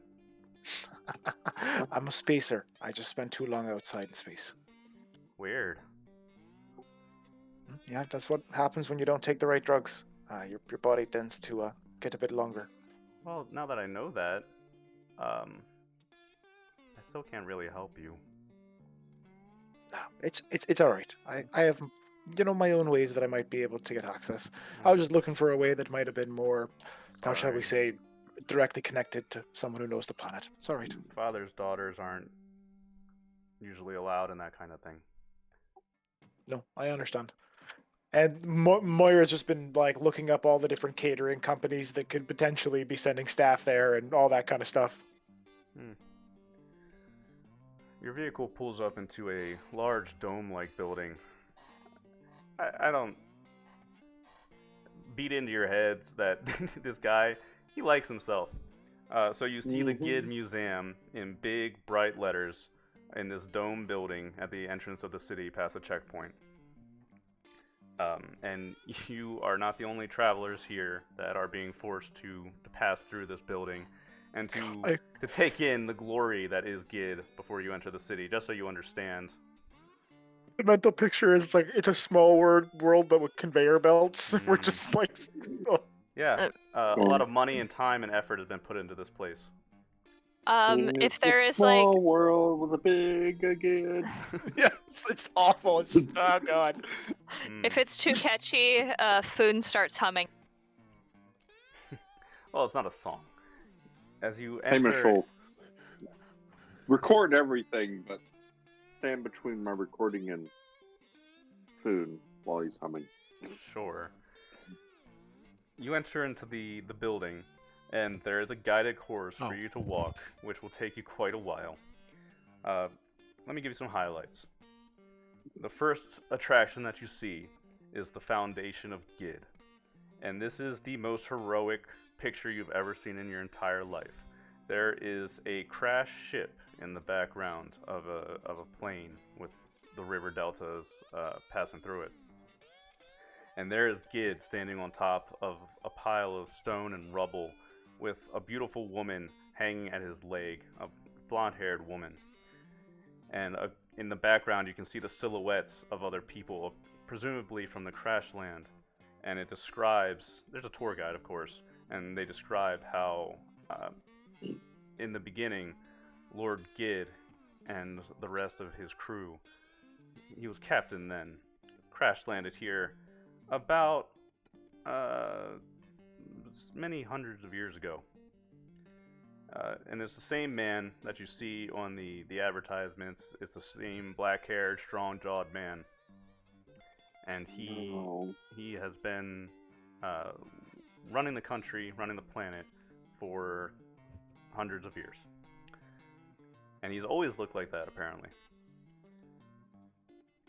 And a few attractions later, you'll see it's almost holy.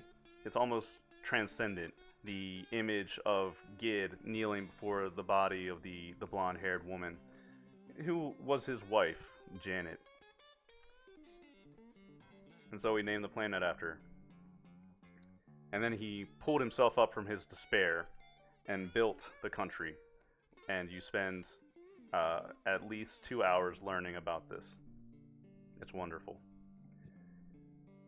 How he built up the planet, how he is so merciful to allow these different people to exist, building up the workforces and turning Janet into what it is today, an economic powerhouse in the sector.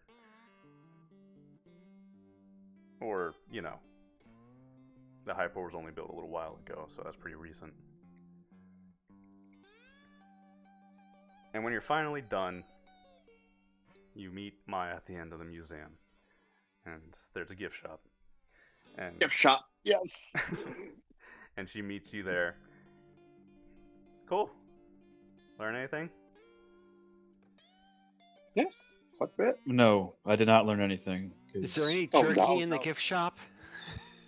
Yeah. I am so buying a Gid baseball cap for you, dear.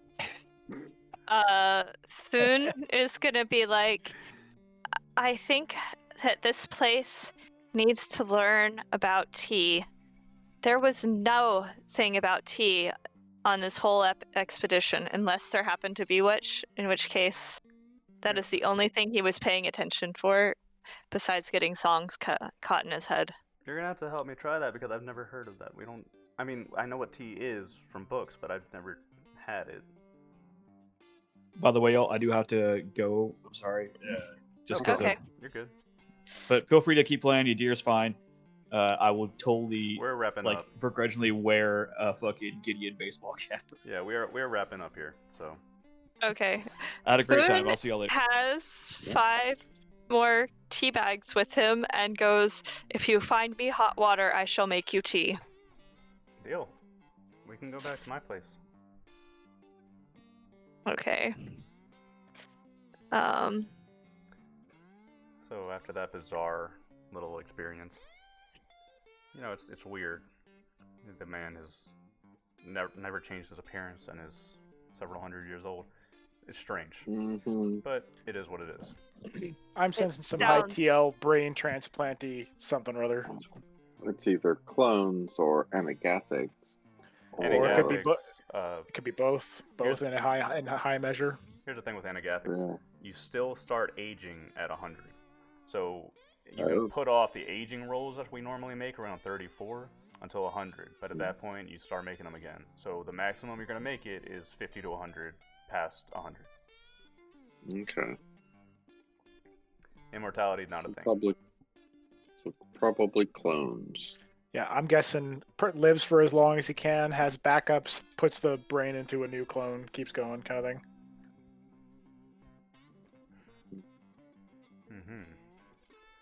Well, I'll buy the history of Gid and yeah.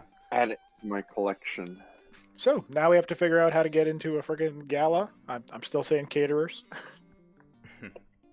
Cave catering. Wait, why don't we just go through the front door? I thought we had tickets. Yeah. Do we have tickets? Like, No, you don't have tickets. I didn't think we did. Okay. The major thing that Moira's worried about is like showing her face in a prominent way could, but like, yeah, I'm a little bit worried about that at the gala. So I was thinking like some sort of staff service where we can try to clandestinely meet up Well, with it's a Huey or masquerade. that's true. Masks are an option. So, All right, well, maybe we should be looking for a guest list and see if we can do our first evil thing and just knock some people out, take their place. Maya brings you into the city proper, and you pass through one or two more checkpoints that she literally yells at the people at the window, like, I don't want to wait again. Just let us through. And they do. And you pass a little further into the city. Pretty nice. I mean, there are people on the streets, ground vehicles, and overhead there are flying cars moving around. It's not that far off from a modern city as we would consider it, just with the technological amenities and, the toys. You end up outside of a very tall, lavish-looking building, and she steps out of the car and looks up. I'm all the way up there. Top floor. All right, lead the way. Cool. And she ushers you all into basically a gold and silver plated elevator, and you rise on up. Yeah, I'm sorry I couldn't really help you with your thing. I mean, I should tell you that the daughters of Gid, we don't really have the privilege of going into the nobility circles. We get educations, and we're usually assigned industries that we help with.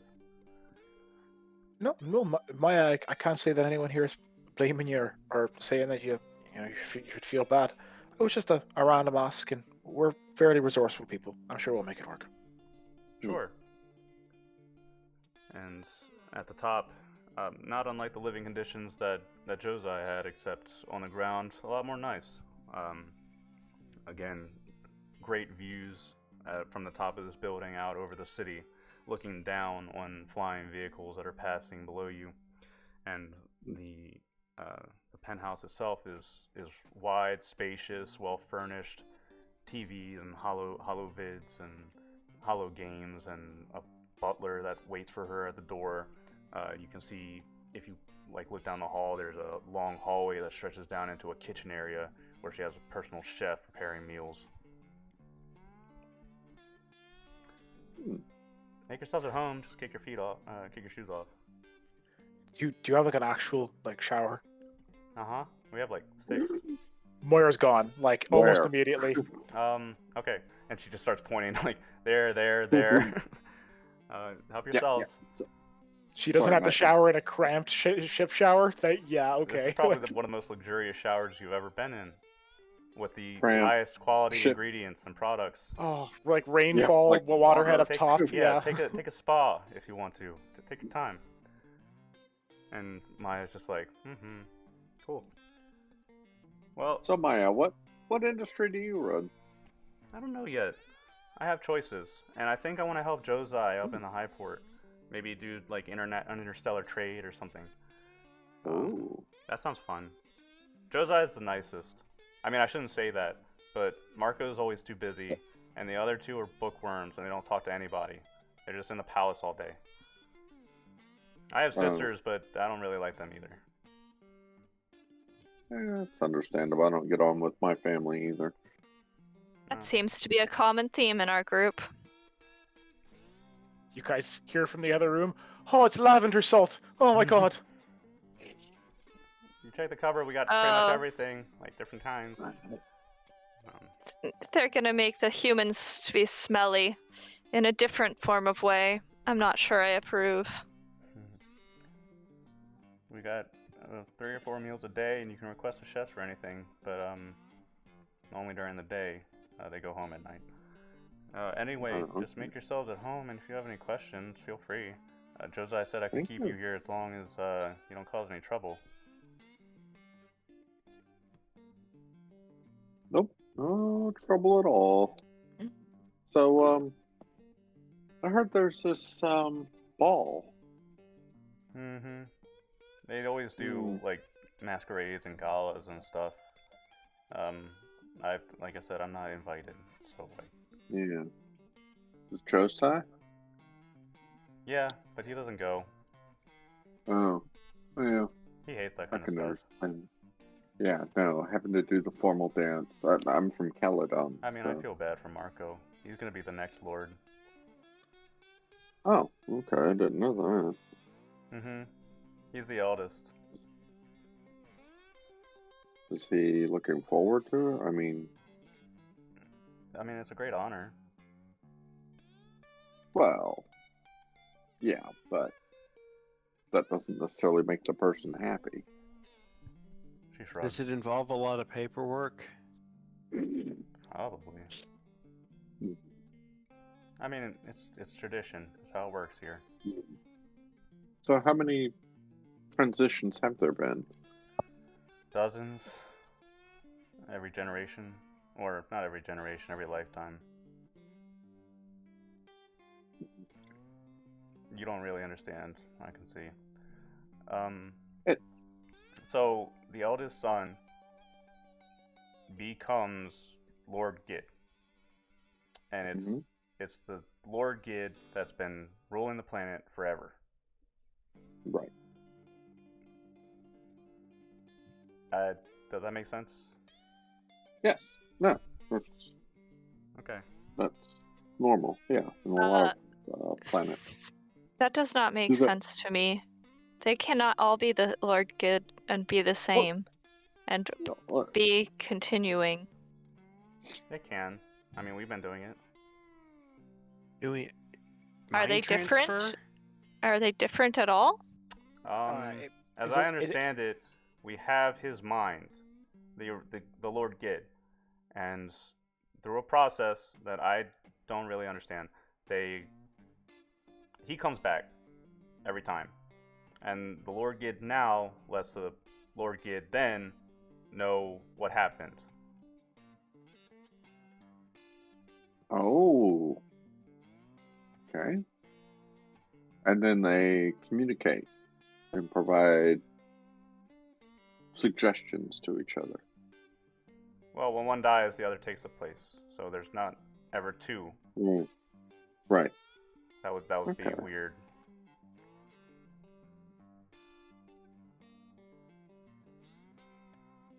So, Do your older brothers happen to have like chip implants in their neck? I don't know. Okay. I don't. I think. She looks at the brother. Do I have a chip in my neck? No. Well, a place to insert a chip. You'd know if you had it. No. Hmm. I don't really get it myself, but that's how it works. And Marco, Okay. I mean, the father is young still, plenty of time, and then Marco will do it.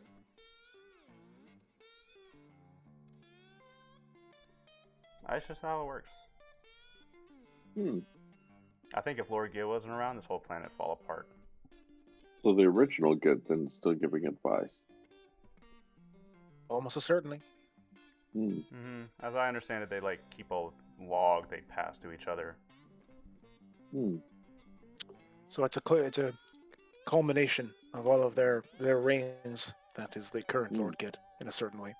Kind of cool. I mean, you wake up and then you find out from yourself how your country's been going, and you just keep going. I think that's pretty neat. It's also a very stable way to maintain a planet like this. So, He just has to make sure he has a lot of kids.